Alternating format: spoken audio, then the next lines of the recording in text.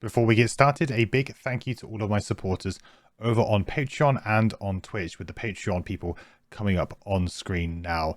A big thank you to my legendary supporters, Mike, Kira, Truck Driving Gamer, and Obi-Wan Kanzi. Thank you guys, I really very much appreciate it.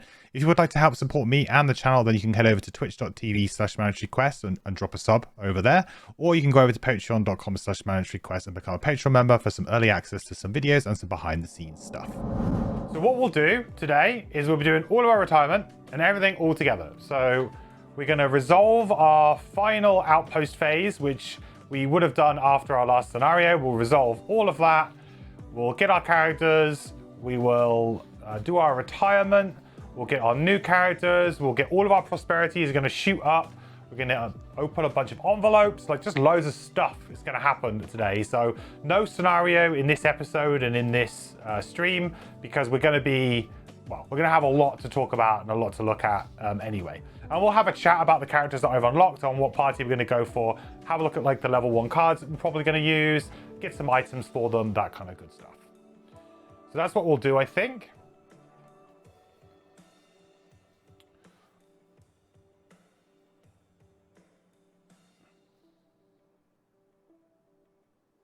Kelp looks most fun. I think Kelp does look the most fun out of those the characters that I have.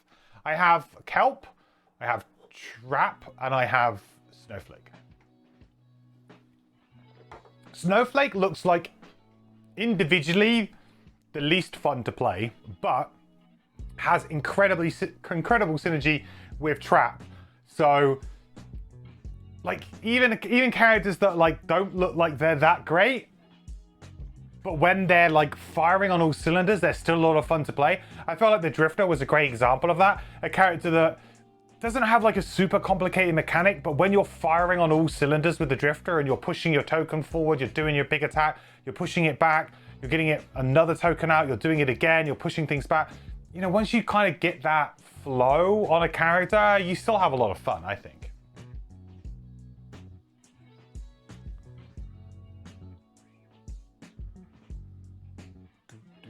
Right, let me get my chat up over here so you can see you guys properly. Okay, so the first thing we need to do then is we need to do passage of time. So cross off a passage of time.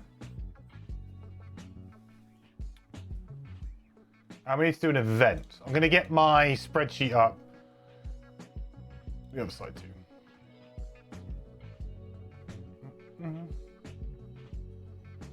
If I don't play Snowflake with Trap, you'll probably never play it, since it's a good fit. Interesting.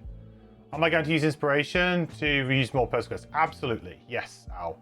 100%. We're gonna use, we've got exactly 30 inspiration. Definitely plan that. Exactly right. So that we're gonna get 2 additional personal quests done, right? Okay.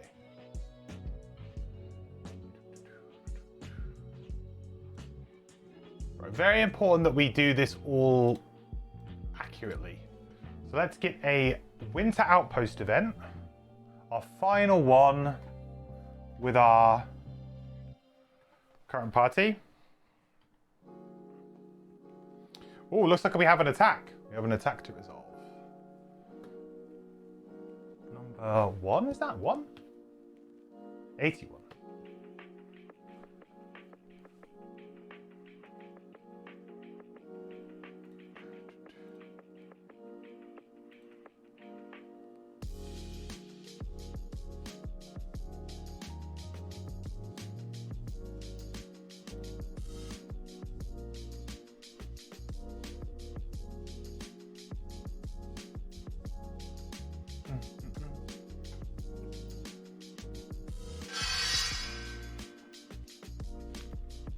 Hey, Garrett. What's up, buddy? Hope you're doing well. Thanks so much for the resub. The quest continues, my friend. Onwards and upwards. Am I retiring both? Yes, Rick. Yes, we are. Oh, God. Why is Fortella like the slowest thing ever invented?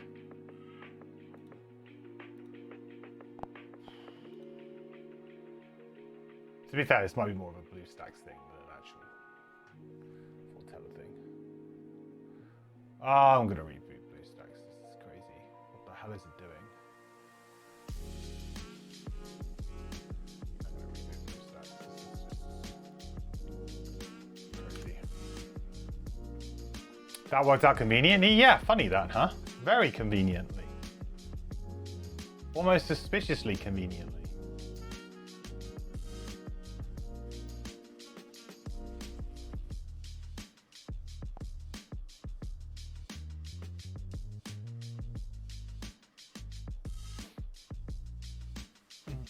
Snowflake is really powerful, but we're more in the background a lot.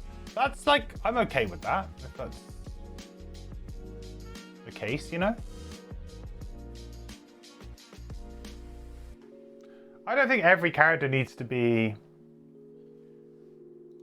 Especially when I'm playing solo, it doesn't matter so much. I think if you were playing individually, that might change your tune. But if you're playing solo, it doesn't really matter if one character is a little bit more of a backgroundy type character, right? Okay, here we go. Winter Outpost event number 81.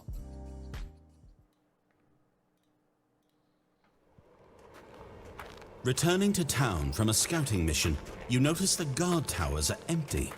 You make a mental note to check the schedule and report the deserters to Captain Olmsted. But as you approach the gate, you discover the guards are missing from their posts too. Before you can sound the alarm, you hear the screams. It doesn't take long to figure out what's going on. A trio of lurkers skitter down the street, swiping at anything in range. They must have breached the defenses while you were gone. The lurkers turn their attention to you, twitching and jerking in odd fits. Their eyes look hollow and their movements frenetic. Before you can take action, they scamper off. It doesn't seem like they were running away from you. They're searching for something. Oh no. Surely they're not looking for the shards you found. Uh-oh! Option A. Focus on defense and protect the building housing the shards. Option B. Go on the offensive and take down the lurkers. Alright, the poll is up, everybody. Place your votes to be option A, focus on defense and protect the building housing the shards. Or option B, go on the offensive and take down the lurkers. So you know, we've actually got we're a pretty healthy defense stat. We got plus 10 defense for morale. We do have barracks level 2. We are fully stocked with soldiers, so that's pretty good.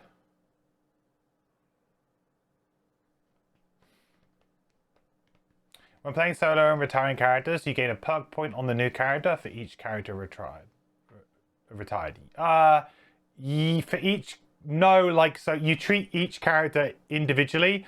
So like, basically I have like lineage 1 and lineage 2. So like my Deathwalker, the next one after the Deathwalker will count as like 1, and then the Drifter will be a separate 1. So it wouldn't be like I get additional just because I'm playing solo. 50-50? Guys, you can't go 50-50. That means I have to break the vote. Focus on defense and protect the building. Huh.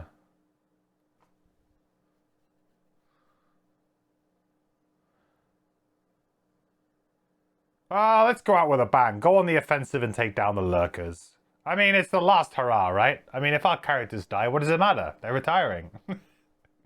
It's fine. They can die happy. We'll go option B.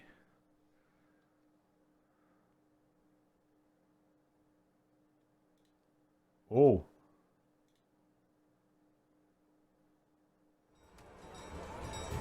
If they find the shards, it will be impossible to stop them.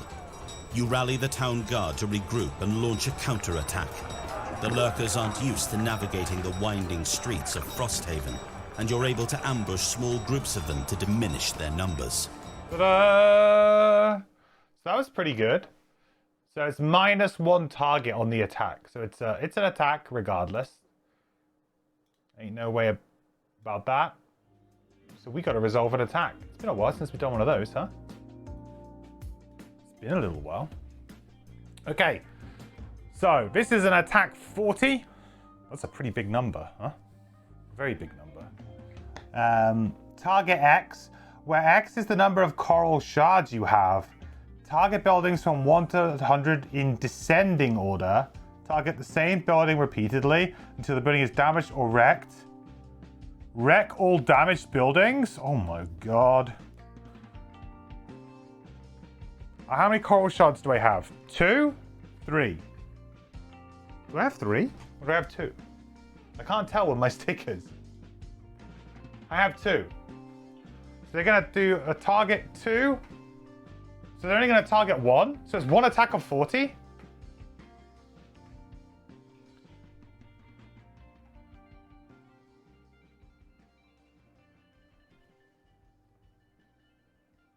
This is a rude attack for this early. I mean, it would be if... I mean, I feel pretty good about this. I've got defense of 10 through my morale. I've got 2 lots of walls. Sorry, I've got 10 through my walls. I've got 10 through my morale. So I've got 20. So I've already got 20. Plus I can use the barracks, right?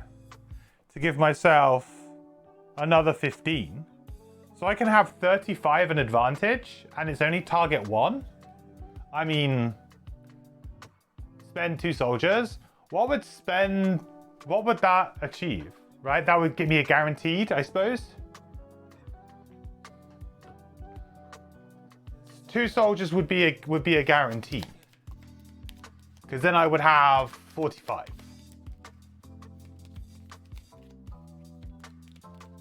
You spend multiple soldiers? Yes. Each soldier that you spend gives you an additional 15.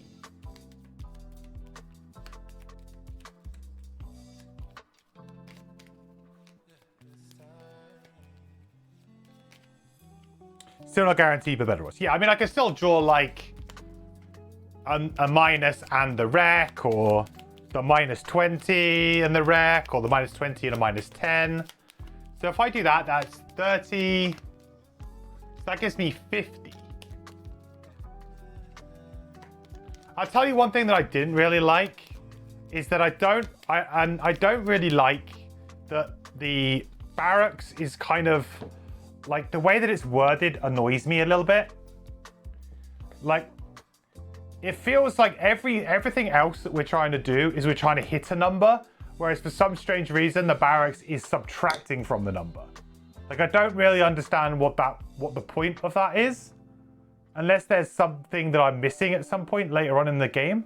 But I just don't really understand why the barracks, you guys can't see it because I pushed it over here. I don't really understand why the barracks has like minus 15. Why doesn't it just say like plus 15? Because the way that I'm seeing it is that I need to get to 40 or better. So I don't know why this minuses off of the target, but everything else increases the number that you have. Is that just me, or does everyone else think that's weird?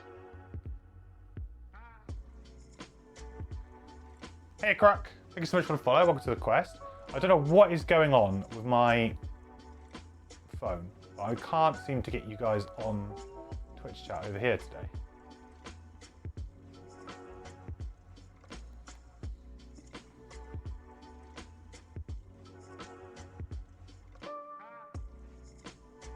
Ah, there we go. It's working.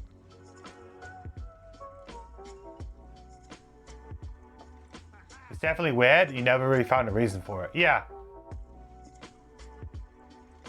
Like, it's almost the same. Yeah, it is. I just don't understand why, like, the way that I've seen it is like, this is a target number. You need to get to that number. So everything that I have should add to my number. Like, so you work out your base number, right? Okay, what are my walls giving me? What's my morale giving me? What's my barracks giving me? And then you go, great, I'm going to flip a card. And that should be, like, I don't know. It's the same, it's just, like, why word it that way? Like, so it's, like, inconsistent with the other things? Anyway, I'm going off on a tangent.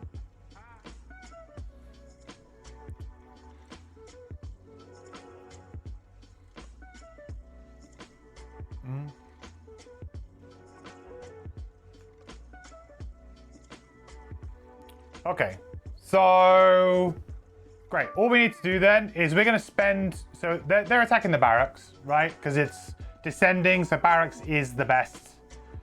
Is our highest number. And it's target 1, so it's knack of 40. So we've got... How much did we say we have? 30? We have 50, and we have advantage. And we've used 2 soldiers.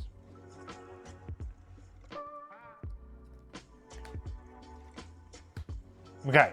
Take the +0. We defended. Hooray! Easy defense. That cost us 2 soldiers, though. Good job we did spend the 2. Yeah, good thing we used the second. You have 3 dwarf. Otherwise, that would not have worked. Okay, good. So we have successfully defended it. So we're going to gain 4 collective hide and 2 morale, which is pretty good. That actually takes us into the next morale bracket. So we're now in the max morale bracket. Plus 15. And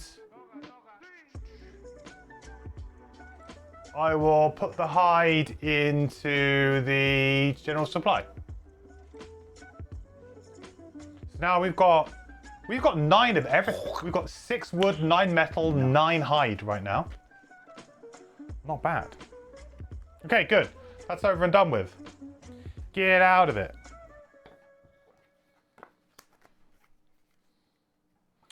Okay, so if we go all of this stuff, we're going to buy as well. So we'll buy we'll get mining camp, hunting lodge, logging camp. So we're going to get all of those for 6 gold for 1 of each. We'll also do in building operations the barracks, of course, to do that. So we're going to do all of that. So that's 7, 10,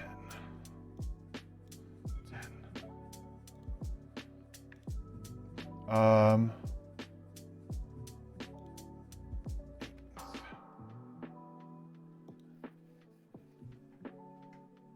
What was it? 3 gold, wasn't it? 6. 9, so it's 91. So we'll just get the drifter to spend all that money. 91 gold for all of that. That seems better.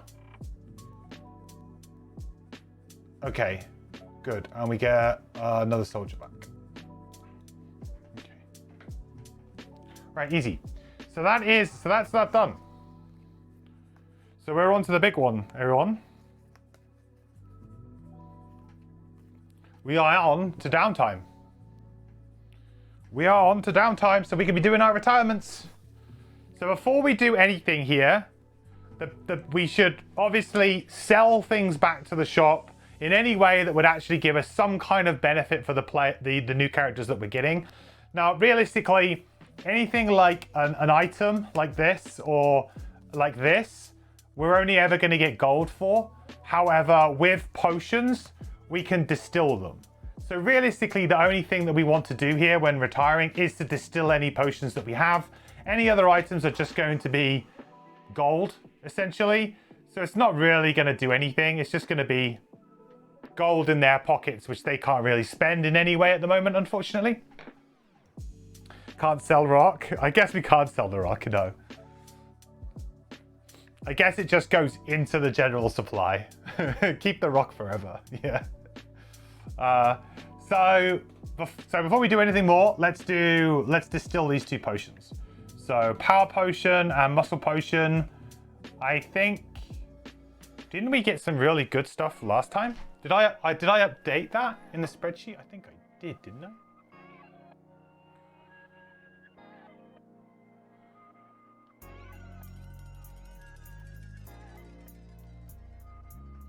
Oh, I don't think I did.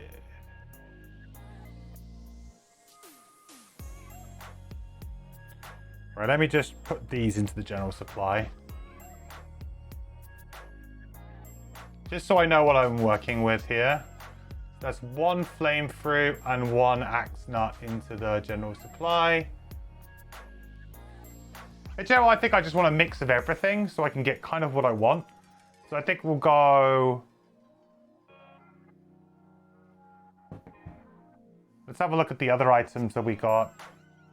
I think we want Snow Thistle, Arrow Vine. We just want to get a bit of everything, right? Another Muscle Potion. Corpse Cap. We just want a little bit of everything. Death Root. Yeah, we can at least get one of each thing, I think. Just press move to Frosthaven supply. What? Where's that? Oh, but I'm not using that though to measure my Frosthaven. I didn't even know that they had a Frosthaven supply thing on here. I haven't been using it. Like, I've not been using the Gloomhaven Secretariat for my Frosthaven supply.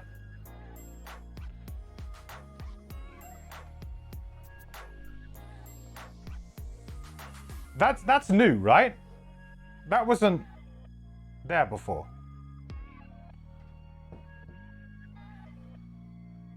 Yeah, they never used to have a campaign sheet on it though, right? Not when I started this, I don't think so.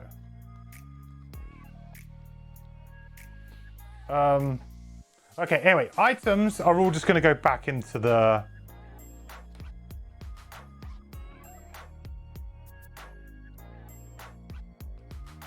So purchasable, purchasable, purchasable, purchasable, purchasable, purchasable. These are all crafting items.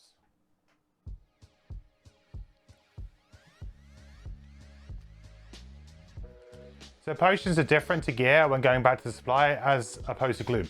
No, not really. The main difference here is the building. So I have Alchemist level 2, which allows me to distill potions. What this means is that I can basically put a potion back into the available crafted supply and recover one of the 2 listed herbs on it. And then I can move that to the general supply. There isn't any other real rules around it. It's more to do with just the fact that I have Alchemist level 2, which allows me to distill potions. That's more what's going on here. It's not like there's a special different rule specifically for Frosthaven. It's like, okay, it's because I'm using that feature of the Alchemist Hut. You know, if there was some building that you could maybe get for general items, then that could happen. But the way that general items work is that you don't get to recover, you know, a sum of their parts. So I couldn't, for example, get the crude hide armor or the crude spear. I couldn't get a wood or an iron from this. This has to go back. And I think the reason that they do it this way is because for the herbs, you want players to be able to mix and match herbs together to be able to unlock all of the different combinations. You need to have that sharing of herbs and that distilling and then reusing the same herb to be able to mix it with a different one that maybe you have lots of. So that if you get one rare herb or one resource, one herb, and you have loads of all of the others, you can always just use that one herb and just keep distilling to get it back, to keep unlocking lots of different potions. You can make good progress on the alchemy charts. Obviously, if you could just make an item and then sell it back and get some of the material resources back for it, it would kind of break the building economy of the game. So it's more like, okay, you have made an item, you can't strip it back to its base parts, it kind of gets sold for gold.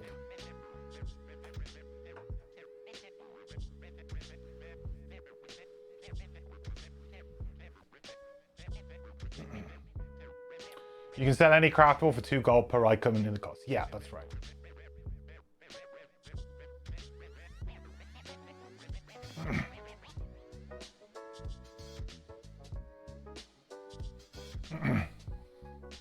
You need the gold for another retirement margarita. No thought. Okay, so basically anything that's not a potion can go back to the store here. I don't feel like there's going to be any benefit for me having money. There's none really. So they'll just go back to the store.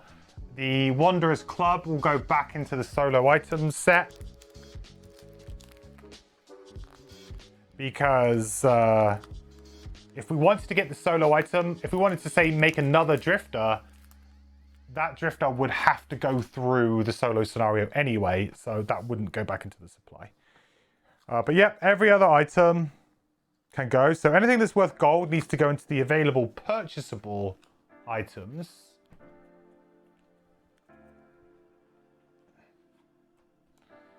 Anything that's crafted goes into the crafted, available crafting.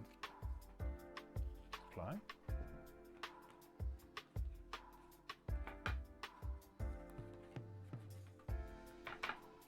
Okay. So now we can have a look and see what we should get from what. So I think we'll just get one axe nut and one flame fruit from these two.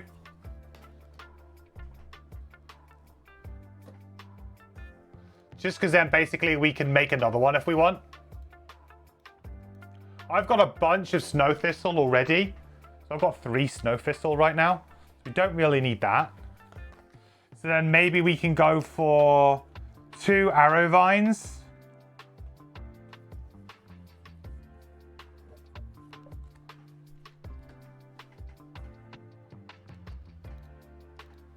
That makes sense. And then for these, I think we go for the rock root and the corpse cap. All right, now we've got at least one of every herb. So regardless of what character we get, we can probably get some kind of potion that could be useful.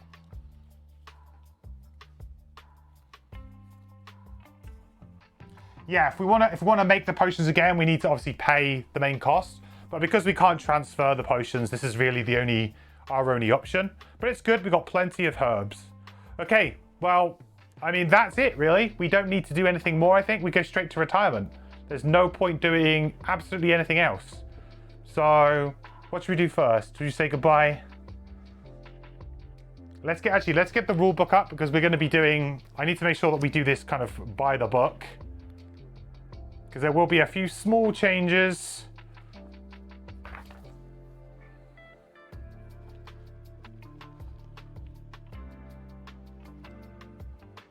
Okay.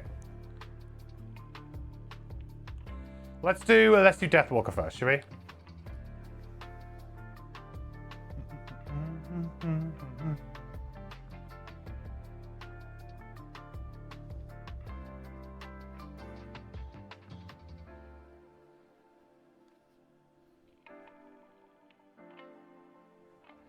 Think corpse cap flame through an axe nut is rarer than 3. Maybe Dwarf said that. You forgot where I read that. Yeah, I think I said it in my guide, and a few people asked me like, "Oh, is that true?"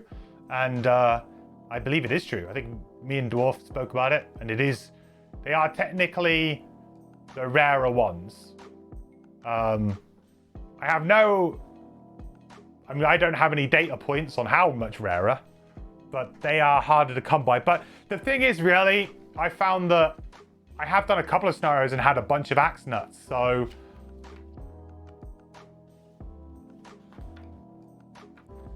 you need at least one of each one, really. So even if like some are maybe a little bit harder to get initially, you need one of each one anyway, or at least.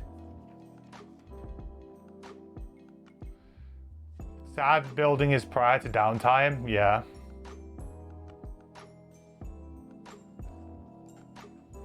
Retirement stuff. Okay.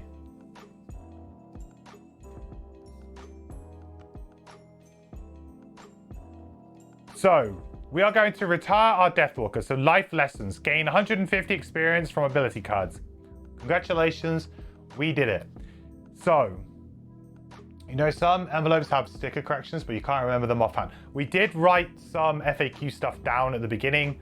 I'm sure if we see something, we'll rectify it. So, we're going to gain a 2 prosperity and unlock number 90. Envelope 90 and 2 prosperity.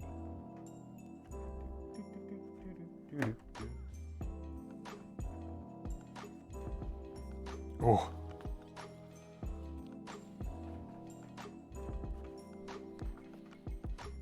It's like literally the last one. I'm going to get all of the envelopes out because we're going to need a lot of these today. Right. Envelope 90. We may spend 15 inspiration once to draw 2 additional personal quests and choose one to complete immediately, which we will also now do.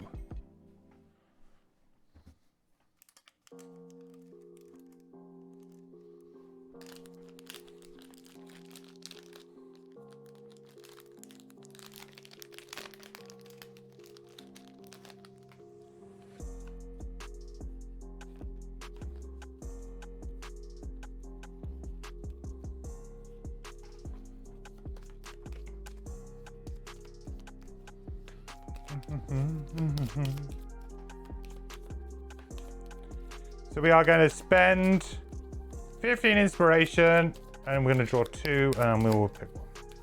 I have no real, like... Do I get to open this envelope first? I guess not. Doesn't really matter. Does it really matter, guys, if I do that?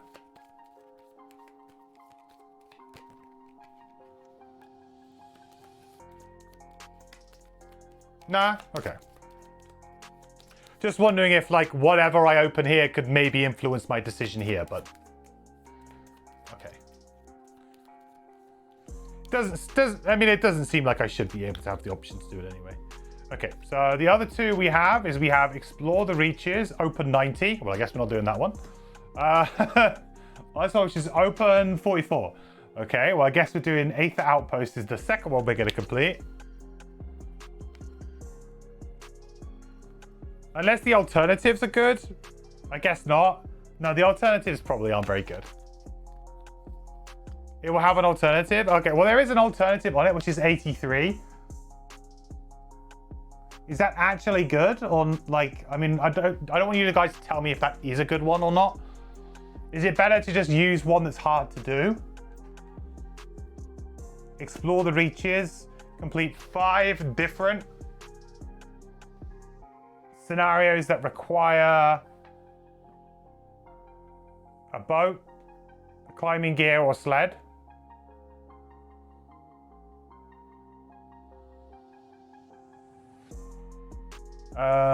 Aether Outpost.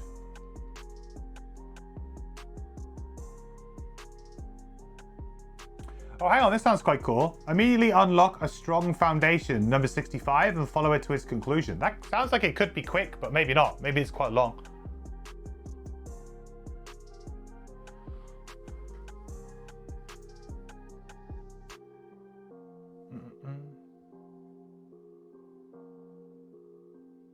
It's 15 weeks on the nose. Okay.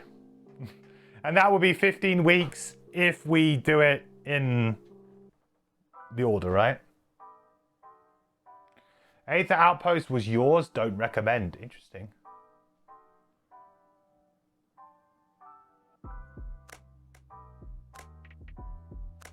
Wait, you have to do another quest for someone retiring? So this is only because I'm playing at 2-player and I have earned inspiration. So in order for me, as a person who's only playing 2 characters, to keep up with people who are playing 4 characters, I earn inspiration every time I complete a scenario. I get 2 inspiration every time I do.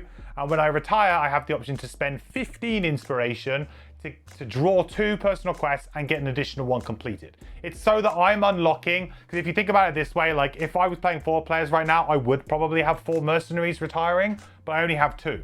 So I'm going to be behind. So this is a way, as like a bit of a catch-up mechanism for people who are playing 2 or even 3. 3, you also earn 1 per completed scenario, so you'll get an extra 1 as well. It's just to keep people on the same kind of timeline. 15 weeks is a long time, guys. But, I mean, it is a new scenario that I guess otherwise I wouldn't have unlocked. I mean, how does that work? Like, the thing that worries me about not having, like, this in the deck is that this is technically, like, a scenario, and that could be kind of fun to do. Whereas this is like, oh, yeah, you just complete 5x, whatever, you know? So maybe we just complete this one and get the 83. The good thing about that is it takes it out of the deck so that it's like, it's kind of gone and we don't have to worry about it anymore. And the 90s and the 83 are both gone, right? Just done. We don't have to worry about 90 or 83 ever again. So we'll also complete, I think, that one, because this one, it's not one that I'm taking, remember? But it will just go back into the deck for me to be able to potentially draw. I mean, I could draw it again on my Drifter, but for me to maybe draw it on a future character. So, I think it makes sense here to maybe get this one done because it's kind of like the same as the other one, right?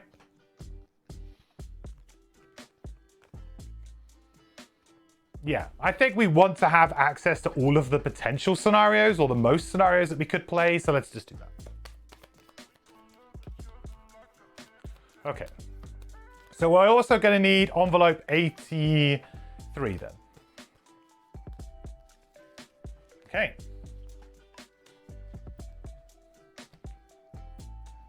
Let's do it.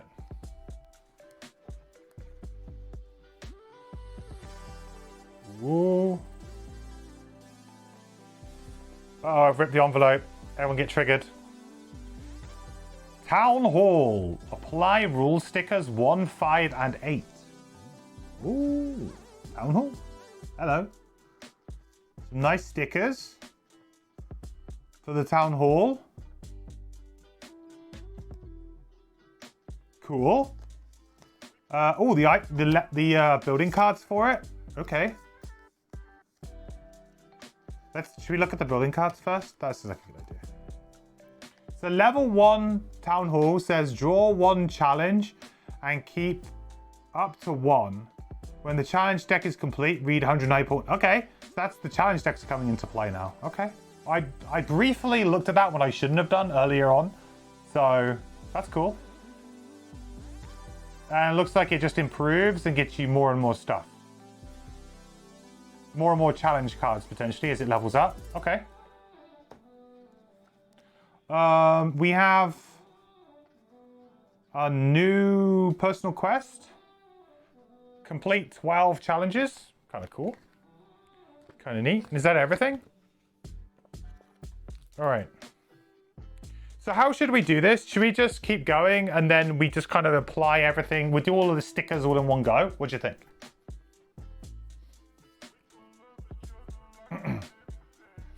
This will go into this thing now, but we'll do maybe all of the stickers together. Because then we can just kind of get through all of this, right? I think that's a good idea. So we're going to have to build the town hall by the looks of things. So it doesn't start built. We will need to build it, but it's very cheap.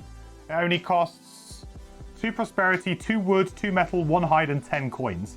But 10 coins is the coins thing is going to be what trips us up early on. I might actually opt to not buy many items from the purchasable supply when I create my characters, my new ones, because realistically, we don't want to. We want to be able to at least build a building now, I think, in this prosperity, this outpost phase, sorry. Right. So, number 83. Boom. The library. Ooh. Cool. What do we get in the library? Another new personal quest. Library stickers. Library is 2 prosperity required, 3 wood, 2 metal, no hide, and 10 coins for the level 1. The library, level 1, does nothing. Level 1 library does nothing. Okay. Level 2 library does nothing. Level 3 library does nothing. Oh, okay. Is there anything when it's wrecked? Oh god, you lose inspiration? There's got to be more to it than that. So what I'm learning right now is that Isaac thinks that reading is not important.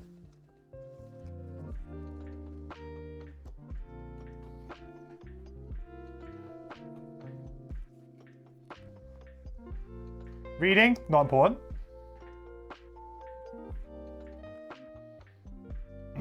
The first build, yeah, so to be fair, when you do build these, they have a they do have a section book reference here to read when you build them. So I'm sure there'll be something going on, but still. And this is Quiet the Dead Places.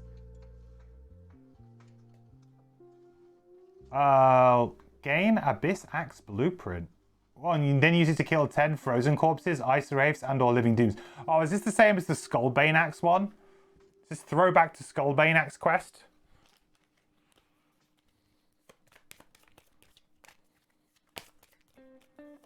Okay.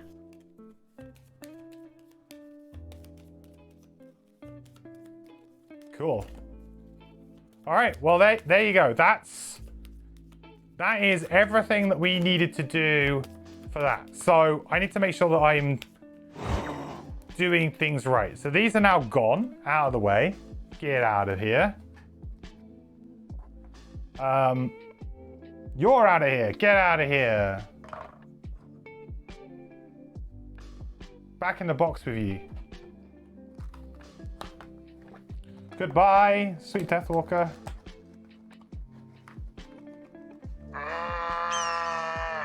Dead. No. Oh yeah, how hang on, I've got to do the thing, right? It's on the bottom. 53.3. Trigger you guys. I missed the graveyard. What? 53.3. Let's get. Does Fortella have that? I hope so.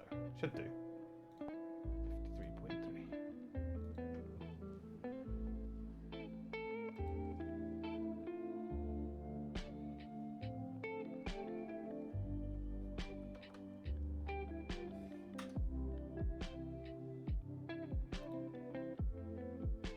53.3. Okay.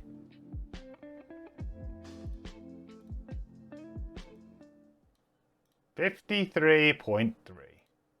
Ever since the Deathwalker decided to stop heading out on missions, they've been wandering the streets of Frosthaven, muttering to themselves about lost souls. You finally stop them and ask what the meaning of it all is. There are just so many dead who still linger. The Deathwalker laments. Those who have fallen in battle. Those who were taken by the cold. They must be properly put to rest. But I don't know how. You mention the makeshift graveyard outside of town, and the Deathwalker shakes their head. It is insufficient. Woeful. The dead placed there don't get the proper respect. Piled into holes like garbage. Unless... The Deathwalker's expression changes. Yes, I must go talk to Satha immediately. We must improve the graveyard. Give the dead their due respect. Oh my, there is so much work to do. They move in the direction of Satha's cabin faster than you've ever seen them move. Hopefully, something good comes from it. Okay, that's not really how I envision the Deathwalker speaking, or their voice, but okay. So we need to add 176.4 to the calendar in the second week of next summer. So that's quite far away. So that is 1, 2, 3, 4, 5, 6, 7. That's like 8. That's like 9 away from us right now.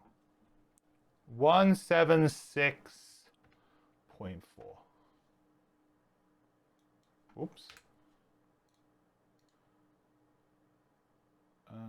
176.4.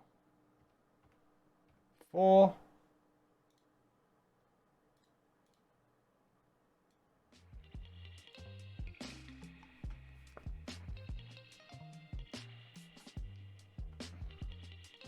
Inspiration spent. 1.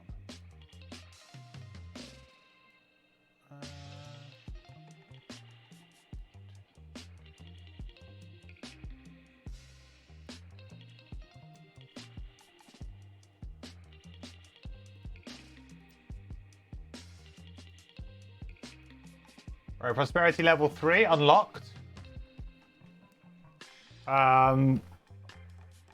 Okay. So now we can put it back in the box.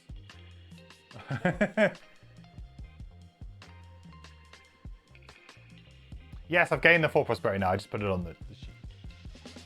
In terms of where that needs to go on, I mean, we can put it on this calendar too. 176.4, wasn't it? 176.4.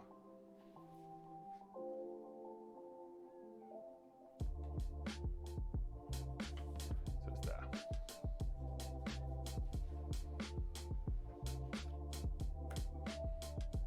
Okay. Goodbye, Deathwalker. Back into the box with you now.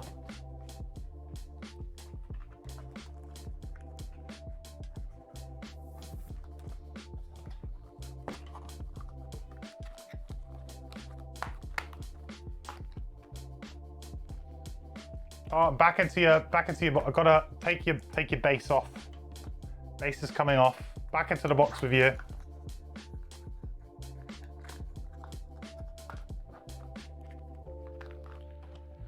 Okay, so that is Deathwalker retired.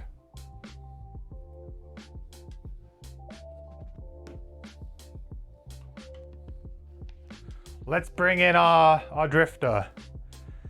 So, searching for Great Oak. So, number 24. My feeling for this is it's going to be the temple. It's going to be the temple. That's my guess with this one. Then we need to have a little shuffle. Mm-hmm.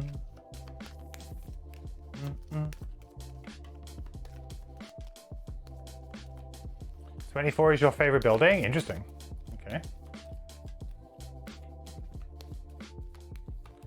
And we get to draw 2 more and see what we get. The study of plants and merchant class. Okay. So, personally gather 5 different types of herbs through loot tokens. That seems like an okay one that you could potentially do.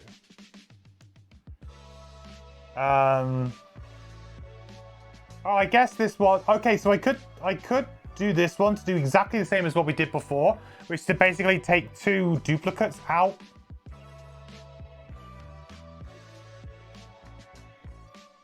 Merchant classes own 3 items. Having said that, if this is a shop, that could be huge. Because I'm anticipating that one of these is probably going to be an actual shop instead of us having to wait for the merchant every time. And having that many items is pretty difficult. Or at least it will take quite a long time.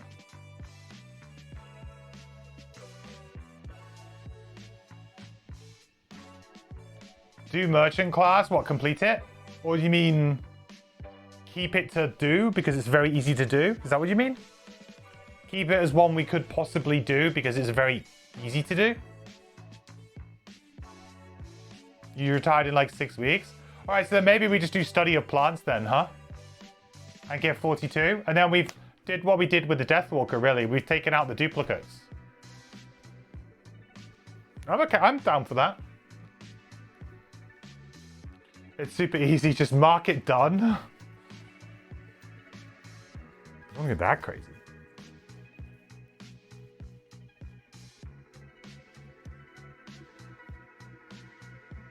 The herb one is kind of painful. But I guess because what? If you're not doing scenario... I guess that depends very much on what scenarios you're doing. It sounds like something that you would naturally be able to do, but depending on what kind of missions you're doing, that might not be the case, right? So what do we need for that? 42? So 24 and 42 then. I'm happy with that. This will go back in. All right, let's go 24, baby.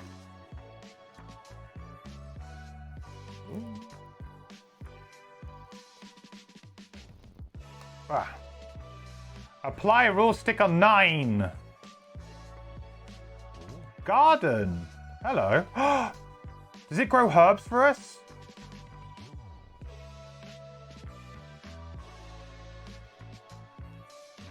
What? It actually kind of does. Oh my lord.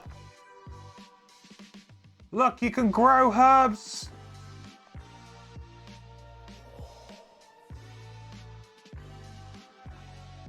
Okay. Wow. Wow. Alright, we got another personal quest. And then we got, so I'll put the garden stickers. That's so cool though. Look at all those cool little stickers for all the different herbs. We'll put them to one side. Garden. So level 1 garden. Plant herbs. Rotate this card 180 degrees, then stop. Gain 1 herb from each planted plot, then rotate this card. Oh, that's super cool. That's such a good idea. So, the first time we have building operations, we'll get to plant herbs. Then we rotate it. And then the next time we come back to do one, we get the harvest. And then the next time we come back, we get to do the plant. So basically, we can't plant and harvest at the same time. But that's really neat.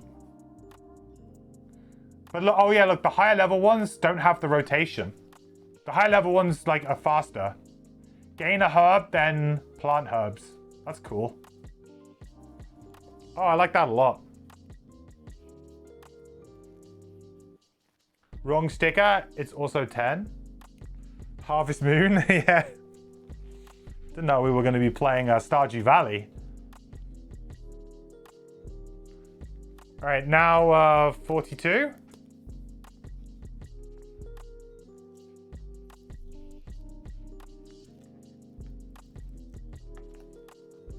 Oh, the 42 is the temple. Okay, 42 is the temple. Here we are.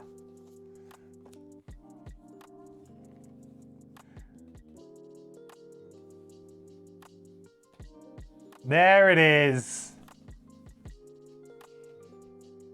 Nice stickers for it. It's cool. So Temple of the Great Oak. Each character may lose 5 gold to start the next scenario with 2 blesses. Level 2 is the same. Level 3 is exactly the same. You just gain... Oh, you gain a heap of prosperity, though, by upgrading it. Okay, so that's interesting. So instead of gaining prosperity by actually doing the kind of donate action, if you like, you now gain quite a bit of prosperity just by actually upgrading the thing.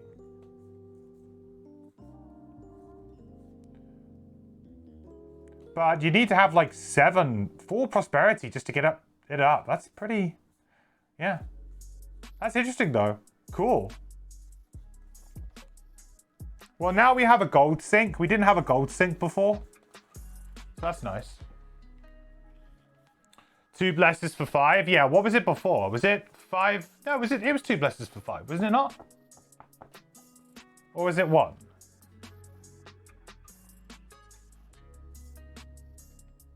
It was 10? Oh, 10 for 2. Right. Yeah, 5 gold's close. But I guess the thing is that you get this quite... You know, like, you don't get this straight away. I guess you don't get temple straight away, but... Yeah, you don't get this straight away, but you're not getting the prosperity for it. And also gold, like, your resources are really important in Frosthaven, so, like, this, although, like, seems really good... I feel like, do you really want to do that all the time, you know? I guess if you have the odd scenario with a lot of gold, but like your gold's probably better spent on buildings and items than it is here. So it's like, yeah, it's there. And I guess if you're going into a really hard scenario, it's not a bad idea, but it's certainly not like what it was like the auto just do it like it was in Gloomhaven, because you don't get the prosperity each time you do it. Unless something else opens up with maybe the section book when you build it. I don't know. Maybe the section book will reveal a bit more. But that's cool too. Is that everything? That's everything. Okay.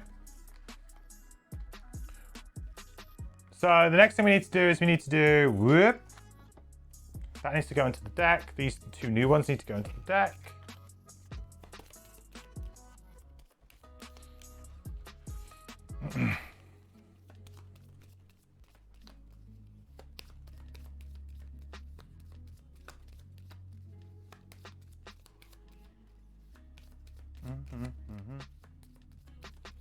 New characters time. I think we'll do yeah, should we do new characters first? I mean, that's what you guys want to do, but it's new characters. We've got these stickers.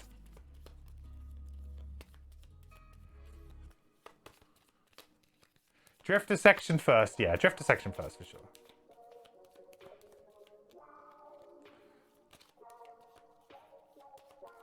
I like the way that the Deathwalkers isn't just kind of like moping around town. I wonder what the Drifter's getting up to. What you getting up to, buddy? Let's also increase my prosperity by 4 and lose this inspiration.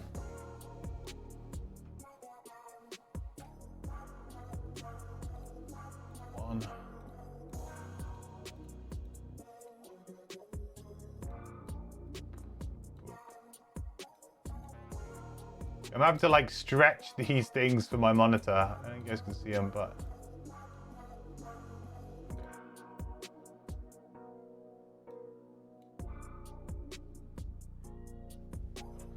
so we were 2 behind, weren't we? So 1, 2.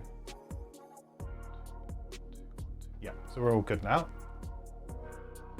What is going to be the first construction? So out of these 3 buildings, that's a really good.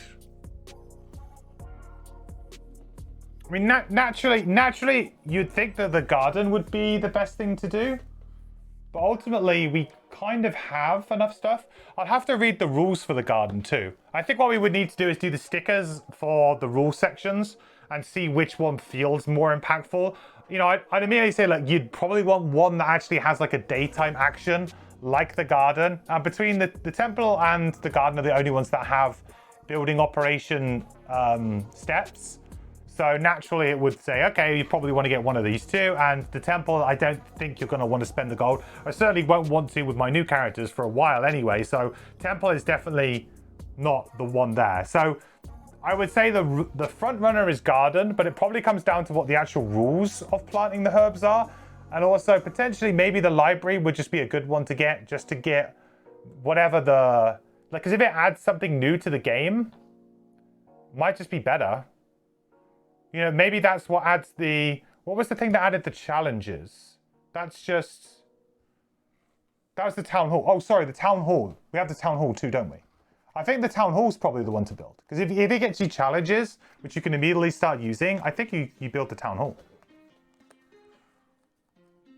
Yeah, the front runner for me would probably be town hall or library, actually, funnily enough. Just because they both have section book entries and will probably... like, be interesting.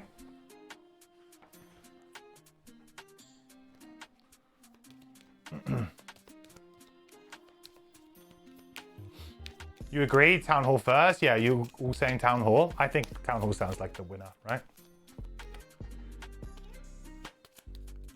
It'd be cool to just give ourselves something else to do in scenarios with the challenges and stuff.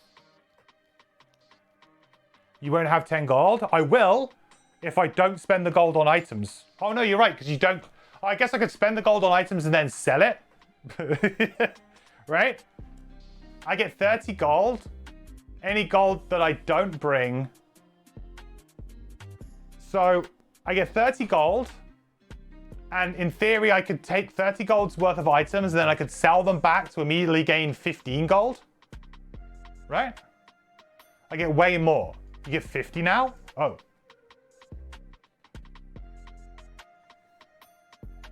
Oh yeah, I start with 10 times players plus 20 gold, where P is the current prosperity level. So 10 times, we're on prosperity level 3. Yeah, so 30 plus 20. That's pretty cool. Hey, House of Nerds. How's it going, guys? Thanks so much for the raid. Hope you're doing awesome. Hope you had a great stream. Welcome in. Joined us at a very exciting time where we're retiring our Frosthaven characters. Yeah, so we're getting 50 gold.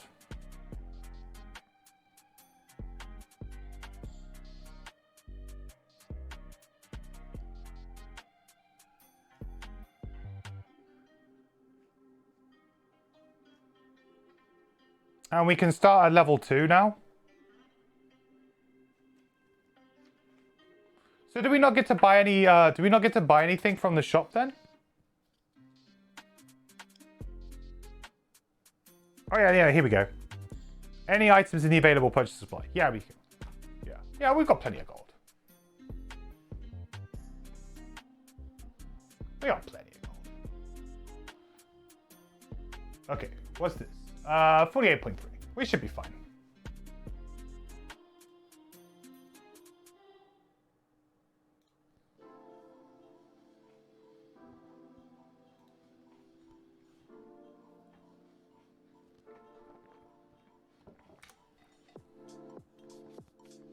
All right, 48.3. What's a short one? Drifter doesn't need much time. He's he likes to keep it short. He likes to keep it brief. Man, a few words. One day, the Drifter is living with you in your longhouse, and the next day, they are gone. No goodbye, no indication of where they are going. You notice them growing more and more restless recently, clearly harboring a desire to strike off back into the wilderness.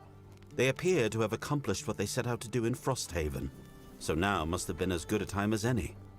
Maybe you'll see them again, out on the road. Or maybe this chapter of your journey together is simply over.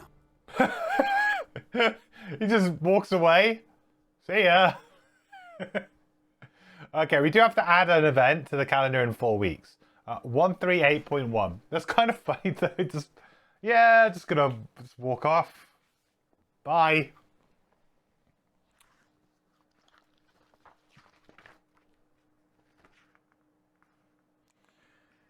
Yeah. 138.1 to the calendar in 4 weeks.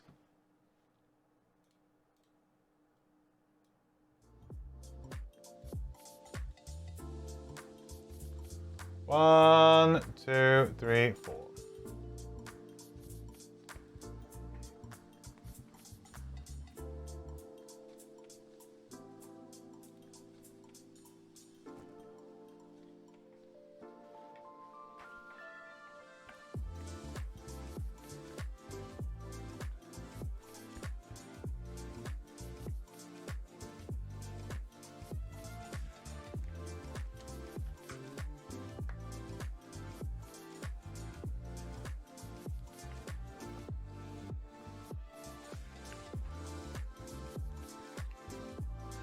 Guess that's the meaning of a drifter? Yeah. Just walked off into the distance. See you later. Okay, well he's done. So, I guess then, it is time. Goodbye, Drifter. Known you well. You've done very well for us. You have to give up your ring.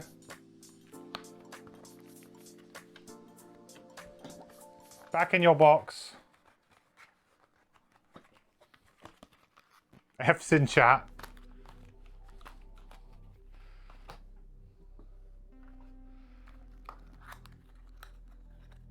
Had a good run. 4 weeks later, Drifter prefers living in Frosthaven, so he returns. And he just comes back to your party and then you have to play with him.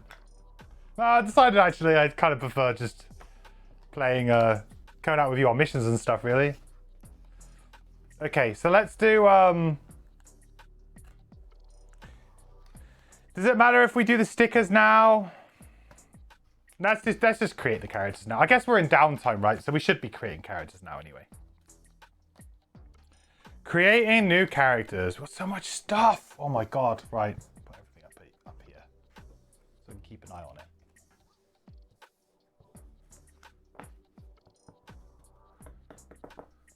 Did I reveal the origin of my starting Mercs names? I never did, actually. No one... I think Nits came pretty close. So I'll... So... The Drifter...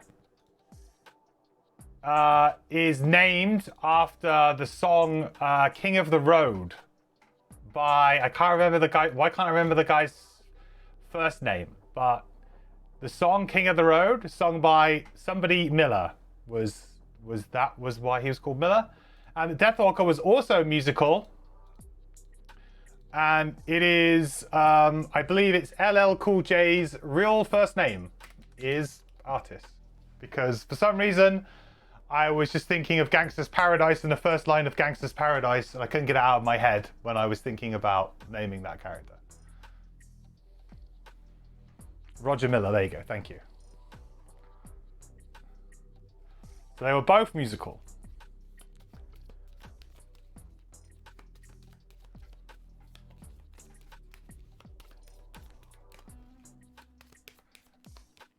Coolio, sorry, not LL Cool J. Coolio, sorry. Yeah, you're right.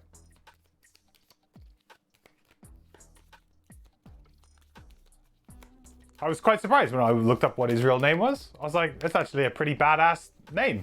I was expecting something really boring. It's actually he's actually got a really good name. You probably could have used that. Yeah, rest in peace, Coolio.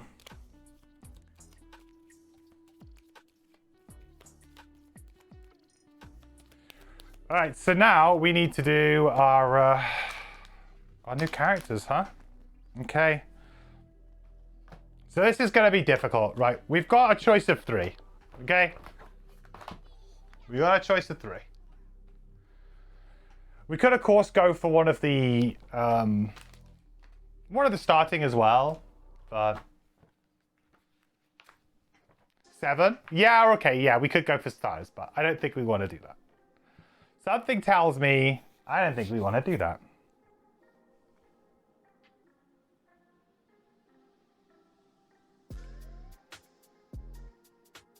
Oh, I forgot to do something important before we did all of this. I just needed to transfer all of the materials to the Frosthaven supply.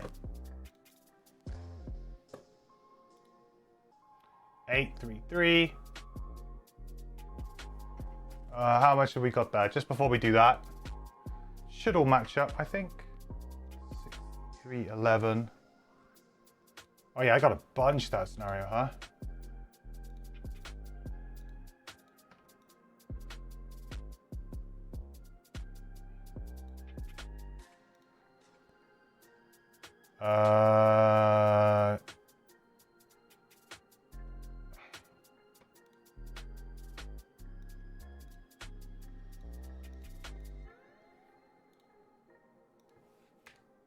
Let me zero everything off.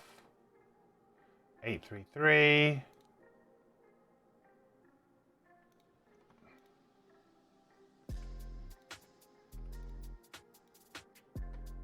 Okay.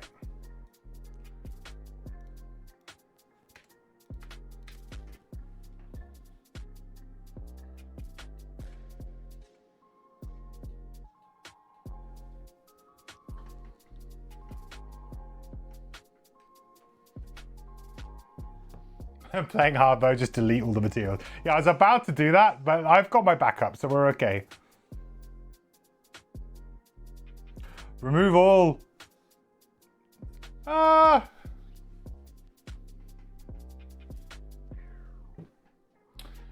Right, so in terms of what we can play, this character looks like, to me, the most individually fun. This is Kelp. These two, however, undoubtedly look like they would be insanely fun to play together. But separately, maybe not so much. So realistically, it comes down to how badly do we want to play Kelp? Poll it. Look at the cards first. We have looked at the cards a little bit. So I'll put the mats out for you guys to look at. So we have the Deep Wraith. Trap can work with Kelp, yeah, could be. As other people have said though, Snowflake is one of those kind of ones where I may not ever play it unless I play it with Trap. I feel like we've got a bit of a Tinkerer situation here, where I should always tell people, play Tinkerer first, because Tinkerer, like, everything goes up from Tinkerer. So your starting character should always be Tinkerer in Gloomhaven, because you'll have fun playing it, and then it will undoubtedly get better from there. It can only get better from there. You don't hate Tinkerer? No, me either. But in terms of, like, you know, like power level and mechanics and things, I think it's a fine character. I enjoy playing it myself too. It's just not got that got all of those kind of fun level ups and things like that, you know? But it is very powerful when everybody else is level 1.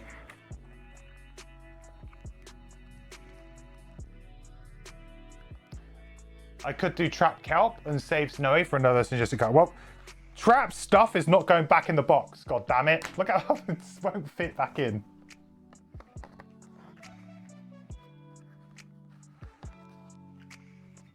So let's talk a little bit about mechanics of these characters so that those of you who don't know about these characters, we can talk about them a little bit more.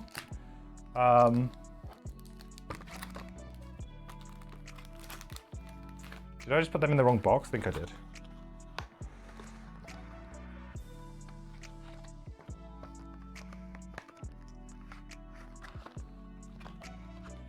So let's start with the Deep Wraith.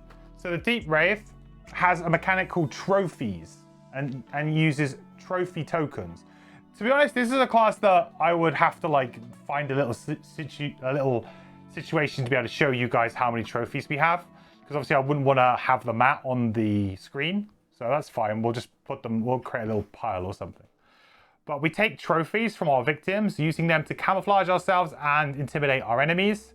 So whenever an enemy dies from wound or bane, you kill an enemy, place one trophy on the left. You start each scenario with 0 trophies. You can have a maximum of 5 trophies at any time. They can be spent in a variety of ways through your ability cards.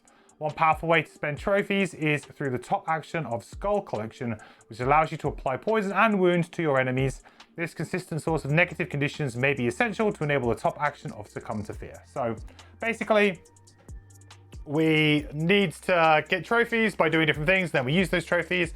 Like my only kind of concern with Kelp, it looks pretty cool, but it's a very similar mechanically to the Deathwalker in the sense that here's a token and you're going to be using this token to gain some kind of benefit, right?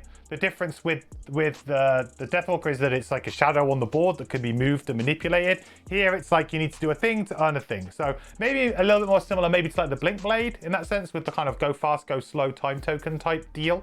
But it's got that kind of vibe to it, right?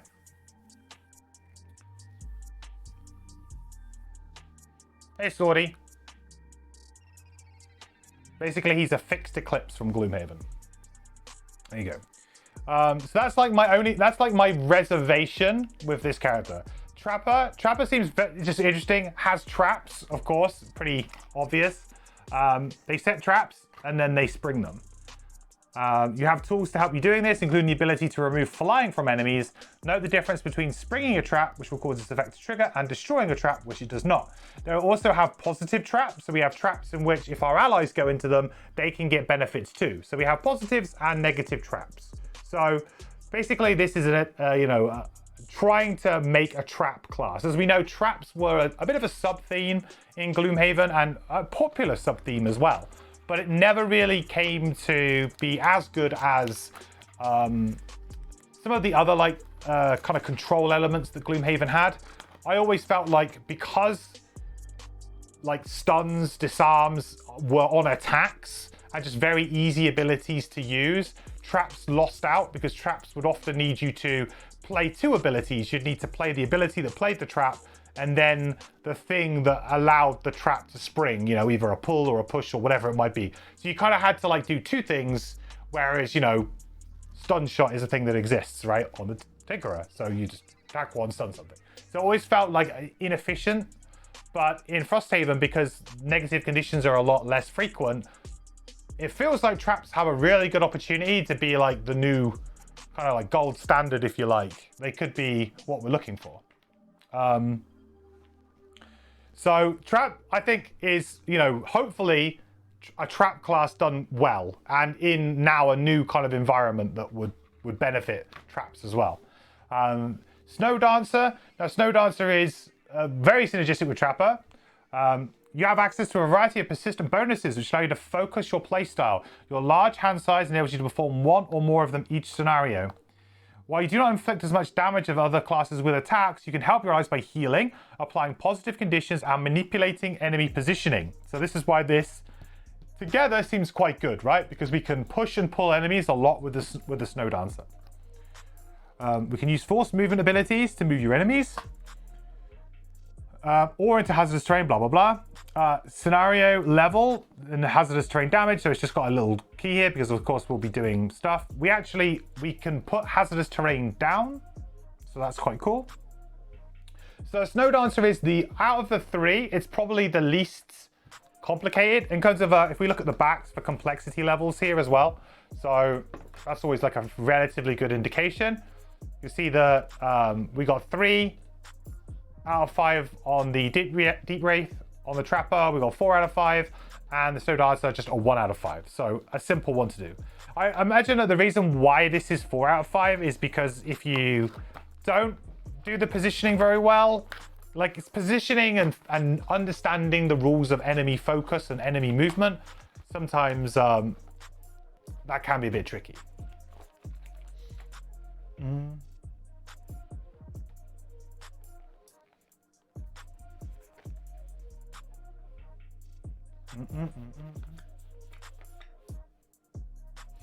You don't think Trapper has a lot of hard CC though?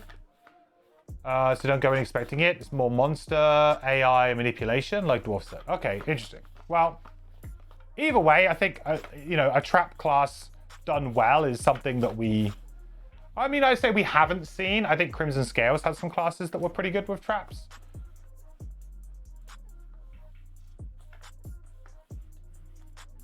But official classes done well. Can we check the positive trap cards to see what they do? Yeah, okay. So let's have what we'll do then is we'll go through some of the, I guess the cornerstone cards for each of the different characters, and then we can that will hopefully help make some kind of indication. So we'll do the Deep Wraith first. So we'll go from top to bottom. Okay. So can I get a nice little thing up here for you guys? I can. Okay.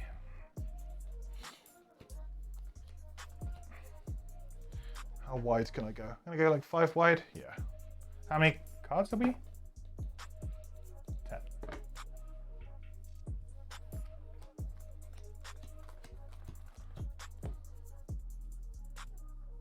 Hopefully you guys can see them pretty well. I'm kind of in the way a little bit. Oop. Okay. And then obviously we got the X's as well, which we can go through the X's a little bit separately. Okay, so first up, Staring into the Abyss is a stun, range 1. Obviously very nice. We can consume a trophy and consume dark to add a +1 target and 1 XP. So it could be stun 2 things. Obviously very, very strong. Initiative 63 is not great for this kind of effect though. So not really like a strong initiative, and obviously quite a lot of investment there, a trophy and having an element. You'll notice now with a lot of the CCs in Frosthaven that they're not just automatically attacks and things as well. So sometimes they might be on higher level cards, like we had one on the Deathwalker, right? Which is like attack 6 and potentially disarm. But it is a very good bit of CC, but it doesn't advance our position in the game, which is why the attacks and stuns were almost too good, because it allowed you to do damage. So advancing your kind of board progress, if you like, or your scenario progress, while also stunning them and letting them not do any damage to you. So it's like too much of a swing. The bottom is move 2, consume a trophy to disarm something at range 1. Now this is something that I think is much more likely to probably be played than the top, just because like some incidental move 2, disarm something and then maybe play a top attack or something, or maybe a way to get a trophy with a top action. That feels like a little bit more of a nicer tempo play to me. Of course though, like in a pinch you could do something like this, but to me this feels like a very usable everyday action, depending on like what other initiatives we can get. But a move 2, potentially disarm something is great. Lacerating stabs. Attack 2, wound. Attack 2, wound. Add +1 if the target is different from the target of the previous attack ability. Attack 2, wound. Add +2 if the target is different from the targets of both previous attack abilities. 2 XP and a burn, 14 initiative. Very, very good. Like, in terms of burn abilities, as far as this goes, this is really, really good value. You think you're getting 2, then 3, then potentially 4 if you're doing 3 different targets. Goes without saying as well if we can get some sort of like muscle potion going or something like that. Very, very good. 14 initiative, excellent early initiative as well. And the bottom is teleport 3. So it's not movement technically, but it's teleport 3. And we've got wound something at 1. Also very, very good. Wound at range 1. Also incredibly strong. So Lacerating Stabs, very, very good card, I think. Hollow Aura. Attack 3, PS2, Create Dark. Not like a super glamorous ability, but any kind of ability that will create an element pretty safely. It's usually usable when you need it for like a combo or something like that. So we were using this kind of thing at level 1 on the Deathwalker, and I'm sure it'll be good on the Deep Wraith as well. And the PS2, of course, very nice at getting through shield. And considering that we were always using Fortitude all the time on the Drifter, I think that'll be useful here too. Move 2, consume any element to gain 1 trophy. Also really cool for 2 reasons. Obviously, 1, we can set this up ourselves, of course. And if we have an ally who maybe makes elements, maybe they could help us to gain a trophy as well. Also, though, we can take elements away from enemies. So very scary enemies that potentially have an element that will ruin us if they get to use it. We could maybe just pinch it from them, gain a trophy. Really, really efficient. So I like this card quite a lot. The initiative here is not really very good, I would say, for the bottom. Potentially for that kind of like, obviously for that pinching, doesn't really do it. But I mean, it's a late initiative. Late initiatives are useful. So, but I'm not sure exactly like when you would want to play it, I guess.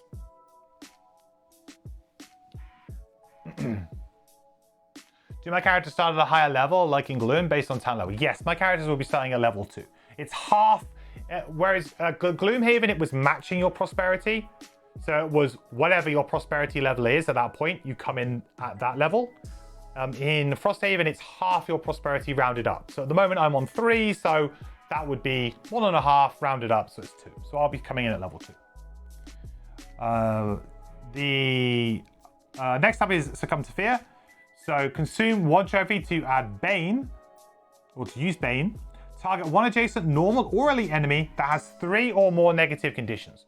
So what is Bane?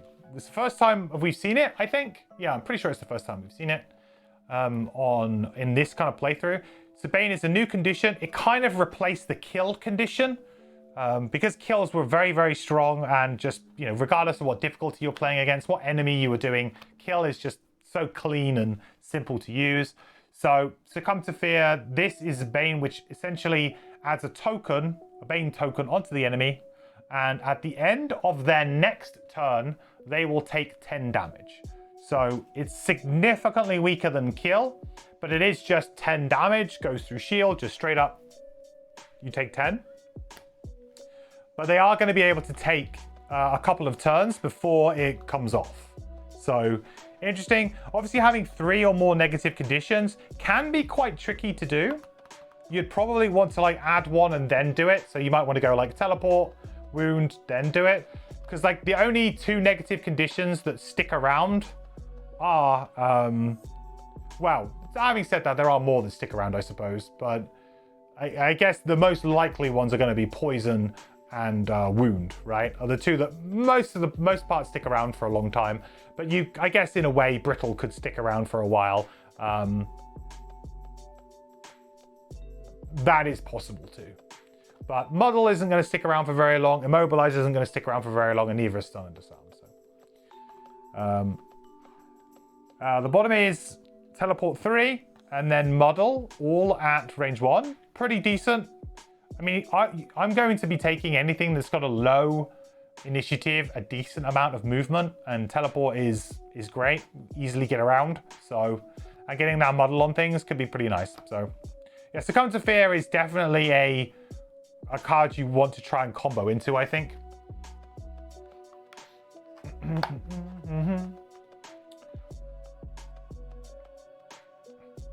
Brittle into Bane is nice. It's hard to do. 22 damage is really nice. Yeah, it's hard to do, but if you manage to do that, then that will probably kill an enemy, or, well, it definitely will at level 1. I can't think of many enemies that have more than 20 health. Maybe something like a golem or something, but yeah, for the most part, that will probably get you the kill. The next card is Skewer the Flesh. Attack 1, Immobilize. Attack 1, Immobilize. 86. The bottom is Teleport 3. Consume a trophy and dark to gain invisibility, self, and 1 XP. Now, this is actually the kind of initiative you really want this on. You either want this late or you want this early. Late, I think I'm okay with. What I would probably do is you would probably go really late, move in, let the enemy move towards you or whatever. Then you would go late, go at the end of initiative, move in, immobilize a couple of enemies, and then potentially on the next round go early and run away from them before they can act. So you kind of have to play it like you have to work out your initiative to be able to try and do back-to-back turns. Whether that be, going early by playing this with an early card and then running away, or however you want to do it. But that would be the way to try and play the top of this. Teleporting and getting invisibility, of course, is good. 1 XP. Invisibility is not quite as good as it was in Gloomhaven because of the changes to the invisibility rules, in which that you are no longer considered an obstacle while invisible to enemies. Enemies can pass through you while you are invisible, making things like the classic blocking of doors a little bit harder. You can still do it. You just need to use either the environment or another player, but it can be done, but it is much, much harder. So I see invisibility as a bit more of a self-preservation technique now than I do necessarily as much as a control technique as it has been in the past. So that's kind of like just a bit of a move to allow you to do that. So far in terms of XP gain, I'd say that the character doesn't seem like they're going to gain a huge amount of XP. Look like they're a quite slow leveler. Skull Collection. During your turn, you may perform any number of the following abilities. Consume a trophy to do a poison 1. Consume a trophy to do muddle 1. Consume a trophy to create dark. So this is the core card then. So I think it even said it on the board, didn't it? Yeah.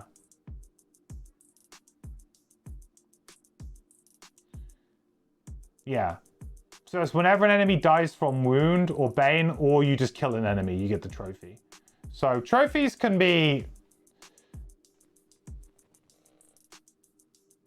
relatively valuable, but depending on the scenarios are going to dictate whether or not trophies are going to be bountiful or not. Interesting to see how this is going to scale at 2-player rather than like 3 and 4, huh?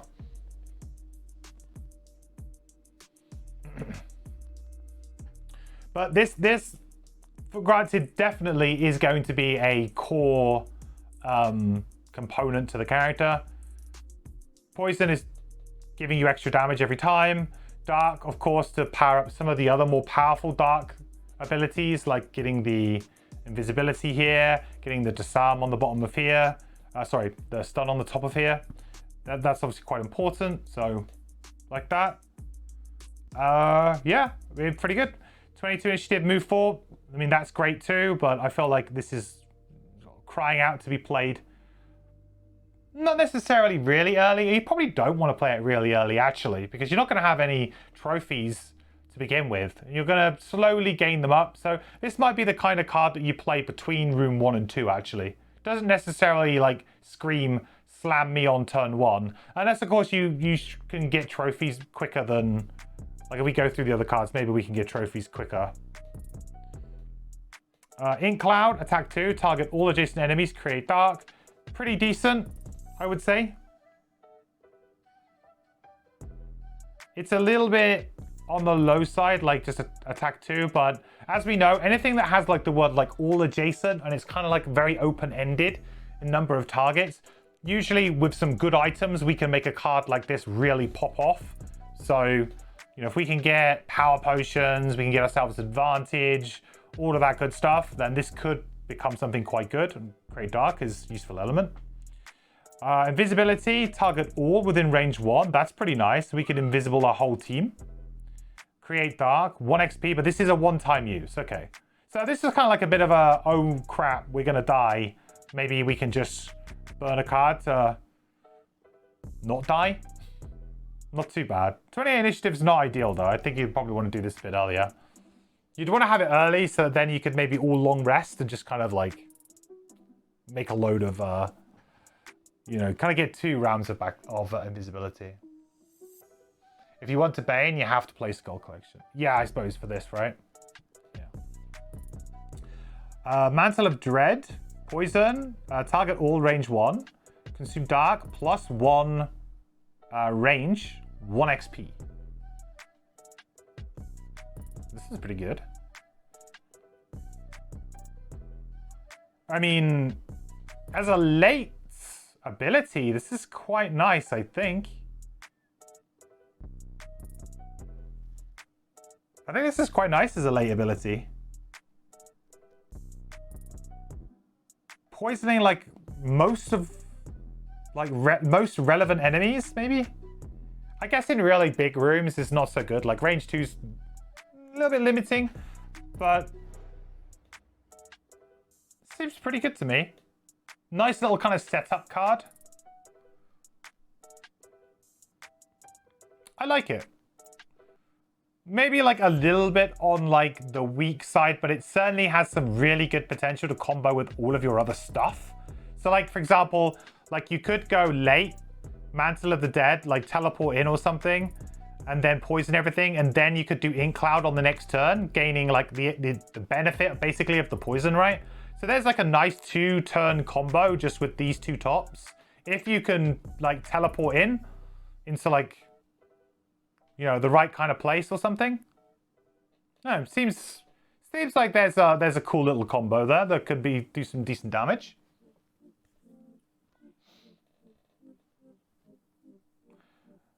Black Scythe. Oh, sorry. The bottom of this is after one of your move or teleport abilities each turn, give poison or wound, wound or muddle to 1 adjacent enemy. Create dark 2 XP.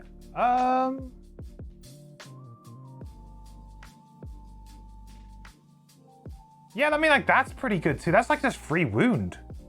That's really strong too. It's just free wound. It reminds me a lot of the Cthulhu card that did something similar, where it was like you did a move and then you could poison a adjacent enemy after that move. Can't remember what it was. And that was like pretty playable.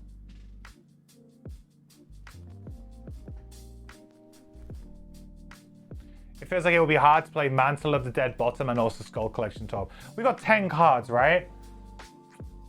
Yeah. Like I said though, I don't know whether or not you want to play Skull Collection like your first rest cycle though. You could in theory burn Mantle of Dread as one of your first cards just to kind of get going. Get some wounds on people, get some kills going. Get some trophies flowing in. Then maybe in room 2, you play the top of Skull Collection, right? So I feel like, you know, you're only burning 2 cards from over like 2 rest cycles. I don't think like that's too much of like destroying your stamina. Like I was doing similar things with the Deathwalker, but I guess the Deathwalker did have 11 cards. 11 cards? Or she have 10 cards? I can't remember.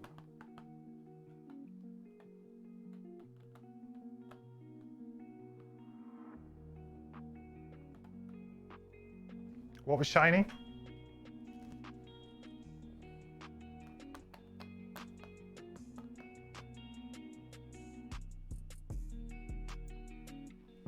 This. Whoa.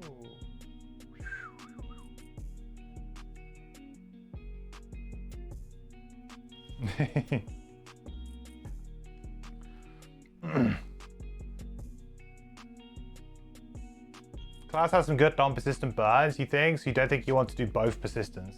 I don't know, I feel like in a pinch you can make it work.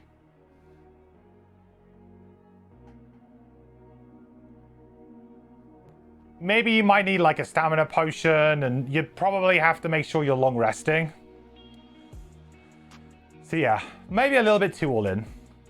Black Scythe, attack 3, consume dark to get +1 attack and curse, 1 XP. That's a very, very reasonable attack. Attack 4, like that's just value. I think attack 3 is really, that's basically like, I would say that attack 3 on its own there is slightly under the curve, because you would expect something like this really, if it wasn't anything more. Like for me, a melee attack has to be either greater than 3, or it has to be 3 with some kind of like effect tacked on that's good. And of course, if we can reliably hit for 4 and curse, get 1 XP, that's good. So that's a reliable, like, you know, everyday kind of ability that you would use.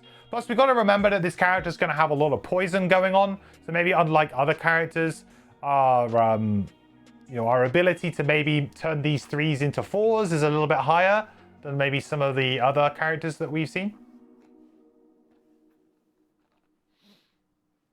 You definitely like the effect. Any passive ability that makes regular actions better is always nice. Yeah, I mean, the good thing about this is it's a very much like a fire and forget type kind of passive effect. You play it, and you know that over the course of a scenario, you're going to get like 3, 4, 5 wounds out of it.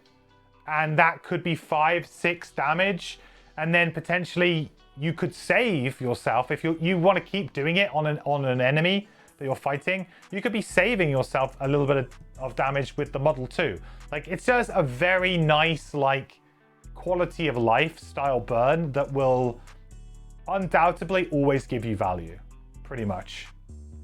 The only thing, like, if you're playing more of a ranged kind of build, or you're trying to stay away from enemies, then obviously this is adjacent. So you do have to be in that play style of we're going in after enemies.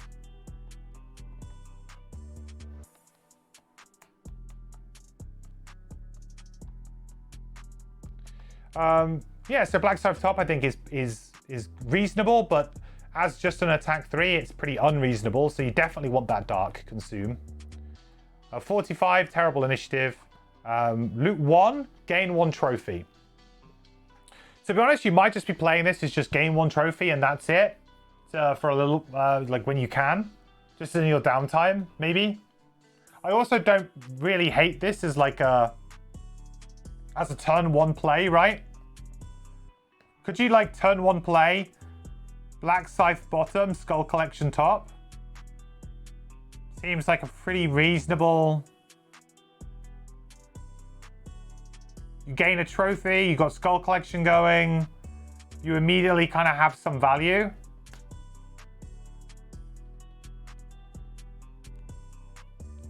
Possibly. The thing is that trophies, the value of a trophy is quite varying here, you know? And also, like, the trophy has to be used in combination quite often with dark for the more powerful effects, so. But certainly doing like this and this would then potentially give you, like, you know, quite a lot of flexibility on your next turn. You could do a move 2 disarm. You could do a Skull Collection trigger. Interesting. Can immediately create dark too, yeah. Yeah, or you could do that, right? Just create the dark. Tumultuous Panic. Attack 1, move 2, attack 2. Nice. They little and often stabs and stuff is quite good with characters that have a lot of poison. So this type of attack, same with this one really, is nice because you're just going to have enemies going to be poisoned, right? So it's just nice to get like extra +1s from that poison. And potentially if you're a character who can have quite a good attack modifier deck as well, more draws is generally quite good. Haven't looked at the perks on this character yet, but that would also be quite beneficial. The bottom is teleport 4, immobilize, target all at range 1, then teleport 2, then disarm at range 1 XP and burn. That's pretty neat. I mean, you just get to move in, immobilize a bunch of stuff, then teleport away, then disarm something else. Like, that kind of does a lot of different control, elements of control all in one go. There'll be certain scenarios where it's probably less good. But it's quite a good, like, room opening type effect, I guess. Because you could kind of, like, get really deep into a room.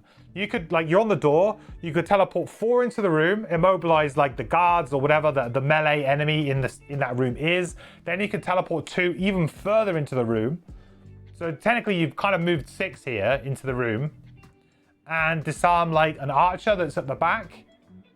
And then, like, on the next turn, you can immediately set up on that archer and start, like, just wrecking them. Because you want to kill all of the ranged enemies as quick as possible, really. Because they're the ones that you'll struggle to control up.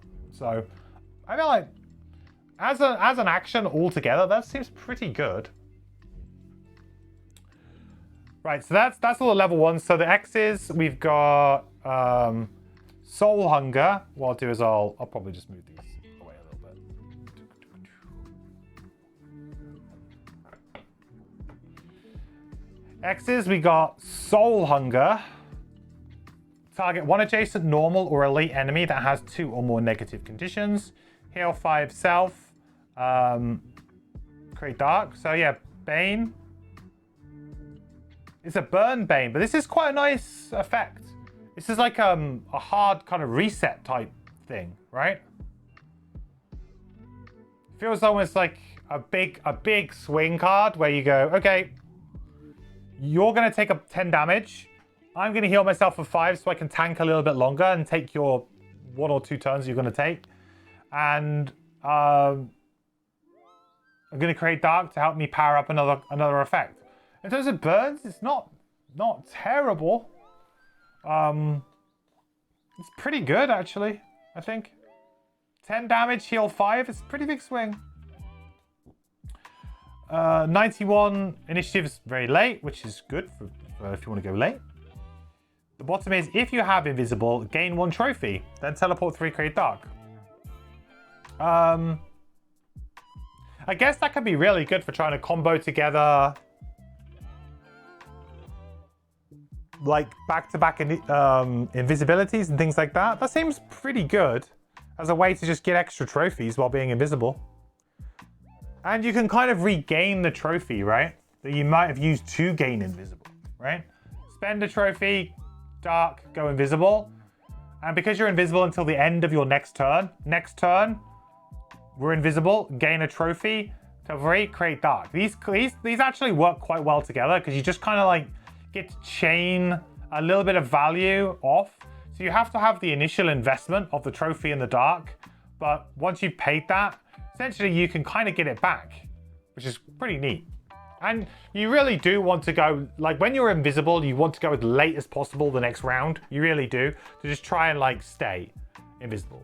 In an ideal world, you'd go super early, go invisible, then in the next round you'd go super late. Like that would be the best ideal way to play invisibility.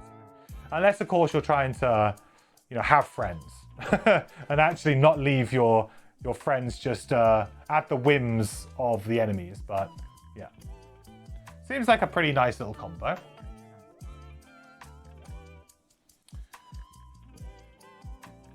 You like the bottom of the Soul Hunger? Refund your invisibility bees that cost trophy. Yeah, absolutely. Yeah. Great minds think alike. Great minds think alike. Ike. Morbid Camouflage. Attack 2. If this attack kills an enemy, gain invisibility and 1 XP. This kind of effect I'm not so much of a fan of. I don't like conditional things like this. I think that there's some benefit to this. Like, maybe I'm being a bit harsh. Like, in Frosthaven terms, this might be actually pretty good. But, like, what if you draw a -1 here? Does it blow you out? Because you didn't kill it, and then, oh no, I didn't kill it, and I'm not invisible.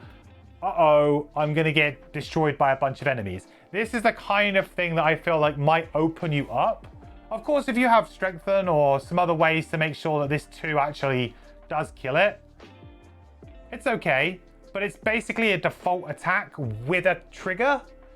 And I'm not usually a fan of that. It has to be a little bit better. But could be usable.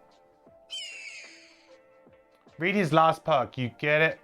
Why so many invisible effects? Okay, we'll check that in a sec. Once we've done these last couple of cards. Move 2. If this movement ends in a hex with a loot token, gain invisibility. That is very good, though. That could be really, really nice.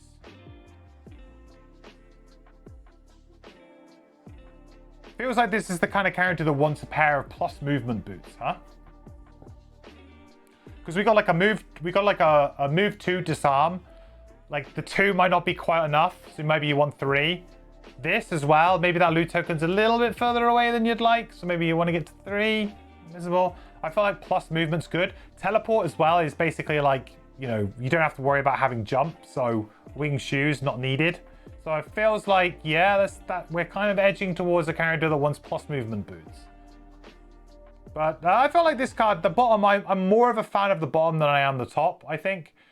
Especially if you're kind of doing well. Although it does feel a little bit like a bit of a win more kind of thing, but I would have to have another character who's like way further back. Like, I don't know if the Trapper can do that. We'll have to look at that. Because like my worry about playing 2-player with a lot of invisibility is my Deep Wraith is going to be absolutely fine. Like, we're going to be good. But my other character, are they going to get just destroyed? Especially if they're a low health character. Haunting Brutality, attack 3, consume dark to add wound and poison 1. Now that's probably the best.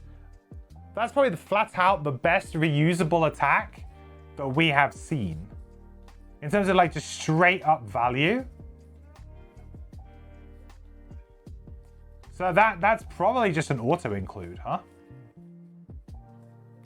Probably just an auto include. It applies both negative conditions that are, you know, the ones that stick around. So it will work really well with Vayne, with Succumb to Fear, because then all we would need to do, like on the next turn, is we would need to like muddle them and then Succumb to Fear, or we could like, you know, disarm them or whatever. Right? Then the turn after, you could just move to disarm, and then you've got Succumb to Fear, bam, straight up. So getting 2 of the 3, that's huge. So I feel like Haunting Brutality is great.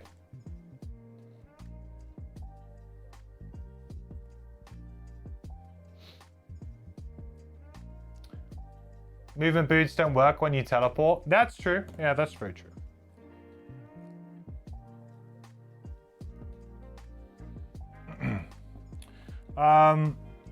The bottom is teleport 6. All adjacent enemies suffer 2 damage. Create dark.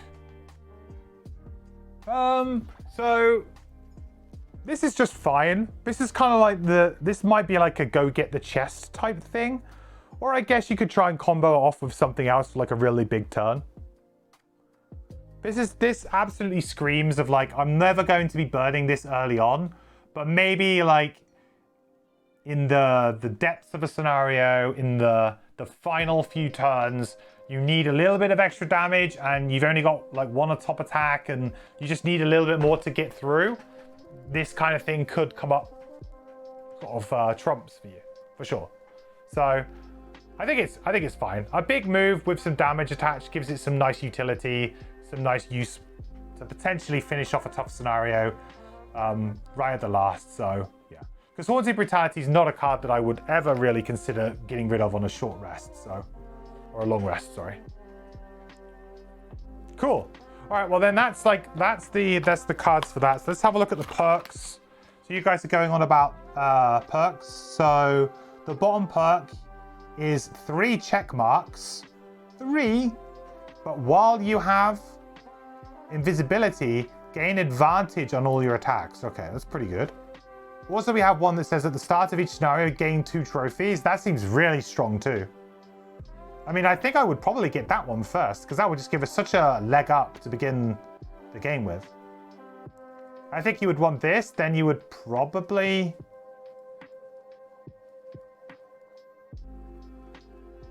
do that. I mean, the perks on this character seem very good.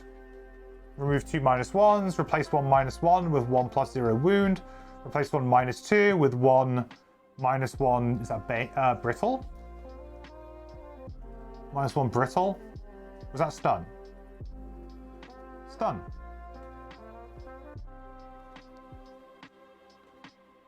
So that seems pretty good.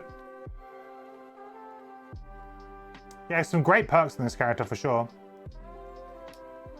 Masteries, perform all your attacks with advantage. I guess we're gonna need that for that. Infuse dark each round. That seems like pretty doable with just having a trophy each round. So just make sure that you use a trophy on that every round.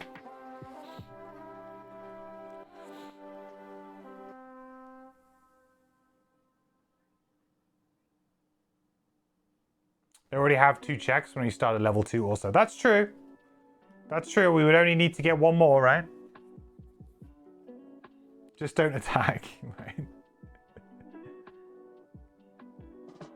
This character can get a very slim deck, one of the smallest, I think. Interesting. Okay. Well, I mean, we would also be maybe looking at the level 2s as well, because we would, of course, be coming in at level 2.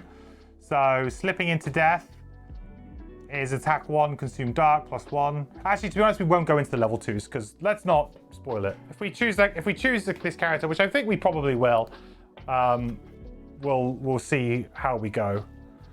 But so that's anyway, that's the Lurker Deep Breath, okay? Nice.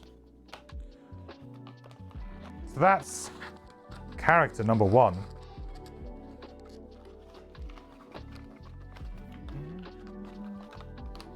We'll probably end up playing this character, so we'll read them when we get to them. Okay, next up, Trap.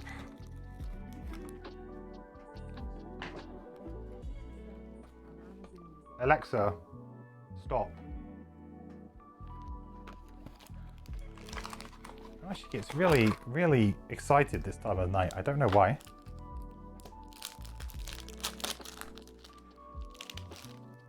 Okay, so Trapper is 9 cards, a little bit less.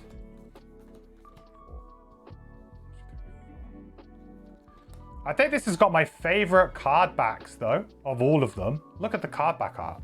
So good. You see all 5 there?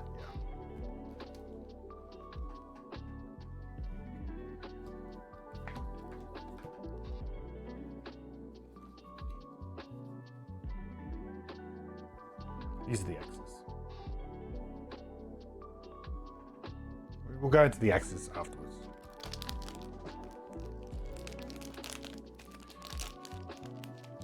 Okay. Whoop. Wow. Wow. So Trapper. So the first card up, we have Electrified Net. Create 3 2 damage stun traps in empty hexes within range 2. 2 XP and a burn.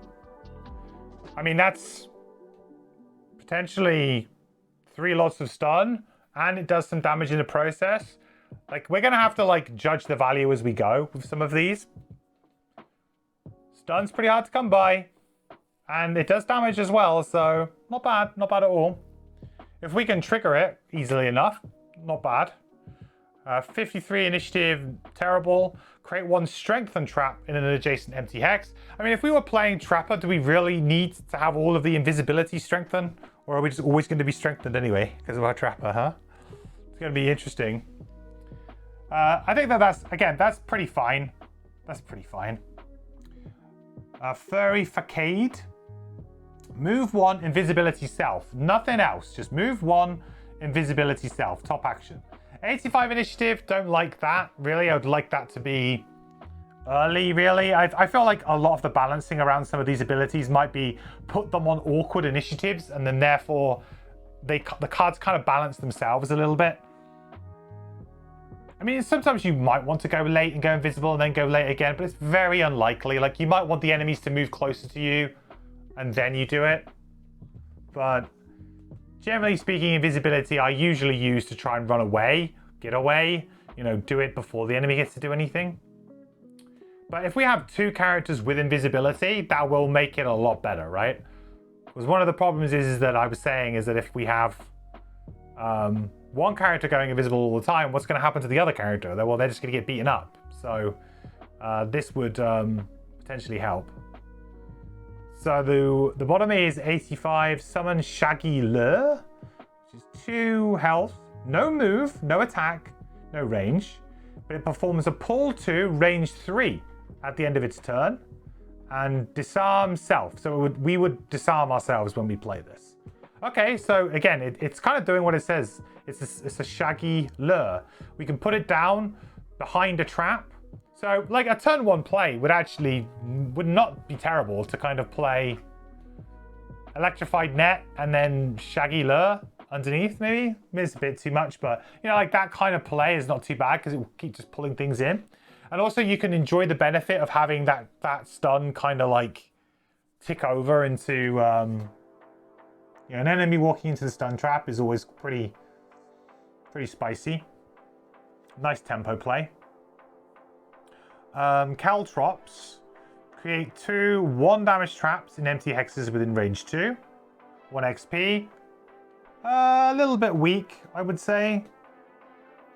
2 1 damage traps, like, it's pretty weak. It is pure damage, but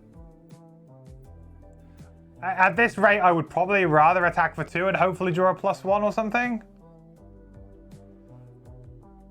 5, however, move 5, 25 initiative is very good. So I feel like I would be probably playing this for that a lot. Unless there's some way of making this better, I don't know. Think of it like a mini rock slide. It's like the miniest rock slide of all time. Yeah, I think I'll be playing this as a move 5 on 25 initiative a lot of the time. Ball catcher. Create 1 4 damage trap in an empty hex within range 2. That's a little bit nicer. That's the kind of numbers that I want to be seeing. Move 4 with jump. Also pretty good. Spike pit. Create 1 3 damage immobilized trap in an empty hex within range 2. Nice. Could potentially get somebody pulled into that. Stop them from doing anything. Relocate up to 2 traps within range 2 to empty hexes within range 4. That's kind of cool. Don't think we've ever seen anything like that, but that'll just give us that flexibility that if for some reason the board has gone all weird and the enemy's like focus has changed and they've gone in a different direction or something, then at least then you can go, actually, let's reconfigure our traps into a really advantageous position. So yeah, I like that. I feel like a character like this might need a little bit of that. You don't want to be blown out by playing all of your stun traps and then they just like avoid them because they draw like the perfect card, ability card to avoid them and just run away and they feel useless now. So it's really cool you can do that.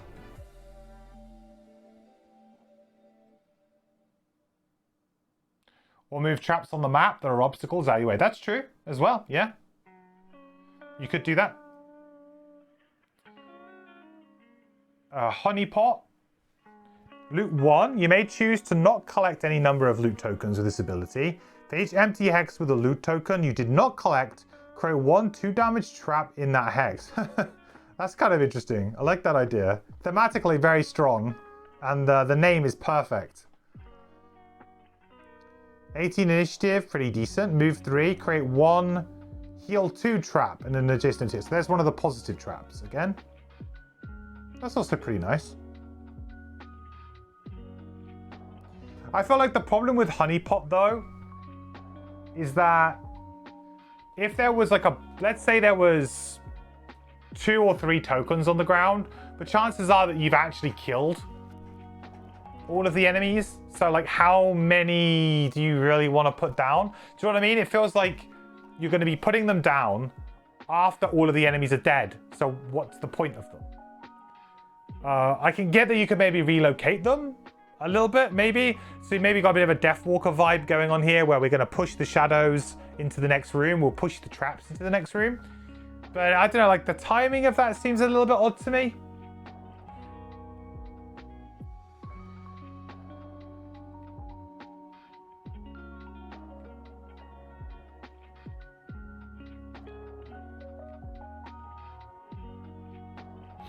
You can relocate. Yeah, you can relocate them, but as I sort of experienced a lot on the Deathwalker, I was moving my shadows a little bit here and there. I maybe it wasn't the best at moving them, but it was quite hard work to move like 3 shadows.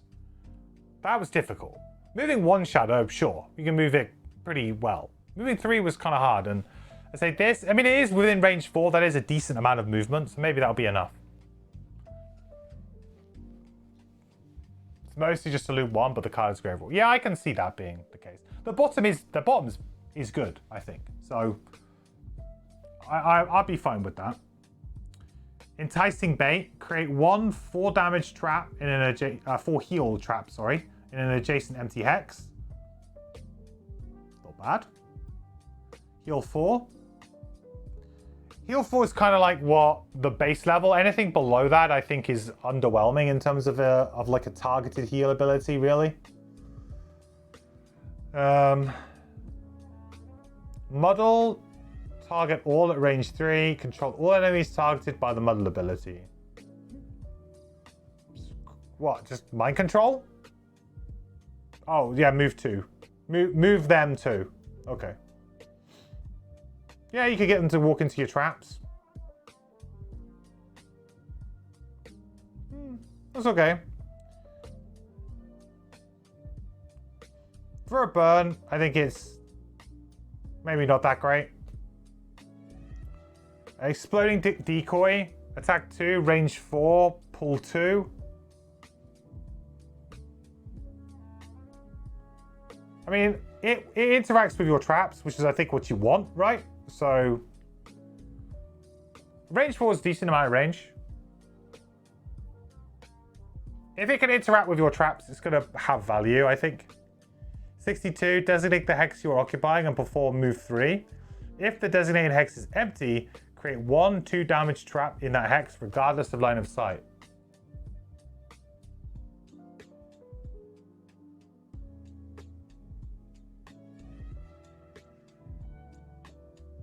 What? Designate the hex you are occupying and perform move 3. If the designated hex is empty, create 1 2 damage in that hex, regardless of line of sight. Oh, well, that's a bit weird. Basically, leave a trap where you were. The wording on that seems like it seems very wordy for what it is, but I'm sure it's worded that way for a reason. How could it not be empty? Yeah, that seems a bit odd. That's why I'm like a bit confused, right?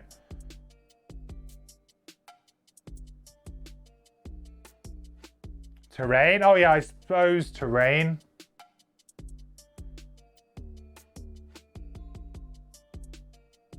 Yeah, I suppose terrain. Yeah.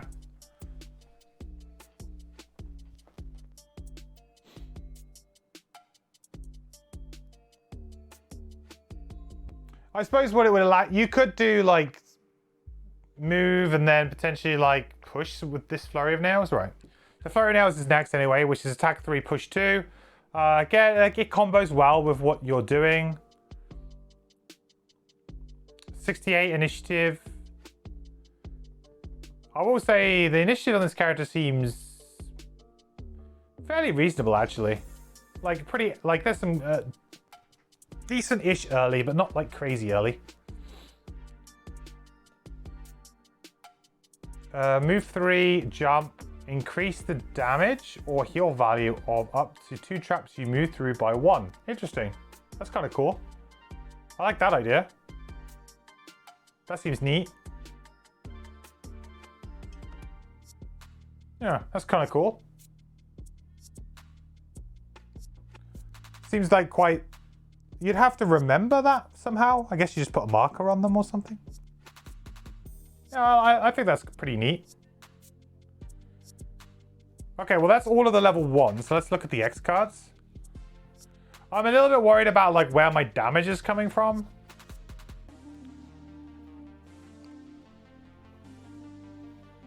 I can see why Trapper is like difficult because it feels like you could end up having very average impact in the scenario. Stack tokens on the traps you make. Ah.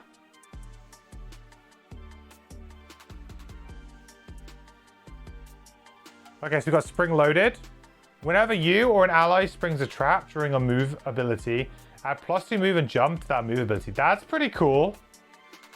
Okay. Just an extra 3-2 move and jump. That's really cool. That could be super useful. Like, that means that going through the trap isn't necessarily going out of your way. Because, like, one of the concerns with this type of thing is that if you put the trap in a position that's not great, then it kind of like just sits there and doesn't do a lot, especially like with the positive ones. Whereas this, you know, potentially, if it took you slightly out of your way, but it recouped that movement, which is what this does, then suddenly those traps that maybe might have been like, oh, I can't get to that trap because actually I need to go this very specific way, perhaps this could help. Plus you could just chuck some nice traps like near like doors or obstacles and things, and then people could just jump over those obstacles as they run through the trap. That's really like thematically cool, and I think gives you like a lot of flexibility actually.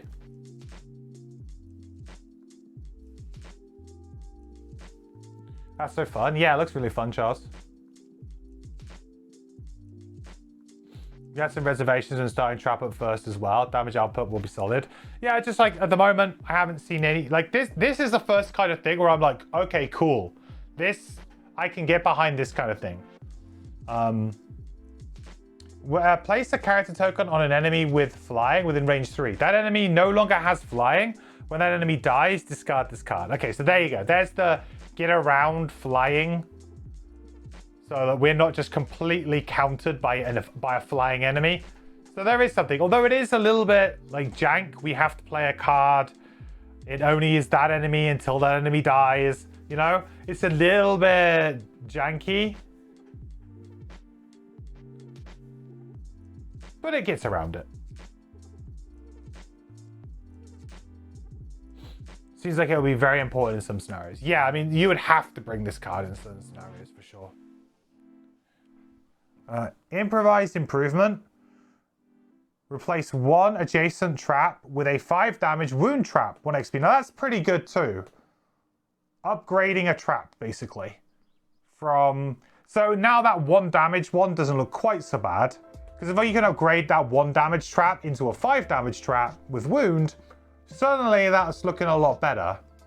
It does feel like a lot of actions though, and this has always been my reservation with trap-based characters, has always been you need to take a turn to set it up and then a turn to trigger it. And that's usually why they end up being not so good, because it just takes you a little bit too long to do things compared to other characters who are just doing them immediately. You're kind of like, oh yeah, I'm doing it, but I'm setting it up and then I'm going to do it. I mean, once you get a little bit of a flow going and you've got lots of traps out, maybe it's not so bad.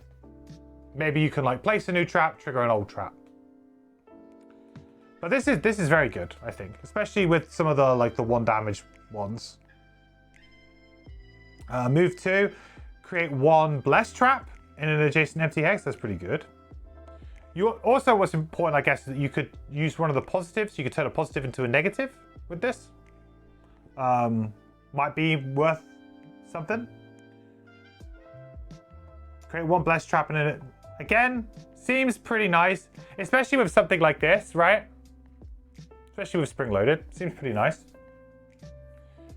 Dismantle. Destroy 1 adjacent trap to perform attack.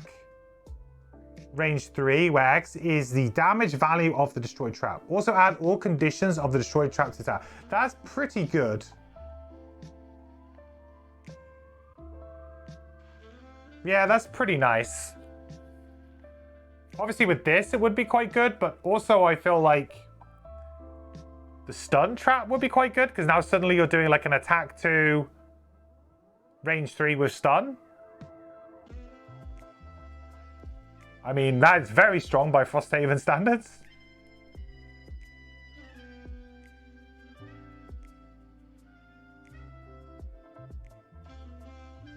I like it. I think it's something that gives you extra flexibility. Always good. The only problem is that it doesn't really do anything when you don't have a trap.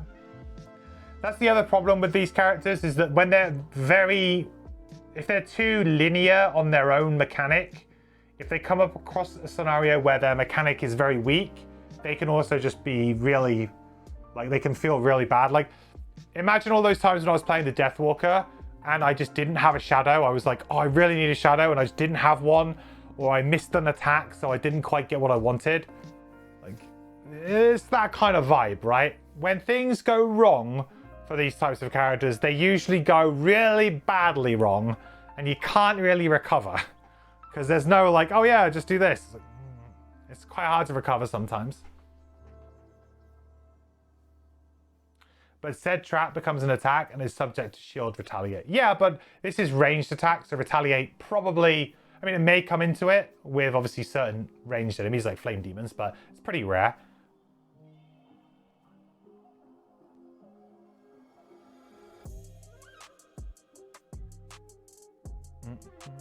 Also scenario traps. Yeah, scenario traps could be very useful for this. Absolutely. In fact, you probably want to use it for scenario traps more than your own, if you can, I would think. Because then you're kind of getting the value out of the scenario traps in a nice easy way.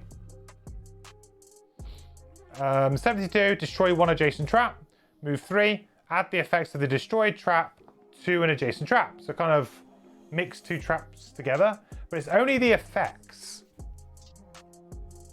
So that would be like wound, for example, or bless. So I guess you could destroy like the strengthen one, maybe, and then add it to the bless one. So then you can give a character strengthen and bless in one go. That seems pretty fun. I like that. Hey, have strengthen and bless. Absolutely go and just destroy. You don't think it only means conditions, but it says effects.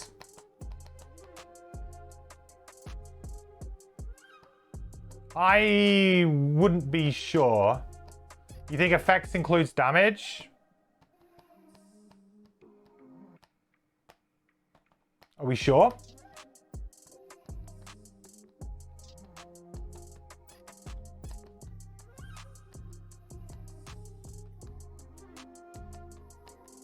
Yeah? Okay, well, cool. All right, well, it's even better then. So it adds all the damage and everything too. The way it said effects was like, to me, that sounds almost like it would only be like the conditions. But it doesn't say conditions. Yeah, it does say effects not using the word conditions. Cool. All right, well, it's better than I thought then. So that's, anyway, so that's Trapper then. So I feel like in terms of like my initial feeling about the Trapper is that it's a lot of hoops to jump through. But it seems like a fairly rewarding character to play. Like, you get a lot of cool interactions and stuff. All right, so that's Trapper done. So we've done Trapper, we've done...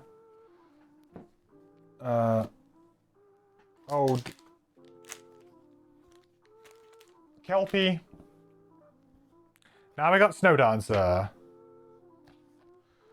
So Snow Dancer is the easiest of the bunch. Perks? Okay, yeah, we could do perks. Sorry. Yeah, you're right. Let's do some perks. It's a good idea to at least have a brief look at the perks. Where's the sheet? There it is. So the Trapper perks.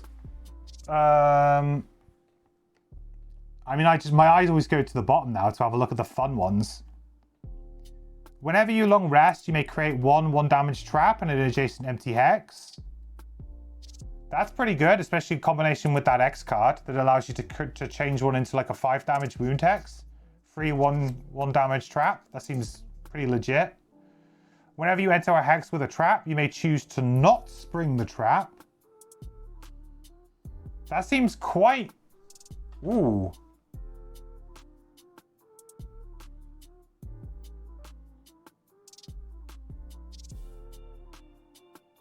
Basically, that gives you trap immunity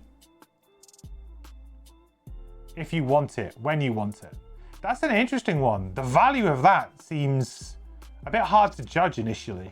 Potentially very, very good.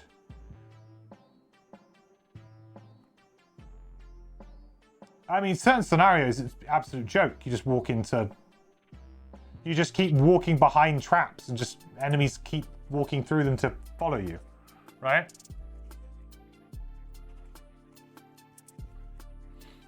The important thing for Trapper is that all your setup is also playing crack card games with enemy AI, yeah. Fun crack card times. Yeah, I'm not 100% sure on this one, but in theory, could be very good. At the start of each scenario, you may create 1 2-damage trap in an adjacent empty hex. Do we care about starting with a trap on the board? Maybe. I mean, it's like, the thing is with both this one and this one, it's like a free action. It's like you get a free action, and those are always pretty good because it's just a little bit of free value on what you're doing.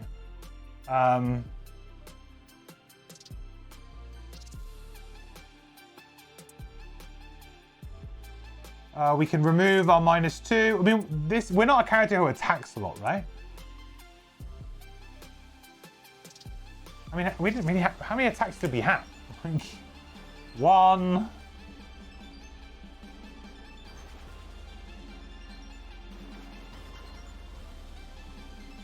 2... 3? Do we actually only have 3 attacks? Interesting. Yeah, I think we'll probably be going for these. Doesn't seem like there's much point in really improving our attack modifier deck, at least at this point.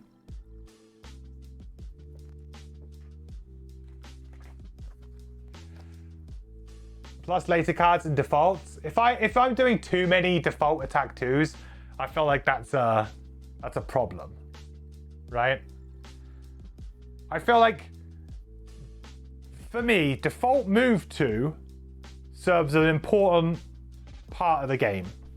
It allows you to always do your top action if you need to somehow. You're always going to have a move in hand to be able to potentially do the top action that you need to do, hopefully. But the default attack 2s are like the worst. I would only ever do that like in a pit, like if everything, you only do that when the whole round basically has gone to pot. Most of the time, right? Occasionally, maybe at the end of a scenario, but you might need to land a hit to win or something. But yeah, it always feels like if you use an attack 2 top, it's because things have gone wrong.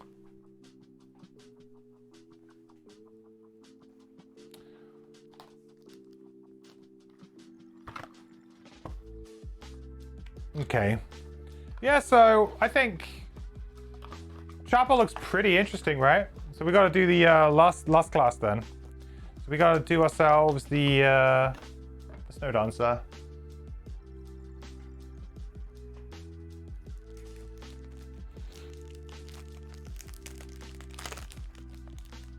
It looks cool though. Yeah, I think it looks like a cool class. Right, so this one we get 11 cards.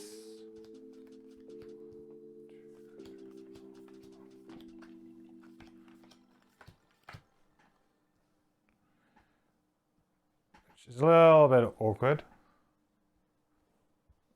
Let's see this up a little bit more.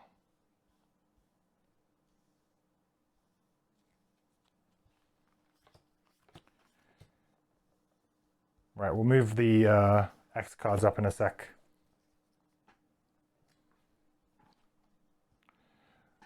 Right, so Frigid Growth. Create one hex hazardous terrain tile in a featureless hex within range 3. Strengthen 1 ally adjacent to the hex. Create ice.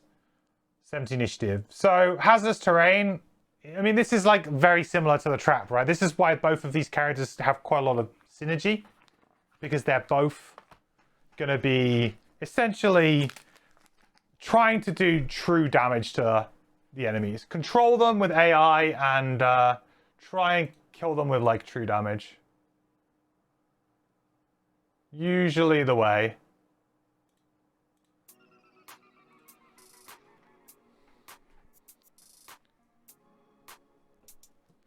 So, I mean, we'll be at like level, so what's our scenario level going to be?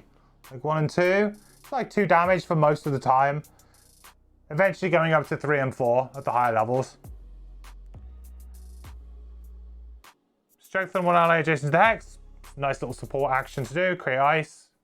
70 initiative. Pretty late, but not super late. Sort of, it's fine. Move 2. Create ice. With jump. Again, that's fine. Any kind of like move, make element type ability is generally playable on any character that needs an element. Crosswinds, grant 1 ally, move 2, attack 3. Pretty nice on someone who's strengthened. The bottom is pull 3, target 1 ally or enemy within range 4, then move 3. See, very good at triggering traps. Really, really good at triggering traps. Also, just really, really good at, well, at both halves, right? Because it's ally or enemy, so we could, in theory, pull our person into the trapper into like a positive trap if we needed to. I feel like the problem with Snow Dancer and Trapper is they work really well together, but do they work really well together as like a 2 character class? Or would they really benefit from a 3rd, you know? Like them plus 1 more would be really good, but these 2 together might not be good enough, I don't know. But I mean, that's an okay like ability to grant. There's no range on this too, so you can be really far away. Whiteout, attack 2, target 3 at range 4. Control all targets with the attack ability. Move 1. That's a burn though. Yeah, for a burn, that's a little bit underwhelming, but of course you could do extra damage through the hazardous terrain and stuff. But move 1 is not a huge amount of move. They'd have to be really positioned in the right place. That seems pretty weak to me as a burn. It's like 6 damage plus possibly getting to like do maybe 4 damage of pure damage. Maybe it gets up to about 10 total damage, possibly. I don't know. It feels a little bit on the weak side in terms of trying to get it to work.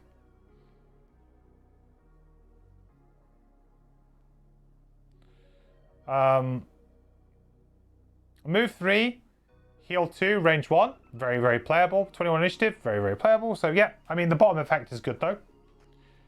Very easily playable ability.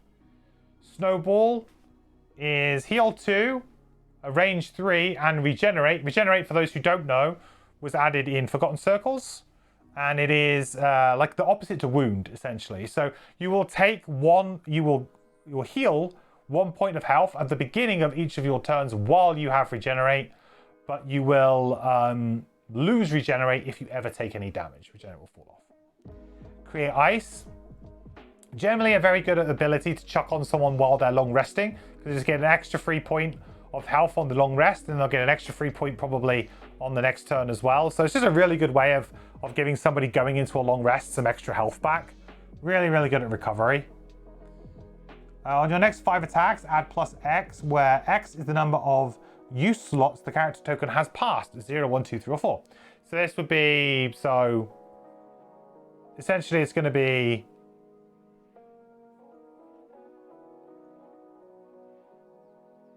yeah. 0, yeah, so essentially it's going to be 4, 5, 6, 7, 8, 9, 10. So it's 10 damage is what you get. You get 10 damage in total. And 2 XP. Pretty similar to this, I guess. Yeah, it seems okay, but not super jazzed on it. Lifting Gust. Attack 1. Range 3. Push 4. Create air. Again, a huge push. 4 is massive. I mean, that's basically get completely out of the snow. Just leave. Really, really good. But it is only an attack 1, so on the low side, but a control ability nonetheless. This is like what control looks like in Frosthaven. Welcome to the new world of control, I guess. Lots of ice being generated here. Yeah, loads of ice. The bottom is move 8 with jump, create ice, burn 1 XP. Big move with jump, go get the chest, basically. Escape the scenario, go get the chest. That's kind of like what I would usually use something like this for. Nature's Breath, summon Snowfox. 5 health, move 3, attack 2. Not bad for a summon. It is a burn though, so only 1 time use. This summon is considered to be last in initiative order when determining monster focus. So that's cool. So it won't ever really be focused when there's ties. But the problem is that if there isn't ties, there's going to be a problem. And this thing's going to get it targeted. So multi-target attacks as well will just wreck it. So this feels like it could stick around for a while. I'm kind of surprised that they didn't maybe tune down the stats on this a little bit and make it reusable. Like that, like the fact that it's a burn one time, it's like, oh, like if certain scenarios it just won't work. It just will not be good in. Also, of course, you're going to have somebody else to take that damage. So you need to have like a frontliner. Like in certain party compositions, it won't work at all anyway. So yeah, it's I'm kind of surprised that they didn't maybe tune it down a little bit. Maybe only give it like 2 health or something, but make it replayable. Maybe make it like 2 health, 2 move, 2. I think it needs to stay 2 attack, same ability, and make it maybe replayable. Then I feel like that might be the kind of level. I felt like this might be just a bit too risky. But if you can keep it safe, then it could be, you know, the mounting value that it could have could make it worth it. Move 2 with jump, create air, same as this one here, just with air instead of ice, always playable. Gathering force. At the end of each of your turns, you may create. Is it create? Yeah. You may create ice and air, ice or air, either or. Reduce all your push and pull and other force movement effects by 1. So this reminds me a lot of triangles. You know, as you play triangles, they had, I never really played it, but you had the one where you could generate a element at the end of your turn of your choice, but you would reduce all of your attacks by 1. Similar kind of vibe. Get the elements that you care about, but you have a bit of a downside to it. Maybe that's okay. I mean, being able to push something for 4 is pretty excessive. So 3 is not really going to be much of a change there.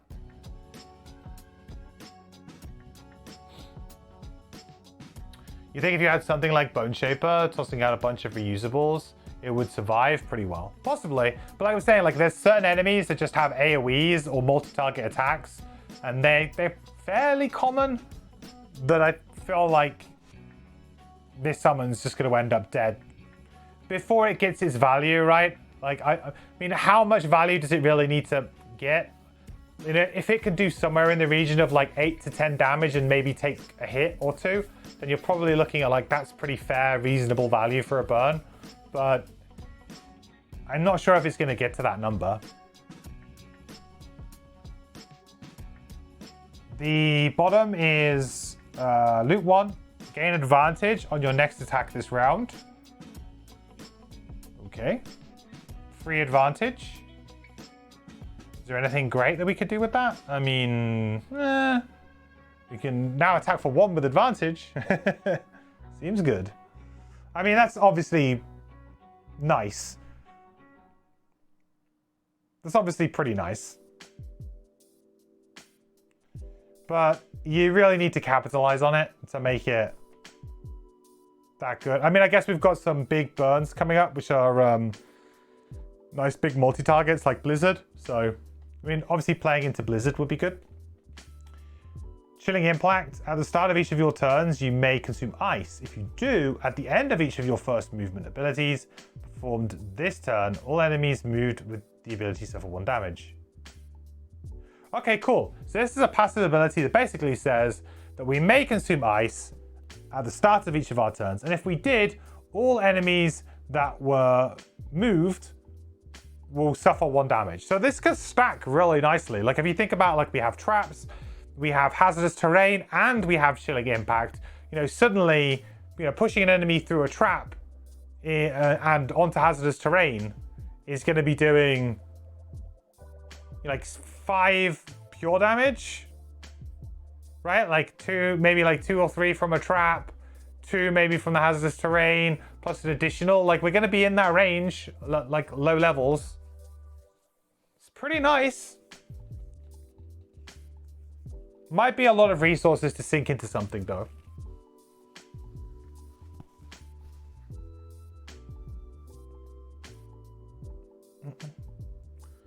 Do. It reduces the force once you... Oh, you mean gathering force? Yeah, gathering force, like... I've said this before about cards, and I generally shy away from cards like this.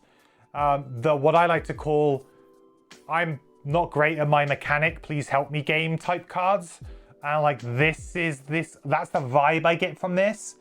Is it's very much like, oh hey, are you struggling to make elements and then, you know, are you forgetting to make an element and then try and use it the next turn, make an element? Like, are you struggling with that tempo, that combo of the game? Here's a card that will make it very easy for you. And you know, I didn't like them on triangles, and I don't particularly love it here, unless there's like an inherent lack of it. But if you have a look at what our characters got, we've already seen 1, 2, 3, 4 cards that make ice and air, 2 of them being move bottoms. So, like, are you really struggling, Chief? You know, are you really struggling? So in next up is Enticing Breeze. Attack 1, range 3, pull 2, pull towards one of your allies. Interesting. So we can attack an enemy for 1, but then pull it towards one of our allies instead. Consume air to get +2 attack. That's pretty good. I think you definitely want to be doing that. So an attack 3, range 3, pull 2. Hopefully into a trap or some hazardous terrain or something. It's okay. That's probably one of our stronger reusable kind of abilities right now. The bottom is pull 1, range 2, and this huge pattern. It's basically just a big pull, a bunch of things. Yeah. Allows us to maybe like play some terrain and then pull something into it immediately, maybe. Could be kind of interesting.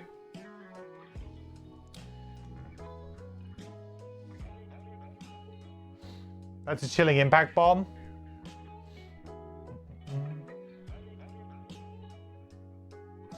Oh, I see what you mean. You have chilling impact, you consume the ice, and then they all take 1 damage. Sure. Yeah.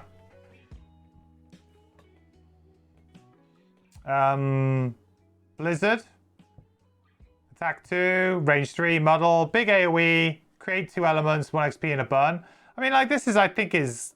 If you can gain advantage, which we know we can with Gathering Force Bomb, but also maybe we could get a power potion involved here or something. This could turn into something nice. Yeah, I would play this kind of effect in Gloomhaven all the time. There's plenty of characters that have this type of pattern.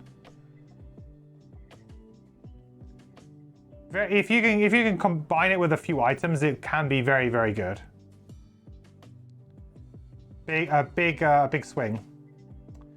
71 initiative, yeah, late-ish, bit meh. Move 3, push 2, range 1.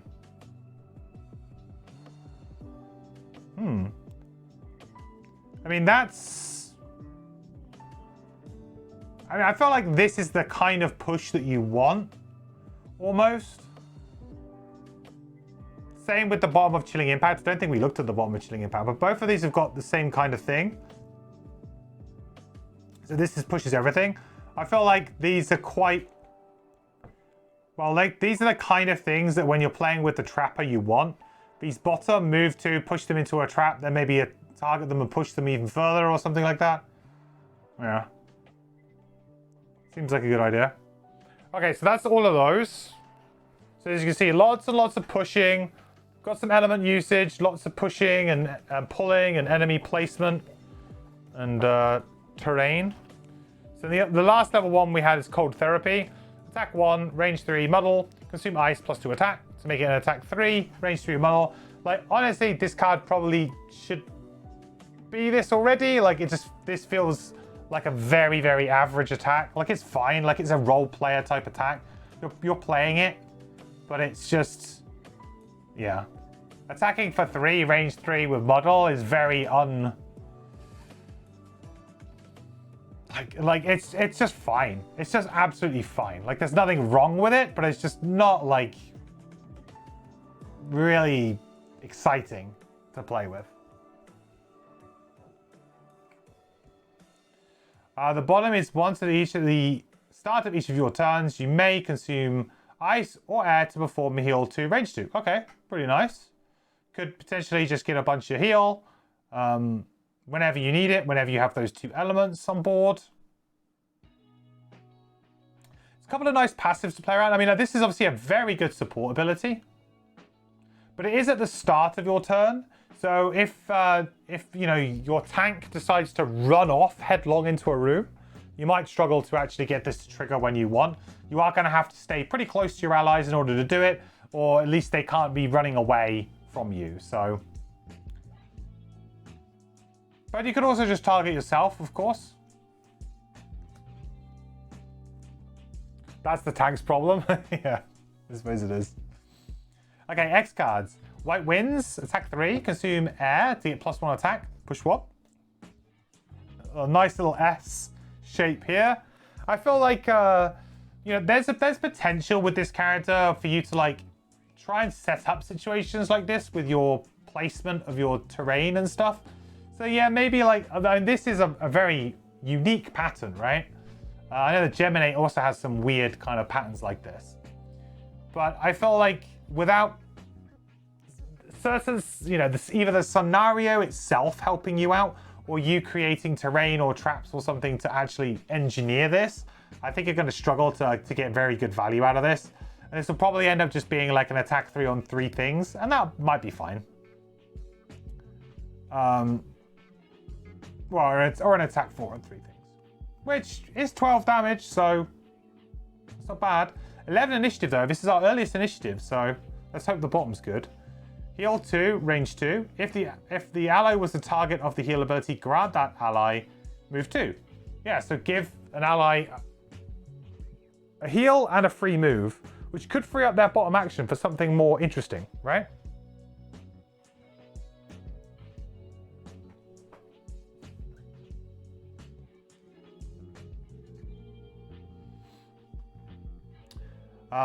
Blinding Vortex. Attack 2. Consume ice to get +2 attack. Consume air to get push 2. Consume light. It's an interesting one. We haven't had that one yet. To get disarm. Well, I mean, the light on this could be pretty crazy. If you had all 3 of these elements and you were to gain 3 XP, attack for 4, push 2, and disarm, you'd be very, very happy. And if you could do that on 3 things, I think you would be ecstatic. Could be very good. But you need all 3 of those things. As far as burn attacks go, this is pretty damn good. Lots of flexibility on what it can do for you. I like it. I think this is strong. This is your unstable upheaval. Yeah, absolutely. You don't need Warhammer as well. It's got built-in Warhammer. You just need light. White Winds top should have been a Geminate card, maybe.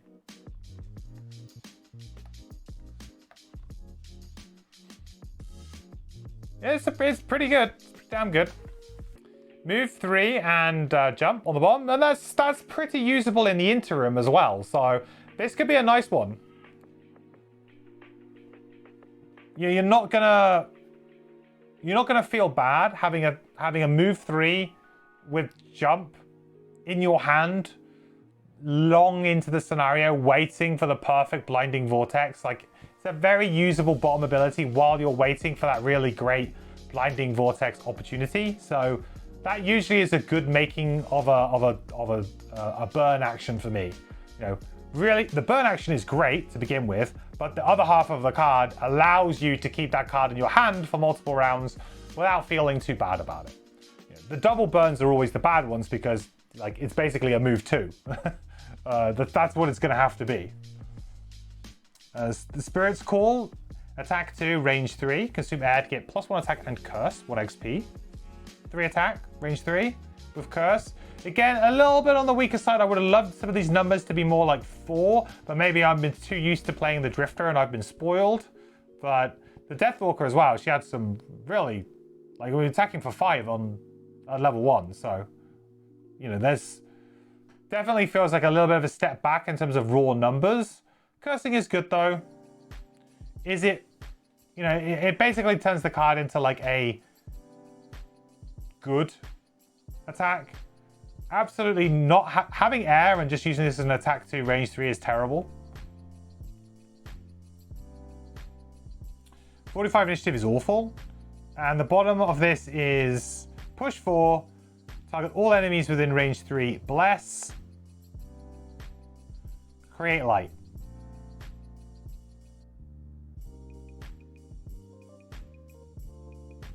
I think like that's, I mean, like this is the only way to make light that this character has right now. Seems a little bit inflexible.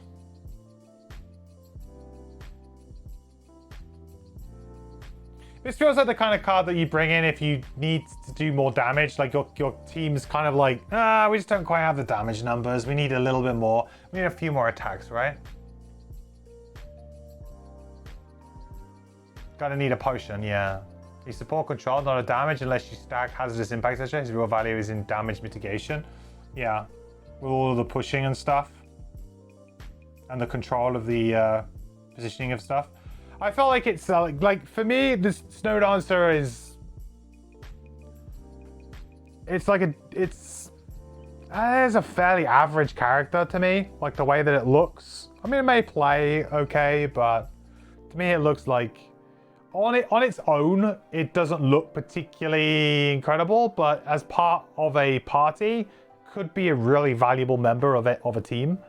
It's just not the kind of character that you look at and go, oh yeah. Really excited about this card, that card, that card. It's like, no, you just know that this character is going to be, like, it's going to fit nicely in a role. But in a 2-player party, is that going to be a little bit, is it going to be a little bit too much? We'll see. If I pick by card colors, cast is far below the other two, boring gray. I don't know, I kind of like the blue and the gray. I don't know, I think that the purple to me does not look... The purple to me, like, I've played plenty of characters who have purple cards. You know? Don't get me wrong, purple's a great color, but... Purple is also a very overused color.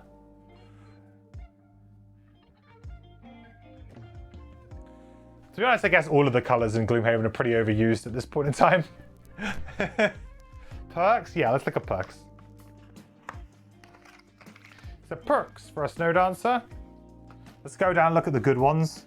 Whenever you long rest, you may create ice or air. That's pretty nice because that means that going into your next turn, you're going to have an element of your choice to use. That's a really nice quality of life perk. That means that you can come right out of the gates after long resting and do something really good on the next turn. You're not having that really awkward turn where you then need to create again. You're kind of straight in. So as a character who you know, can also consume with some of their actives, right? Their passive abilities like Chilling Impact, right? There's just little things like this. Helps to smooth out the character a little bit and means that you can get straight back into it. I like that. I think that's a really good perk. Whenever you short rest, you may consume ice to perform disarm range 3 and air to perform ward at range 3. That costs 2 perks. I've never liked the short rest ones. To me, I will occasionally short rest. Short rests usually for me happen, for the most part, like in the final room. where like your stamina is now stretched, right? In the first room, you have a bunch of cards, right? Not disarm, regen. What? Oh. It's regenerate, not disarm, sorry. Yeah, you're right. But anyway, I dislike the short rest ones in general because for me, room 1 is like, you probably have enough cards to kill all the enemies, maybe pick up a little bit of loot and do your long rest comfortably near the door so that you'll be able to get through the door and safely for the next room, right? Not every scenario condition is like that, but in an ideal world, that's kind of like where you're roughly at. Second room, similar kind of situation. You might be a little bit more, if you're a character who has a smaller hand size, maybe you might be a little bit more on the tense side, might not be able to quite do as much looting, might not be able to quite get to the door before you need to rest, but you'd probably be able to dispatch most of the difficult enemies to make it safe enough to long rest. Final room, that's where your short rests happen for me, usually, and that's because you're now down several cards. You've probably burned some from the abilities that you've played, but also you've lost some to rests. So you're now at a situation where you're going too few rounds for the enemies that are there. You need to short rest to get it over the hump and kill them. So I've never really liked the ones that are like when you short rest, because for me, short rest is a bad thing. It's not necessarily a good thing. It's not something that I really like to do, because you're getting rid of a random card. You're not refreshing any of your items. You're not getting that heal too. So for the most of the time, short rest is kind of a bad thing. You do it when you need to. You don't do it like because you want to. You might do occasionally for certain things, but this to me is a bad perk because it's really encouraging, you know, in my opinion, like inefficiencies in playing and saying that, oh, if there's an inefficiency in playing here, you can do this. I just don't like it.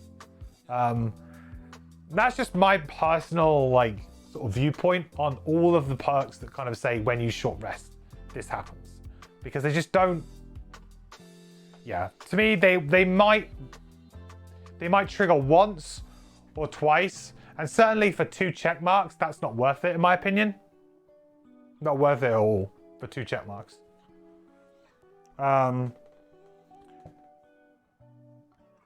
the bottom, we got at the start of each scenario, all enemies gain muddle. Whenever a new room is revealed, all enemies in the newly revealed room gain muddle. That's kind of an interesting one. That one's pretty.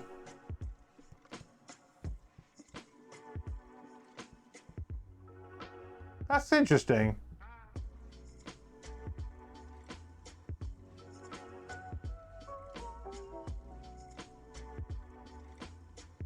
Safe room opening, huh? Hard one to evaluate, because sometimes you'll open a room and the enemies won't attack you. So sometimes it won't do anything. Other times you're straight away going to get attacked. So muddle's pretty useful. I feel like ultimately probably on the slightly on the weaker side, but certainly not as bad as the one above it. Maybe just sort of like average, I would say.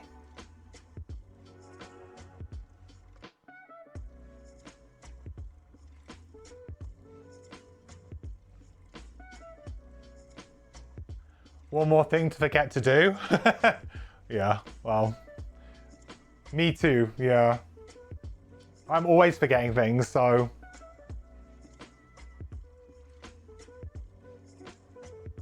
You like it? It allows you to go into a room and not feel like you need to have your best actions ready.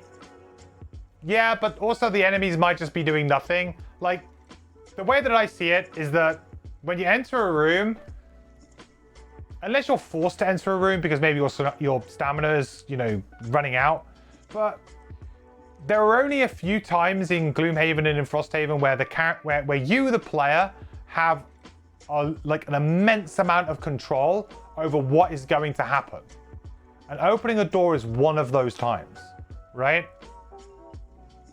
You have an immense amount of control as the player of that. Now, if you're playing multiplayer, things can get a bit hazy here, because you might have your, you know, chaotic friend who really likes to open doors and always takes the battle goal that's always have enemies on the board and does all this, right? I appreciate that when you play like multiplayer, there is a perk like this is maybe a little bit more useful, in a cooperative game where you've got people, doing their own thing, because it's kind of like it helps them out and lets them be crazy.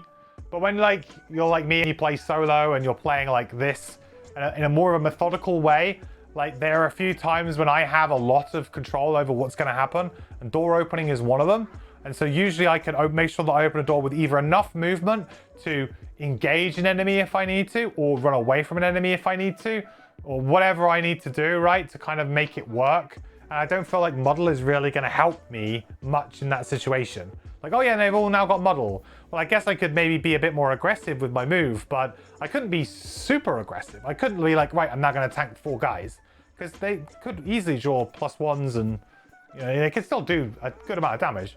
Muddle is like, saves you a point of damage on average over a long period of time. But it's, yeah, the swings can be good, but...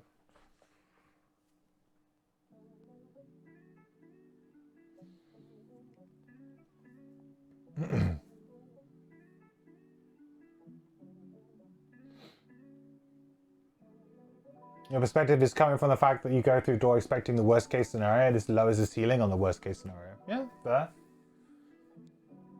You can trigger 3+ times some scenarios. Yeah, like 3 lots of Muddle to things. But say, like, how many of those enemies are actually going to attack you? And the problem is that because it triggers, like, when the door opens, like, the Muddle will immediately get applied. So enemies that aren't doing anything or can't engage with you that round anyway, the Muddle just falls off and does nothing, right? So you can trigger it 3 or 4 times maybe in a scenario, which sounds great. But out of those 3 or 4 times, how many relevant enemies that could attack you that it will benefit you from are there? And I would argue that when you open an average room, you don't get attacked by everything in the room. You might get attacked by like a couple of things in the room. It's rare that you get attacked by absolutely everything in the room, right? You'd have to get a really sucky draw. And if you do get a sucky draw, the chances are you run away.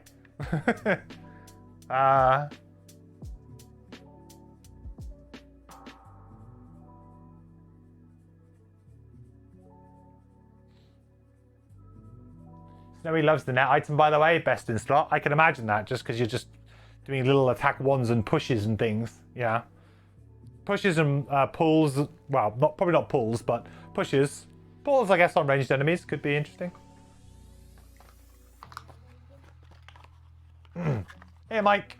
Just started playing Gloomhaven recently and my YouTube videos have helped a ton. Glad to finally catch my lecture. Well, awesome, dude. Well, welcome, Mike. Thanks so much for hanging out. I'm glad you're enjoying the vids and enjoying Gloomhaven. It's awesome, dude.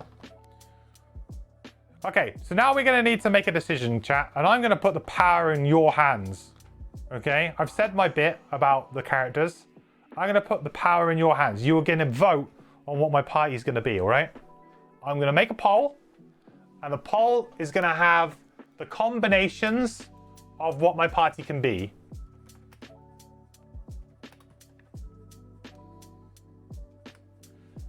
So we have, I keep forgetting their actual real names. What's the purple dude? Maya something. Did I put his map back in his box? Why did I do that? Deep Wraith.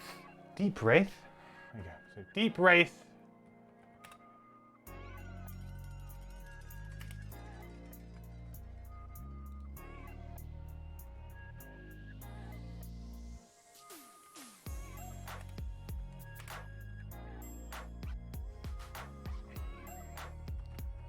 Okay.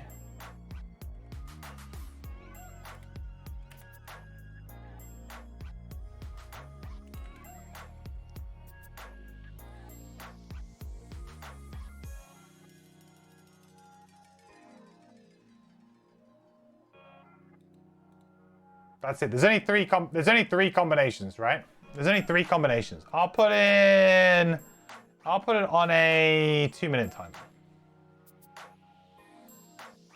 Right. Poll is up. Place your votes. Choose carefully.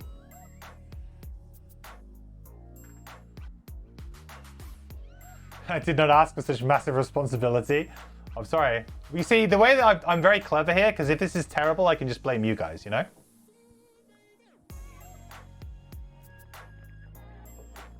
this goes horribly wrong, it's not my fault.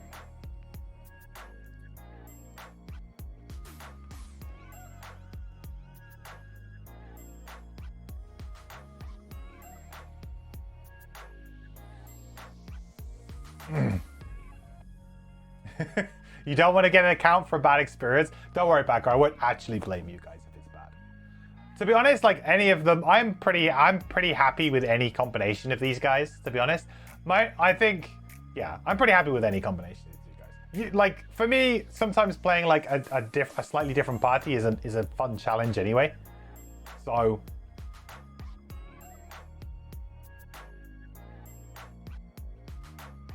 I'm going to purchase the rock on one of these though, right? To be fair, the rock on Deep Wraith might actually be not that bad, considering the amount of advantage he might have. You know? Maybe we can like really negate that that curse downside, huh?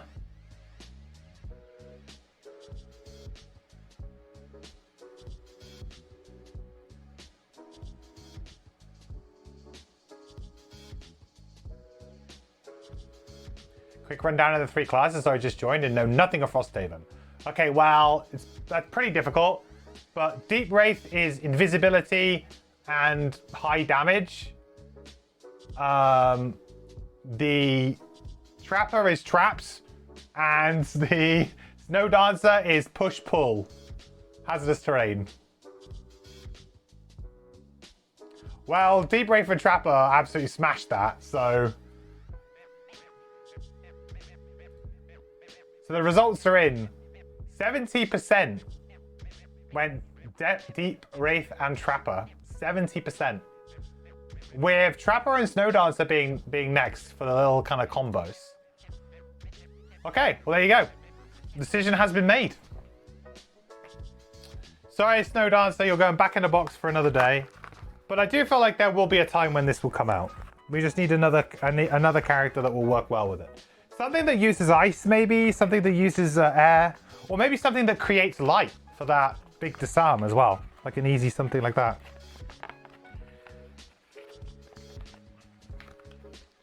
I'm sure there will be plenty of opportunities.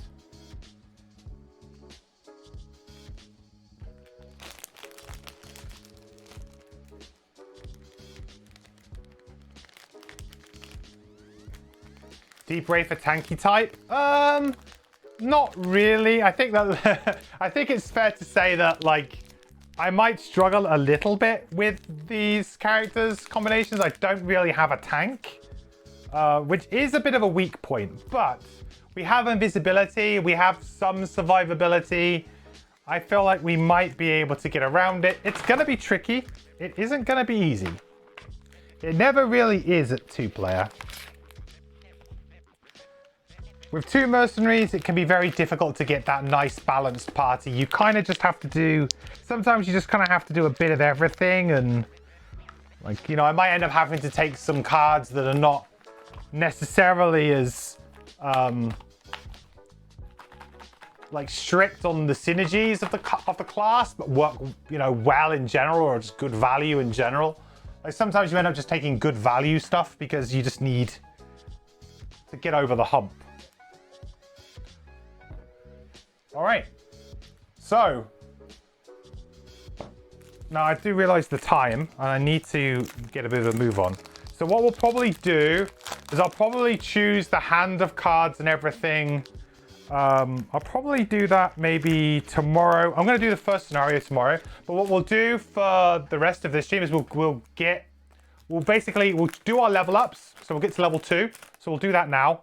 We'll choose our level 2 cards. I feel like we may as well do that. I know we haven't played yet, so we might be like, oh, that was the wrong pick. But I think we can probably make a fairly decent choice here at level 2 on both of these characters. We'll also craft any items that we might need. And then I think that will probably be it. We'll do the stickers. Actually, we'll do the stickers. We'll do the construction so that we can get the outpost phase completed here as well, I think. So we'll do that. We can very quickly do the stickers and very quickly do the construction. Personal quests? Yeah, we'll do personal quests as well. We'll draw those in a second. So we'll do the level up. We'll draw the personal quests. We'll do that bit. And then and our items and stuff.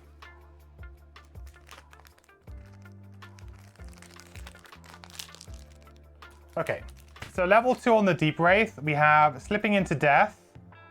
Attack 1, consume Dark to get +1 attack. If you killed an enemy with the attack ability Perform, Bane, target one normal enemy adjacent to the hex, the killed enemy occupied, 1 XP. That seems pretty good. I said before I didn't really like the one that was like attack for 2, and then if you killed it, gain invisibility. This though, the upside of this is pretty huge.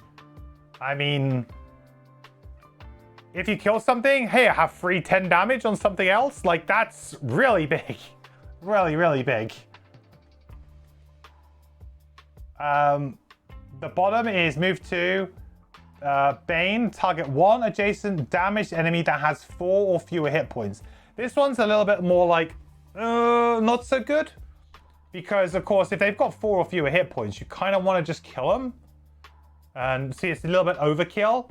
But in theory, like, if that enemy isn't really doing anything, you can just chuck it on them and then they'll kill themselves.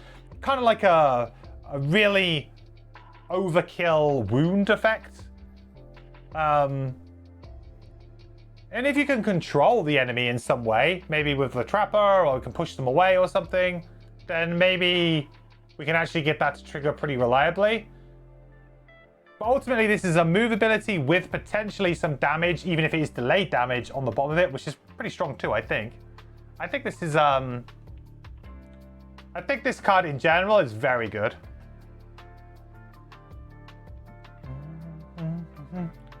Mostly normal enemies, a 2-player also could be clutch. Yeah, that's also that's a good point to make, that this is only normal, not elites.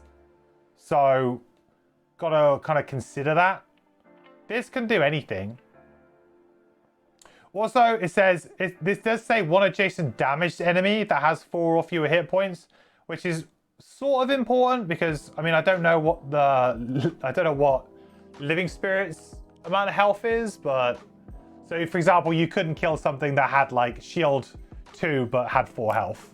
It has to be damaged in some way, so it has to be missing some health.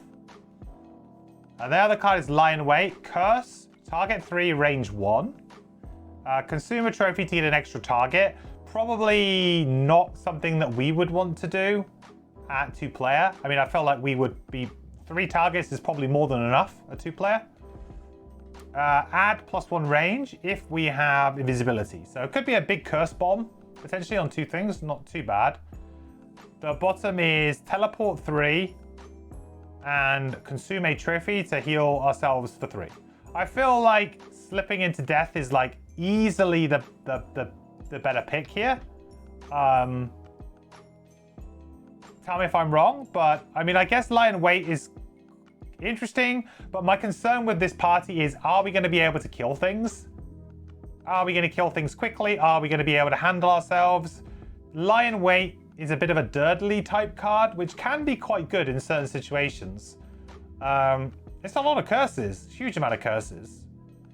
But we're playing at 2-player. This is probably going to end up being curse 2, maybe 3. Is that worth me spending out an entire turn doing? I mean, if I'm invisible, yeah, it is, I guess. Difficult one. I'm leaning towards slipping into death here as being the better of the 2.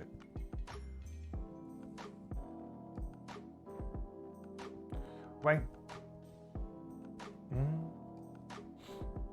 Since I'm with Trap, you probably want to be attacking with this character instead of cursing. Yeah, that's my general feeling, right? We're going to have a character who's not going to do loads of attacking. I feel like we're going to be able to bottleneck enemies a little bit, maybe.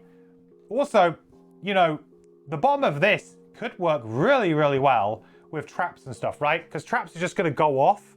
So enemies are going to be like reducing their health. So I feel like the bottom of slipping into death could also just be really good for finishing off an enemy who's walked through a trap or been pushed through a trap. So yeah, okay. I agree with that. I think we'll go with slipping into death. It's in a situation like this, I would much rather take the more proactive card than the the more passive card, but you know, this is a bunch of cursing. You know, this is a hell of a lot of cursing. And if you can stay invisible and hide for a long period of time, I quite like the idea of just being in the shadows, like lying in wait, you know, just cursing and stuff. Like, there's definitely some really good value to this, but I like you will see the benefit in a larger player count game than I will, definitely. So we'll stick that.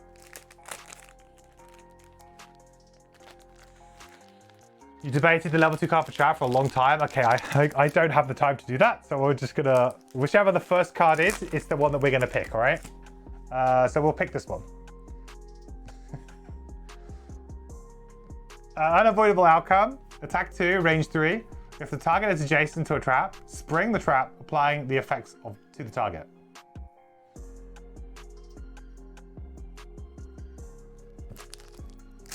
Do we have a bottom place trap card?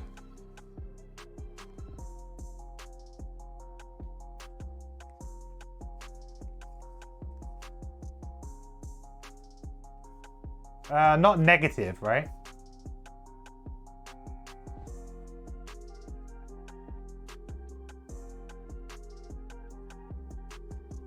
I guess exploding decoy could do it.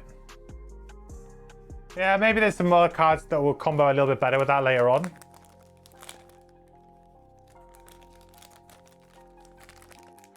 Seems okay.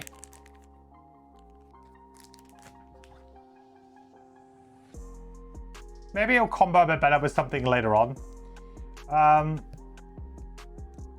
45 initiative, rubbish. On the next instance of an enemy ending its movement in a hex adjacent to any trap, regardless of your line of sight, spring one trap adjacent to the enemy and apply its effects to that. Okay, that's pretty nice. That means that you don't even need to push or pull. It's just, yeah, trap goes off, basically. That's... like, the flexibility that gives you might be worth it here. Very flexible. Very forgiving. Very, very forgiving. Not sure. Alright, the other one is Path of Pain. Attack 3, push 2. For each trap the target springs due to this attack, add +2 push. So you want to try like set up a conga line of traps and just go push them as like a ridiculous distance away.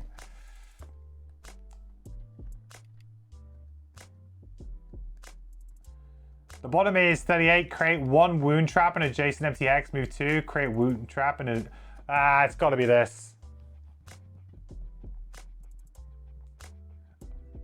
Ironically, you want both level 2s. This is really good.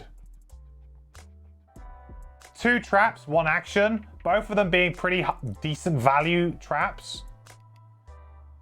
And the fact that you can like combo it immediately into dismantle, right?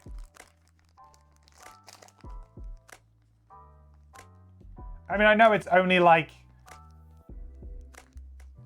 actually, it won't have any damage, right? I guess it wouldn't be that good against with dismantle because it would be an attack 0. Yeah, actually, it wouldn't be that good with dismantle. But also, you can use the upgrade, whatever it is.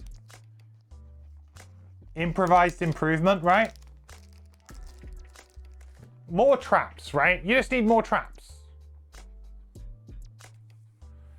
The crab already wounds so much. Yeah, but think about the fact that every time something dies with wound, we get a trophy as well. Think about how many trophies we'll have. We'll have so many trophies. We can open up a trophy store. We'll have to start giving them away. There's just so many trophies.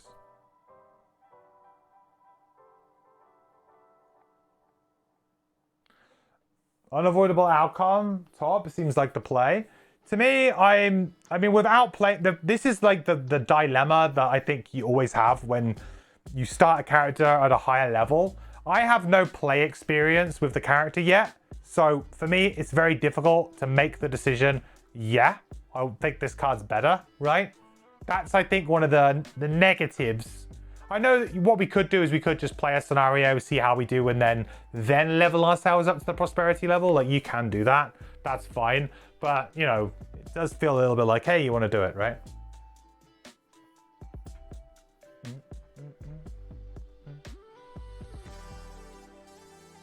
Did they unlock the trophy store building yet? Not yet. Soon, though. Unavoidable was absolutely a must. I think it's interesting that you guys think this is like a must-use thing.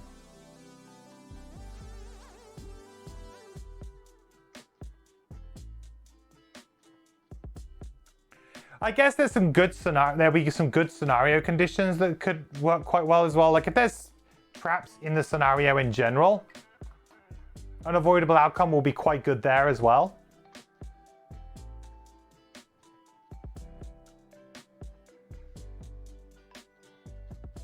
Because of flying? Oh yeah, I suppose with flying.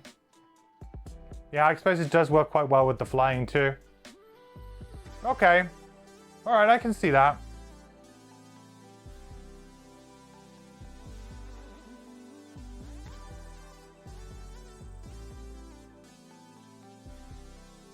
Yeah, both of them work well with flying, huh?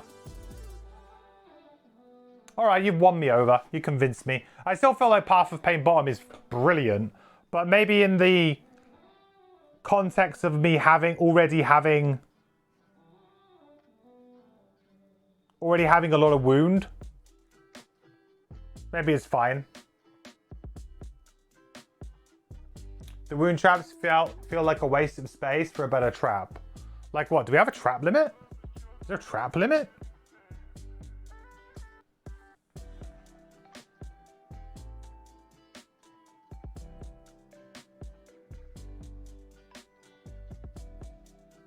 No, we're not limited in the number of traps.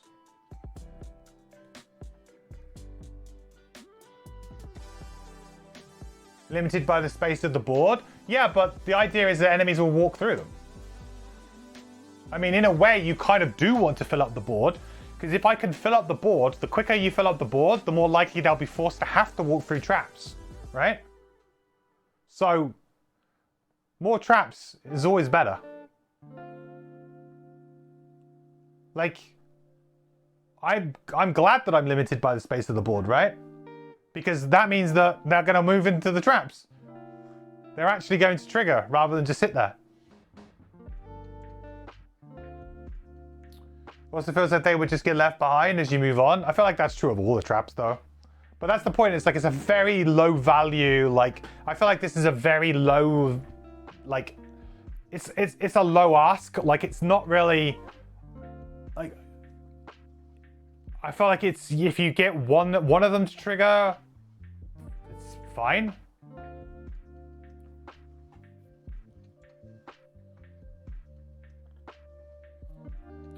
Would I ever house rule getting one scenario on higher level cards for new characters and then having to decide if you keep it or switch? Yeah. Oh, absolutely. Yeah. Absolutely. I actually feel like the Gloomhaven and Frosthaven rules around, you know, choosing a level up card and sticking with it are just a bit dumb, to be honest. Like every other game, you know, like if you like computer games, role-playing games, whatever, pretty much every game that you play will have some respecking ability in it. You know, you might have to pay a lot. You know, it might not be like the most efficient thing to do, but there's usually a way to undo your mistake somehow. And I feel like then this is the problem, right? You retire, you get a new character, you come in at a higher level, you haven't played the character yet, you're asked to immediately make a decision. Now, yeah, you can go into a scenario and play first, which I would advise, yeah, people might want to do that. I'm not going to do that. But the other flip side of that would be just house rule it that pick the card that you want, play a scenario with it. Did it feel good? Yes. All right, keep it. If it didn't, then maybe switch it. Like, I think you maybe get one chance to kind of switch. It's like, I think that's a fair house rule. Or maybe like, you know, if you need one more scenario to decide because you didn't think that was a good scenario for it, maybe give yourself two, but I felt like you'd get one opportunity to do it. Other house rules I've seen is like people paying an amount of gold to respec. They said, okay, well, we could pay X amount of gold to respec. I would be less inclined to use that rule because that might mess with the general economy of the campaign, especially in Frosthaven. In Gloomhaven, you get boatloads of gold, and I feel like, yeah, that's probably okay. But in Frosthaven, I would be a bit concerned that your gold really helps you build the buildings and is really a useful resource for you. So for you to then like spend a load of gold to respec because you made a mistake feels a little bit harsh, when that means that maybe you don't get to build a building for a couple of scenarios, you know? So I think like I don't see why anybody would want to force themselves to play a build or a card that they don't like. Like I kind of did it to myself with the Drifter, where I was playing Gift of the Prey when I really probably shouldn't have been. I should have just said, yeah, that card actually did not work how I thought it was going to. Let's move on and bring in Chunk of Flesh. I should have done probably, but I don't know, maybe I was too proud to do that. But I feel like you should feel able to do that. Like you don't want to be playing a character and spending so much time playing a game where you're just going to see this card and be like, oh man, I wish I took the other card. Like every time you play, you're going to be reminded of it. Like there's no why. Gotta run, see a dwarf.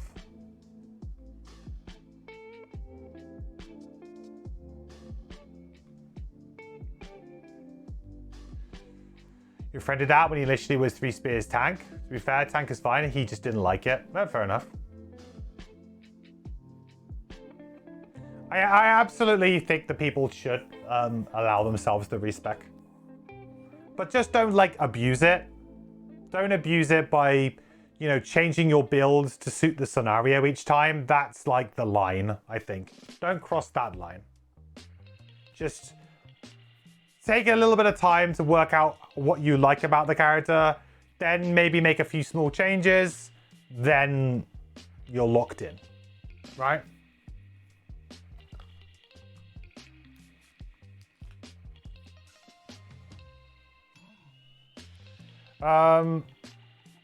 Okay, so I'm going to take your guys' advice and we're going to take unavoidable outcome. I think it's going to help being a little bit more reliable.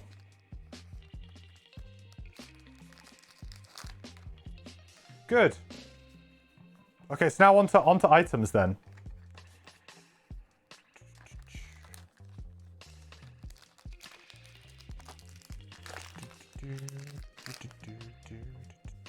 What kind of items do we want on these guys? Well, invisibility cloak seems like a no-brainer, huh? We need to do personal quests too. Where's my personal quest deck? Over here. Okay, let's do personal quests.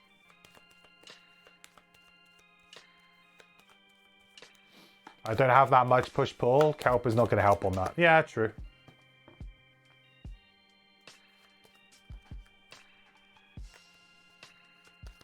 Okay, so Trapper, your personal quest. Is it draw 3 now or is it draw 2 still? I can't remember if it was draw 3 or 2.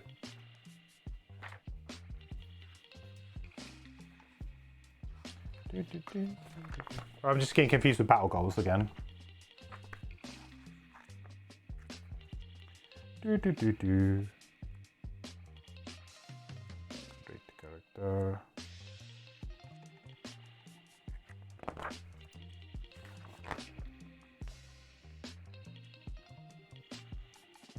Two.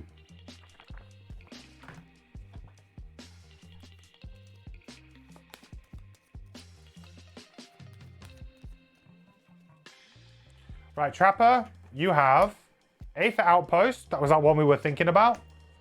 And build, not destroy. So Aether Outpost, Frosthaven is not such an obscure place as it once was. It seems stories of the strange occurrences and fantastic creatures have reached far and wide, and there are certain parties interested in founding research outposts in the region. Reasoning there is knowledge to be found. Now it's just up to you to do the legwork. Immediately unlock a strong foundation, 65, and follow it to its conclusion. So, I mean, that would be quite a nice one to get some extra scenarios to play. This one is exactly 15, as Dwarf said. So, in terms of, like, retiring early, this is not one to pick, really. It is exactly on the nose of what they expect, and that will be because it will be delayed by calendar events, most likely. So, it is exactly 15 because calendar events are a thing. Build, not destroy. Sure, you've made a name for yourself as a seasoned fighter. When push comes to shove, you know how to kill a man. Still, it doesn't feel good. You long to find a new way of life, one that doesn't involve tearing something down, but rather building something up. to use your hands for a positive purpose. That would be ideal. Experience the construction of 12 different buildings or building upgrades. Oh. 12! Well, that's probably going to be about 15 as well. Oh. In case you need to hop off, don't forget errata for stickers. What errata? I mean, I'll put the stickers in. That's what we want this early, right? I mean, yeah, I mean, to be fair, we have now got 4 new buildings to build. So we are going to build every single, we're going to construct every single outpost phase. You know, we're going to start doing one now. So I guess build not destroy is the pick. We haven't opened 85, right? That's a new one. We haven't opened 85 either. So I can reduce morale to build 2. That's a good point. We could also do that. A reason to build the library that adds nothing, I guess. Well, it adds something, supposedly. Okay, we'll take build not destroy. I think it's one that we have a decent amount of control over, and as long as the game doesn't screw us and give us absolutely nothing, we should be okay. Next, the Deep Wraith. Shuffle again. Feels pretty controllable, so you could do a double retire again. Well, the interesting thing is that I would have to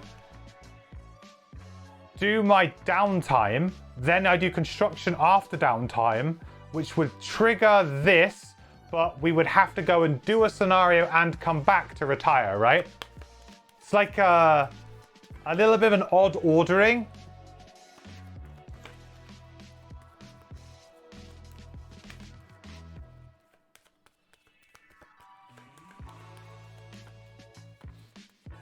Oh yeah, I'm sure the library does do something as well, guys. It's got like a section book reference.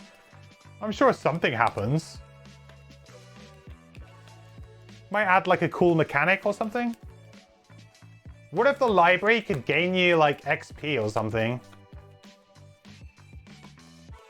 Maybe it's where Dominic lives now. All right, Deep Wraith. We have Quiet the Dead Places and Merchant class. So Merchant class is one that everyone has said is really super easy.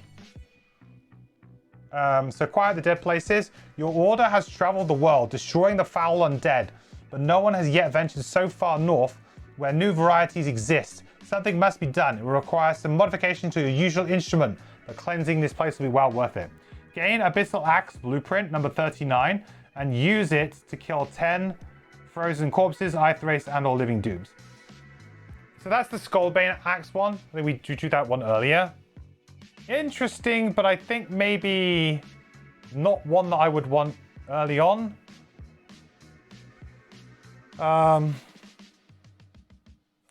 I would have to be against Frozen Corpses, Ice Rapes, and Living Dooms.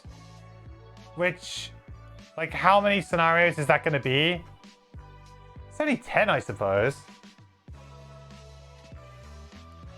This isn't for Trapper, by the way. This is for Deep Wraith. So Trapper's got build, not destroy. So this is for Deep Wraith. So it's actually fine for this character. Sorry, that's for that.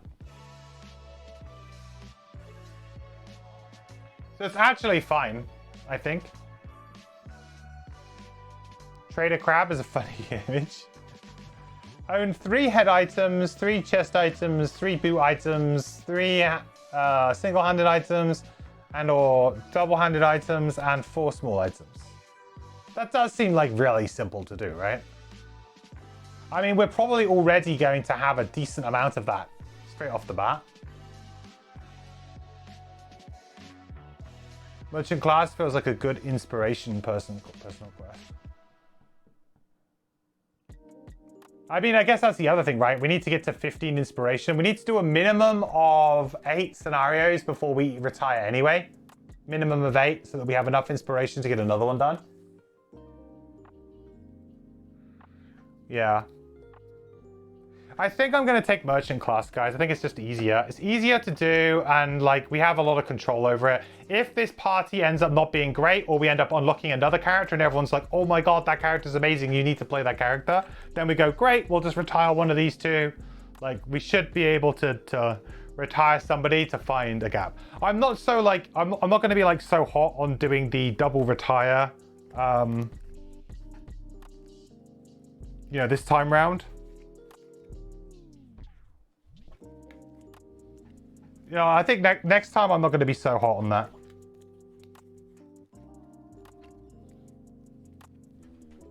Looks like Deep Wraith's going first, possibly. Quite possibly. Alright, we'll put new ones in there, we'll put used ones just outside of the box. Okay, cool. Alright. So we've done that, now we just need to do some item stuff. So how much gold did we say we start with? 50?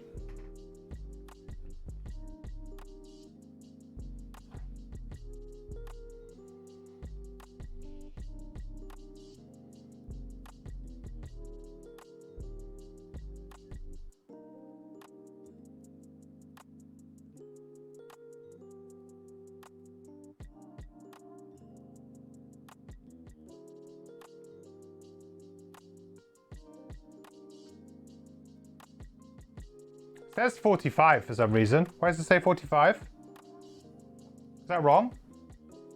Is that like old Gloomhaven modification or something? 50 gold, spend it or lose it. I don't think we lose it, do we? I don't think we lose it.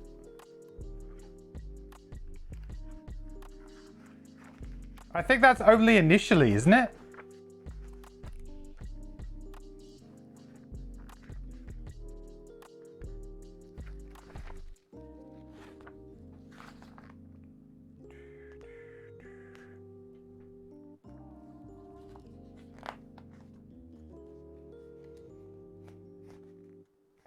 Yeah, there's now my prosperity day. Yeah, you're right.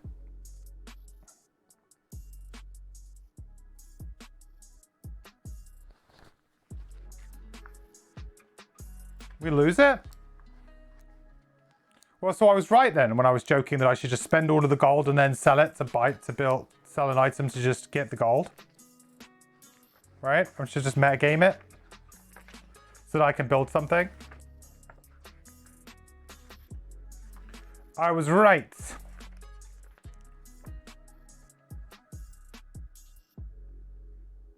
Yeah, it kind of sucks that you can't bring a little bit of gold, but I guess you like otherwise you just buy a bunch of enhancements or something.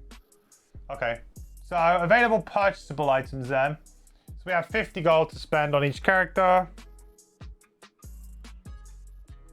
We also have to do our perks, I guess.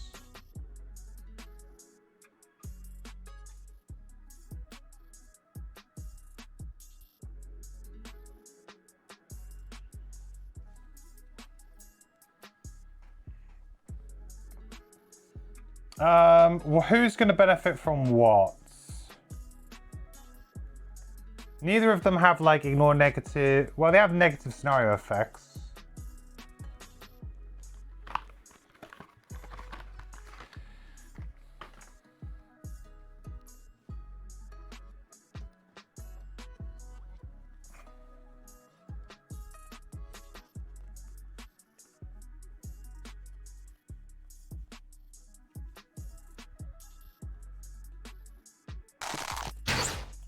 I think what would be like a good item here.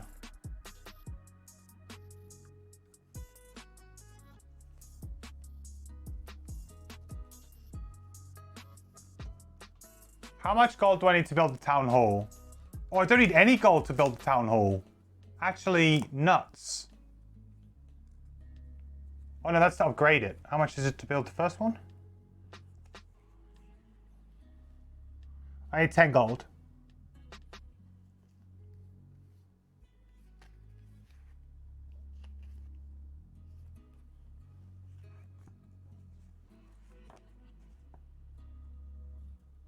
Try, thanks so much for the follow. Welcome to the quest. Hope you're doing well.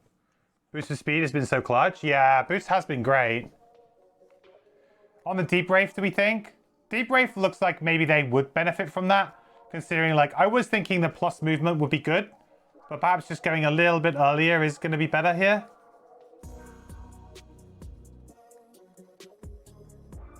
The thing is as well, is Boots of Speed is a very unique effect that none of the craftable items that we have can really replicate. So I think maybe we buy like Boost of Speed on the Deep Wraith. Then we have 20 gold left to spend.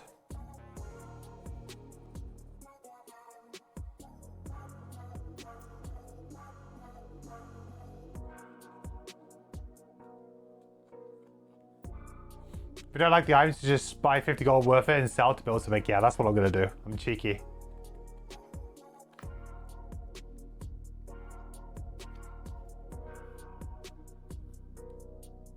Then maybe like Flashing Axe. Do we even have a multi-target attack?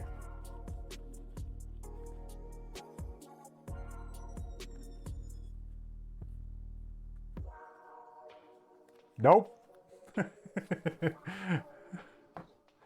So basically that would give us 10 gold. Which is enough to build.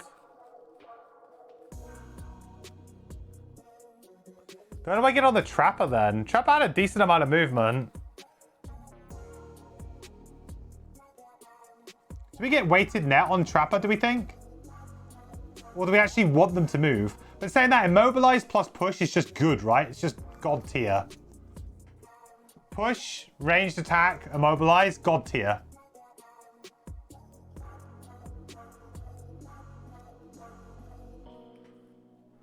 I think we have to buy net.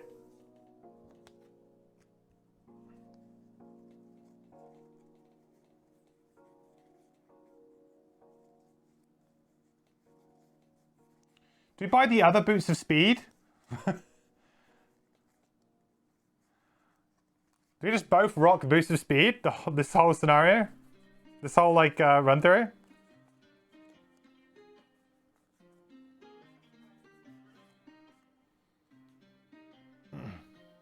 Mobilizes grab for 2? Yeah, it does, right? For the extra negative condition. I think we just do this. Double Boost of Speed, Flashing Axe. Way in there. I like that.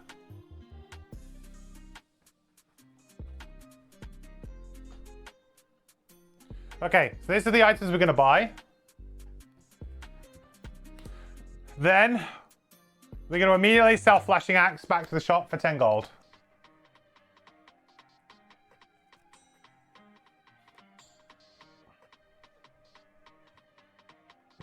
So essentially we've ended up with 10 gold here. No gold here. I guess I need to do my perks as well, don't I, while I'm here.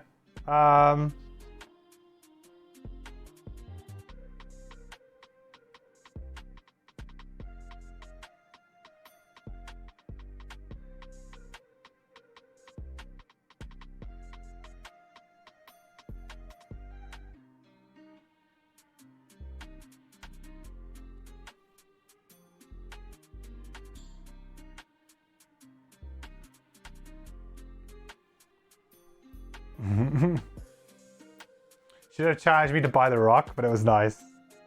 We can buy the rock next time. I feel like the rock might actually be kind of playable in a weird way. You just have to mitigate it. I find it funny that it costs 10 gold, but can't be sold. So that means that basically when they were designing the item, they value that effect at 10 gold if you could buy it, which I think is very interesting. Because you can't sell it, right? So why give it a gold value at all? They don't want you to be able to get it for free. So there is some value to the item.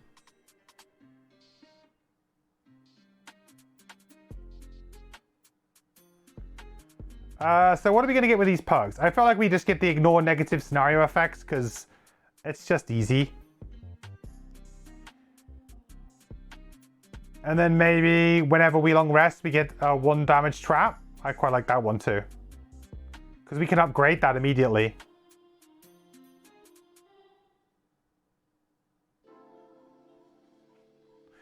like the safe perks, right?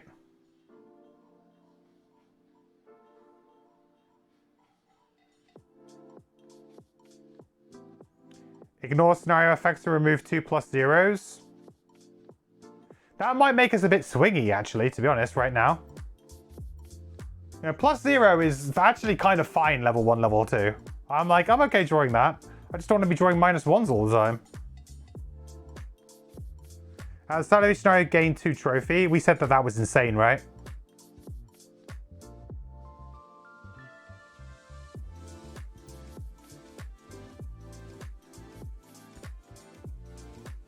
No Ice Queen? No, Kira.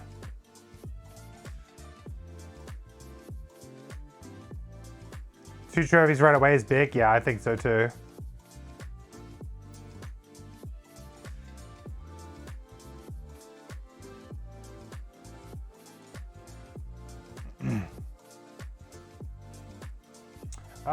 Ignore scenario and remove 2+0s is like, it feels like the one I want to get, but I'm actually like, I kind of wish it was just like not both +0s. I mean, how strengthened are we gonna be?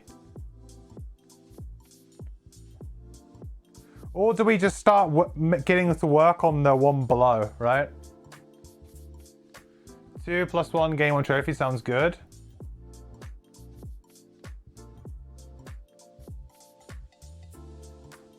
Yeah, but it's I want to thin the deck first, I think. Generally early on, you want to get rid of the negative cards if you can. Like I'm saying, like level 1 and 2, you're usually pretty happy to draw +0. Like that is usually like an okay result. It's when you start drawing -1s and -2s regularly. So removing the +0s is actually not really great because I haven't replaced it with anything good.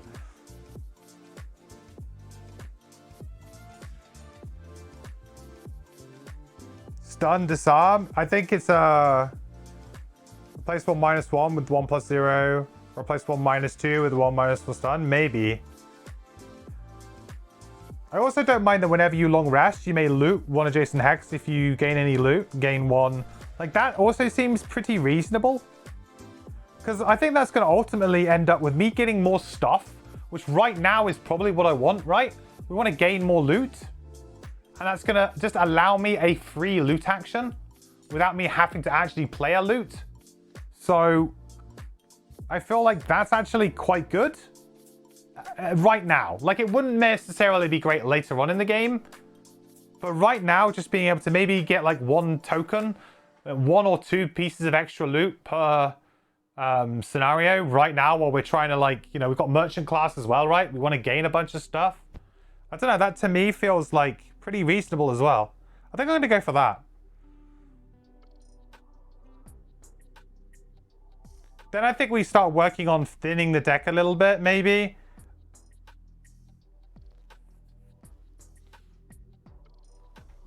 Both trophy perks can help infuse Dark Mastery on a short scenario. Infuse... Oh, yeah, good point. Yeah, the Masteries are infuse Dark each round. Yeah, sure. Yeah, good call. Means we can always have it, right? Got to find those random items. Yeah, exactly. Cool. All right, so we've done that. We've got our characters all set up. That's great. So we've got our items. I didn't show you guys the minis, did I? I think the trapper has to be orange, right? There's a little deep ray friend. Little pincers. Hello, hello. Craft potions. Oh yeah, good call. We can craft some potions too. Hello.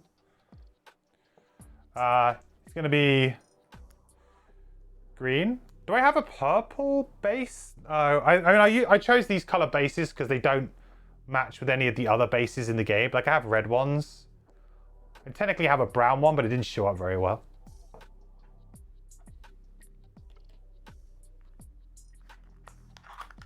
World's longest downtime phase. Yeah, it's been like 4 hours. I did say, to be fair, that's why I did put a special thing out and was like, we're going to do 1 episode just about this so that people who like maybe don't care about it could skip over it on YouTube as well. But I'm sure most people will quite enjoy looking at this. This guy is very cool. Look at how cool this miniature is. He's like a little...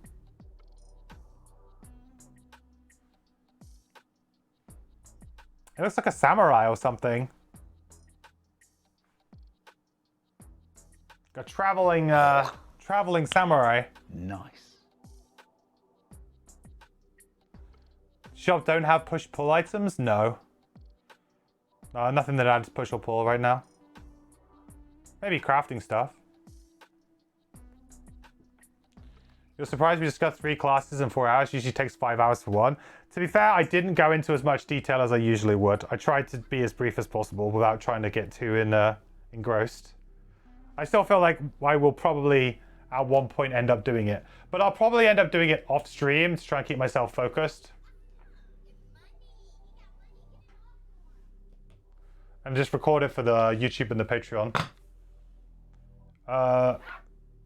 Okay, there we go. There are guys. In you go. Looking forward to punching all of these bad boys. I'm going to have a special little container just for the traps. Just a little... This is the trap container.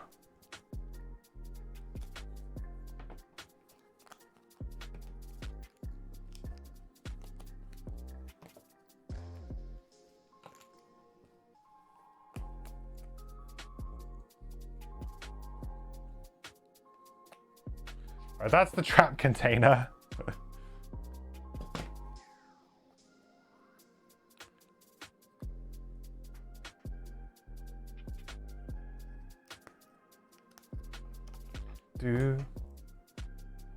I need the little damage tokens really available for all the traps. That's fine, I've got them all here near me. It's all good. I've got the trays out of the box, so yeah, I do have all of the tokens and everything close by, even though I know we don't really use a lot of them.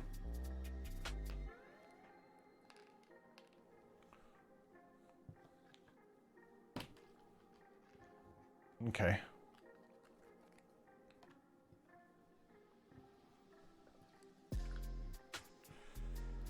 Okay, that's that trapper.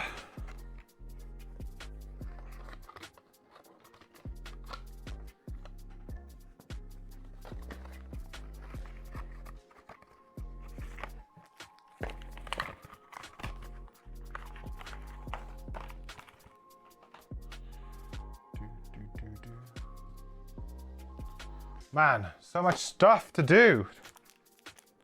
I still need to work out the cards and stuff there.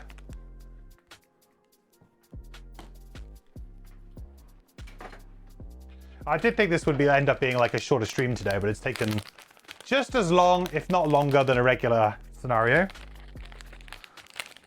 And we still need to do our stickers.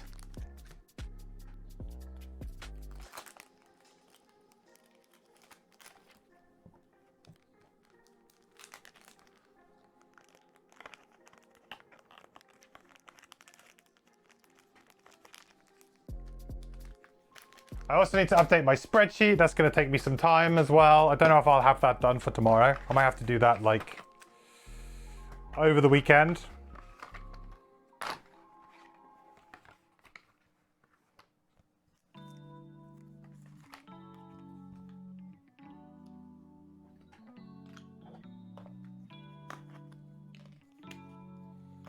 Do we use many of the Deep Wraith tokens? I suppose we use the... I need to come up with some way to show you guys the trophies a little bit more. I'll figure something out with that, because I can't put the map, really, in view. So I'll probably just create like a little dish or something. Chuck them in there, so you guys can see.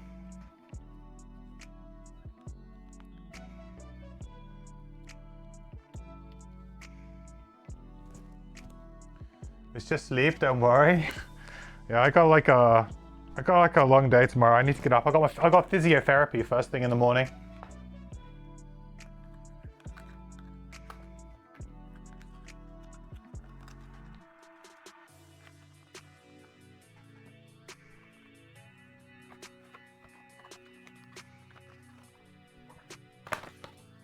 Okay. Cool. That is that. That is that. That's that.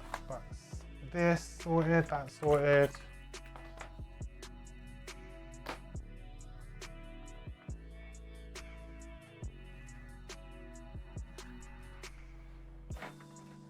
So potions then. We've got like, basically we can make whatever we want, but we can only carry one small potion.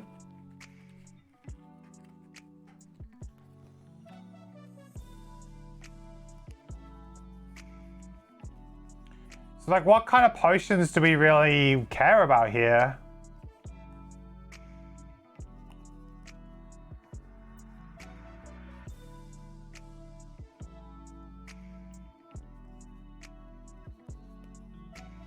I mean, what is a good potion?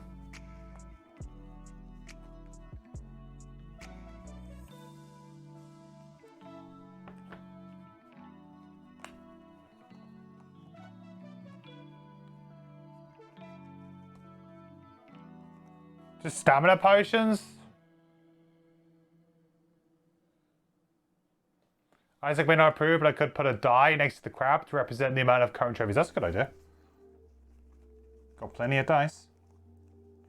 Yeah, what do we think is like a good potion?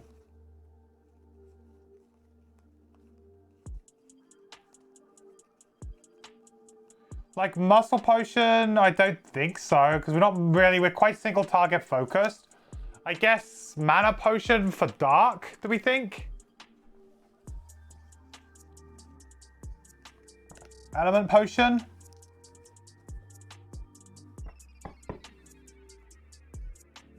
Creates dark element for us, which is pretty important.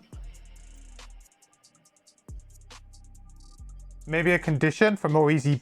Yeah, I've got poison. I've got a wound one and a poison one.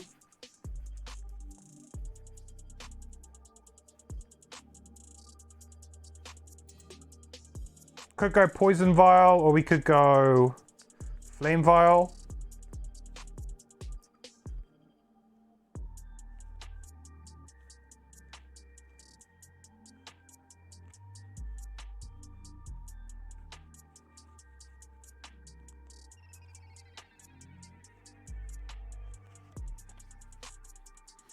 Stamina for Trapper. Yeah, I think that probably makes more sense.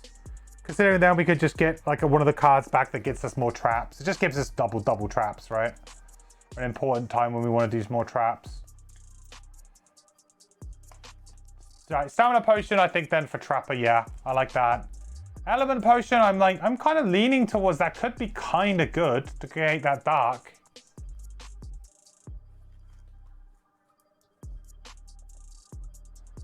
Because if we don't have trophies...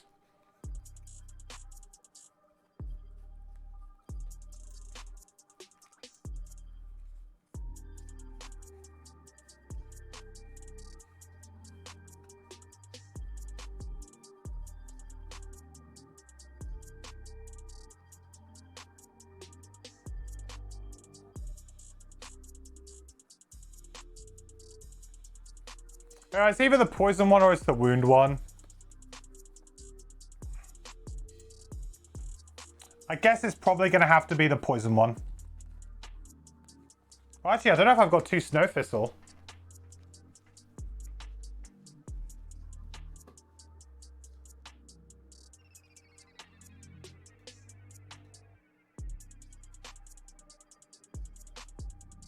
Oh, I got 3 Snow Thistle. We're good. Okay. Poison vial. Stamina potion.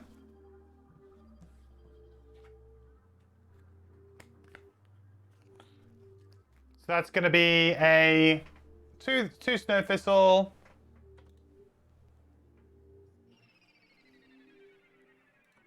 A Quartz Cap.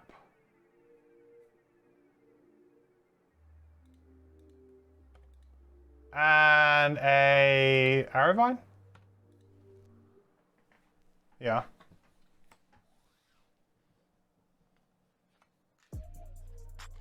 Nice. Okay. Happy with that. All right, so that's all done now. Right, good. We can finally go to sticking things down. Sticky. I think this is the ones we need to do, right?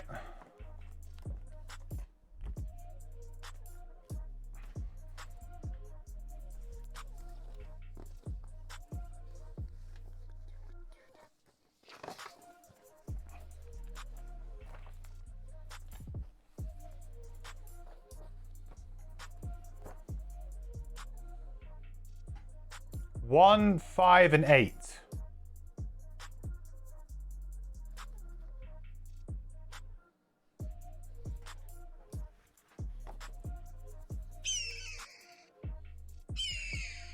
One. Page 8.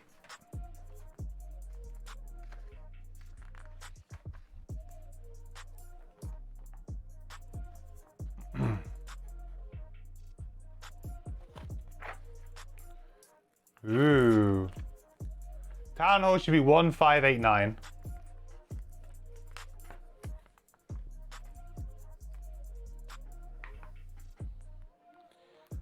Okay.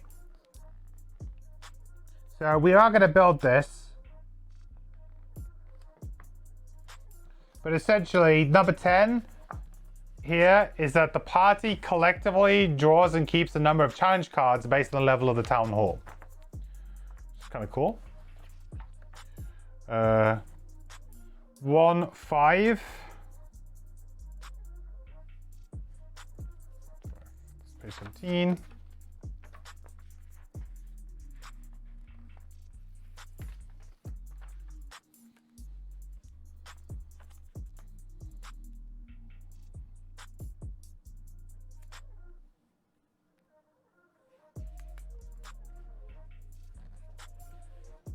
Okay.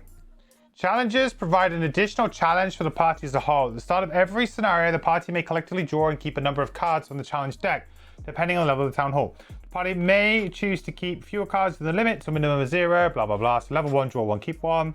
Each card kept will apply a modifier to some aspect of the scenario. If the scenario is completed with the applied modifier, the town guard will gain 1 check mark tracked on the campaign sheet. For every set of 3 check marks, the town guard will gain a perk. Up to a maximum of 15 perks for 45 check marks. A challenge card has the following: a thematic title, details of how the modifier affects the scenario. Interesting. Okay, that's kind of cool. That's pretty neat.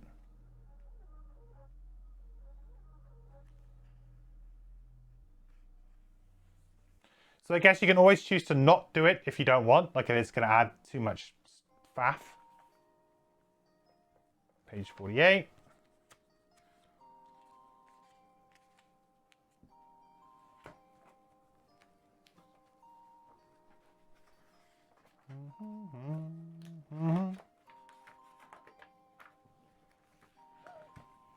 Good stick.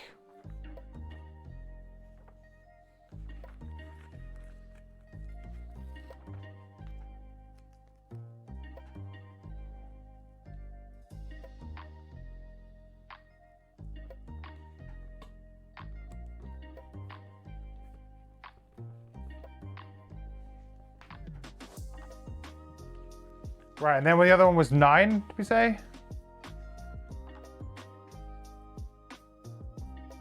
Page 55.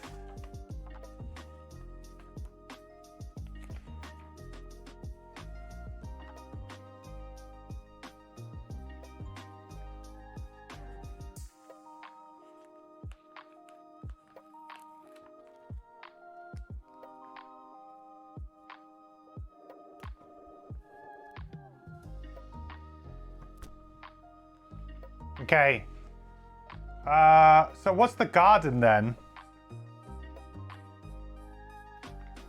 Sticker 10. Page 62.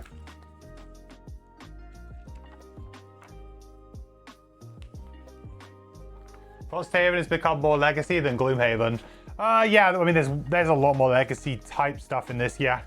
But you did have stickers, I think, for the rulebook, didn't you, in Gloomhaven? No, it's been... Did we not? Can't remember.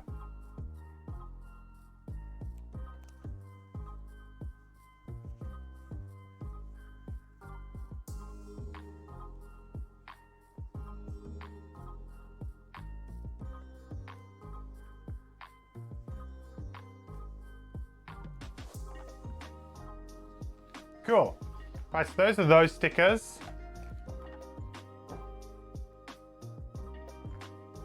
Great job. So now we go to construction. So we could lose morale here to try and construct 2 things, but I don't think we can. We've only got enough gold to do 1 thing anyway. So we'll just do 1 thing this time. And we are going to build the town hall. So I guess I should probably put these stickers on as well, huh?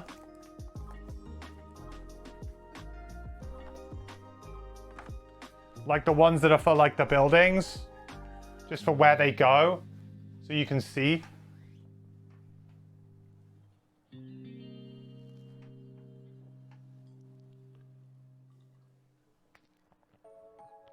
Yeah, all the level 0 stickers, yeah.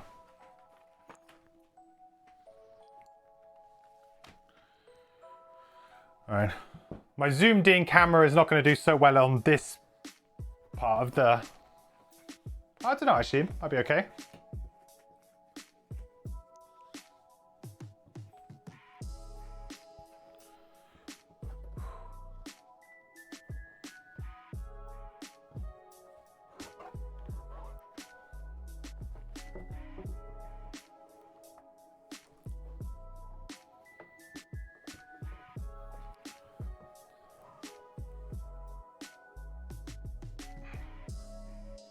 How can you guys see? I don't even know where it is.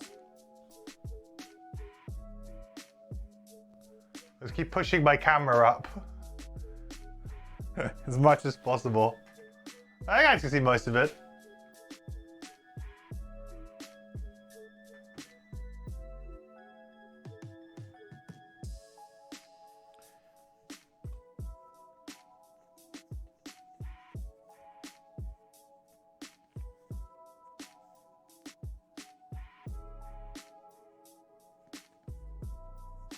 Huh?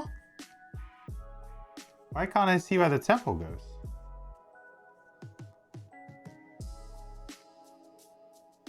Being blind? What the heck?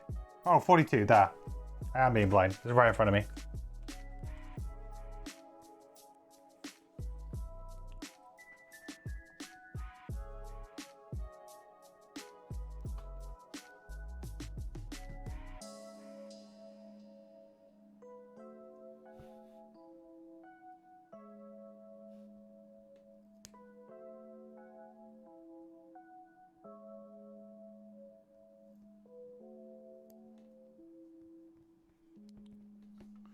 Temple.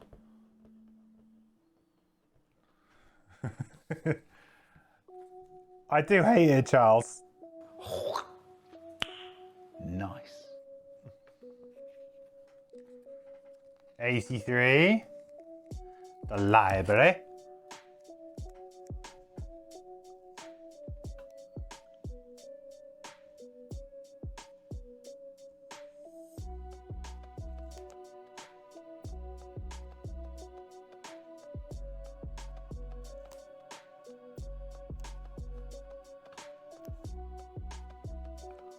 Oh, not too shabby.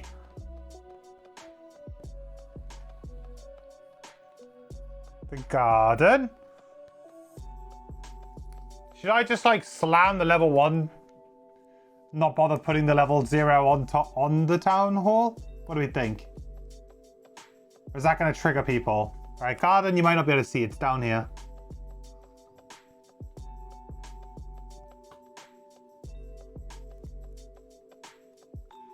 Hang on a minute. Where's that supposed to go? The garden is very confusing. It doesn't seem to fit. What? What is that then? Oh, there? Are you kidding me? Oh, it is. It's like that. That's weird.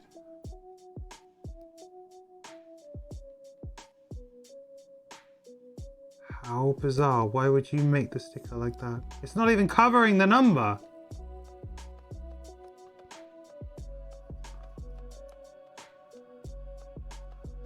That can't be right. It's not even covering the number. Dude, what?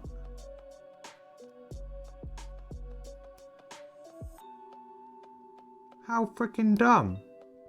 It doesn't even cover the number properly.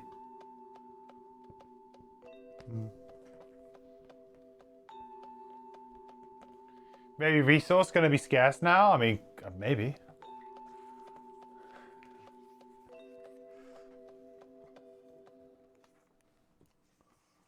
It's illegal for me to not place the level 0 sticker on? Okay, well, I don't want to get arrested by the Gloomhaven police, Frosthaven police. Oh, it's on a...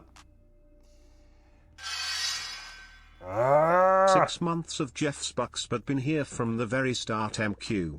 You're a legend. Oh. Hey, dumb boy, how's it going, buddy? Good to see you, man. Hey, it must be like, you just woken up? You like on the... You on your commute in?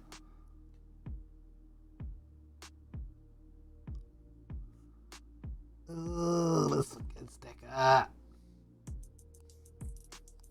Well, obviously it goes against the fold.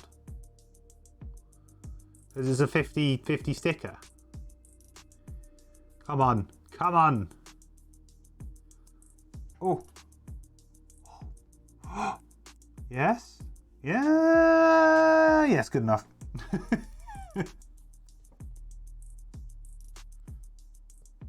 Yeah, it's good enough. I mean, we're sticking over it now anyway, right?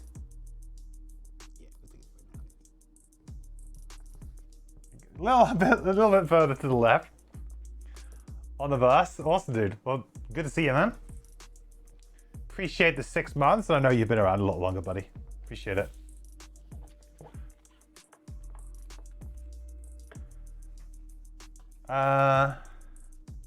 Okay, so we've done them. Now we're going to do the actual leveling up. So we're going to pay 10 gold.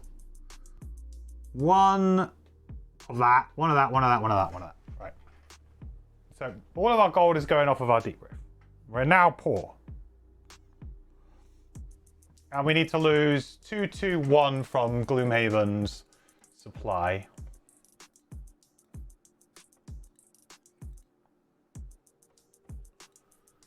And we're going to play the level 1 town hall. And guess what? It's another 50-50 sticker. Name it. Oh, this one's a little bit nicer though. This one's a little bit easier to apply. It's kind of got the... Yeah, this one kind of does match up quite nicely actually. Just need to get that flat stick. Come on, you got it. You got it. You got it. That's the one. There it is. Oh, come on. So close. So close. Come on. Yes. Yes. Yes. Yes. Okay. Maybe slightly out, but like, that's fine. How was the scenario today? We did play a scenario today. We spent the whole stream retiring, creating new characters, ready for the next stream. Bam, jamming in there. What a beautiful town hall. So we built the town hall. That gets us +1 prosperity. Ooh. And we get 189.1, which we'll quickly do.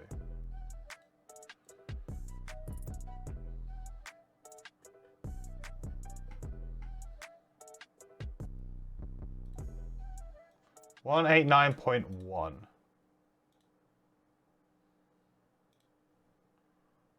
Four hours of admin? Yeah, pretty much. Pretty much.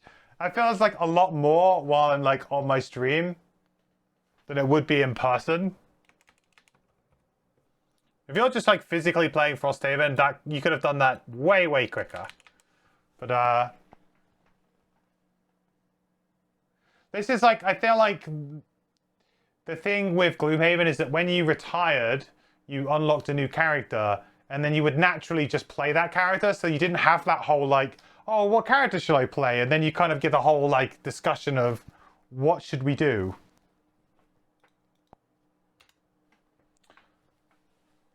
Which characters are we starting now? We're playing the Deep Wraith and the Trapper. So, which is Kelp, and I think it's just Trap, or is it Target? I don't know what the code name is for that. 189.1. Bureaucrats! Nothing but forms and stamps and a waste of my time! An old man trudges out of the new town hall into the snow, leaving the wooden door wide open. You step inside to get a look around. The interior is nicely appointed with the trappings of rural government. Broad antlers are mounted high up the walls, and a tall countertop divides the room between visitor waiting area and employees. Behind the counter stands an inox with a monocle on a chain, reviewing paperwork. Close the door! Got enough cold outside, don't need it in here. He says without looking up. Eventually he sighs. Alright, got business or just ogling? I'm Glyn, the records keeper for Frosthaven. You must be... the janitors? You let him know you're mercenaries interested in work. Yeah. Slim pickings in the north, huh? You're not sure if he's referring to the work or your group. He sorts through some paperwork on the countertop. Ah, here we go. Captain Olmsted told me to find someone to test out a few things next time they're outside the walls. If you want that, you're welcome to try. Until something better comes in. Rewards. Add events. Summer Outpost 59. Summer Outpost 62. And Summer Road Event 38. Oh, wow. So it's just like a bunch of events going into the summer decks. All right. We can do that. 59.62.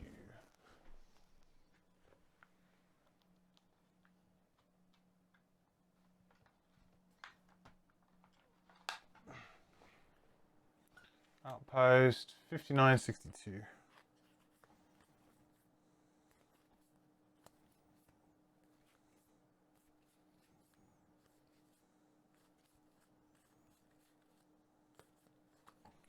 $59.62.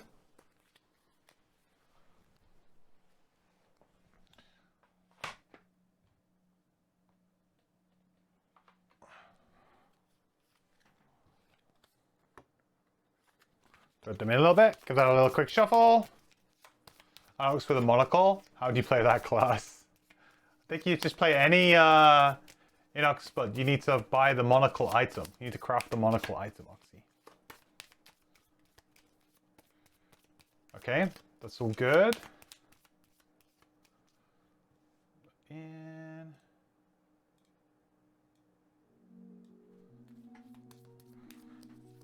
And then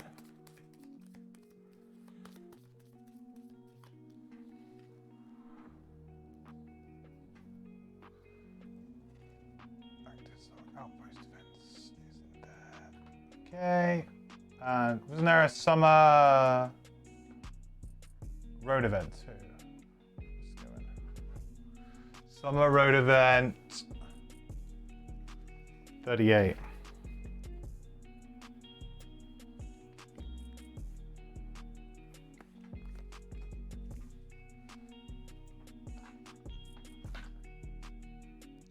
I can't tell you how happy I'm going to be when there's Frosthaven Digital.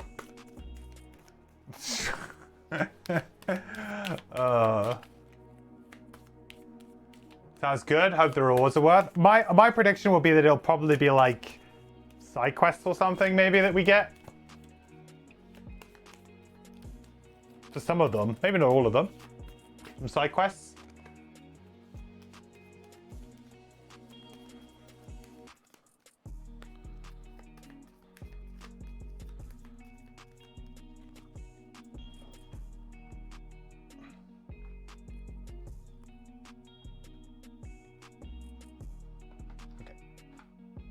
They are in there now too.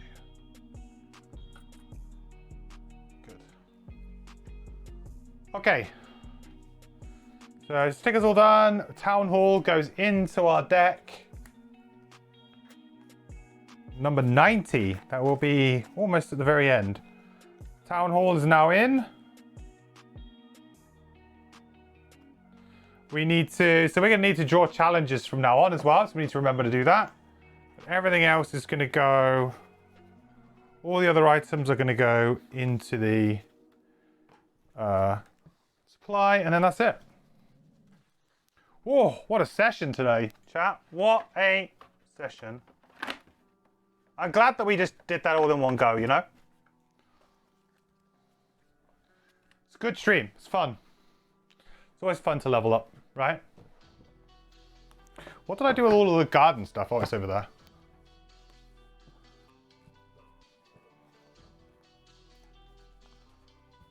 Need to draw now, right? What, the challenge? No, we draw challenges like battle goals. So it's like during the process of setting a scenario up, I think. Or at least that's how I'll do it. Even if that's not necessarily exactly the ordering, I think we just do it when we're just about to go into a scenario, right?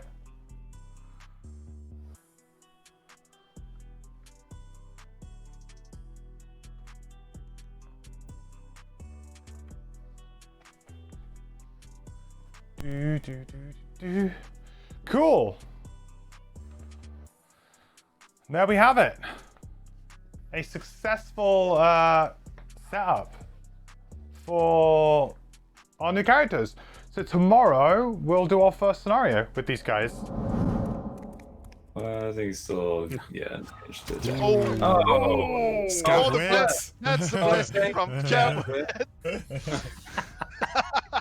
Yeah.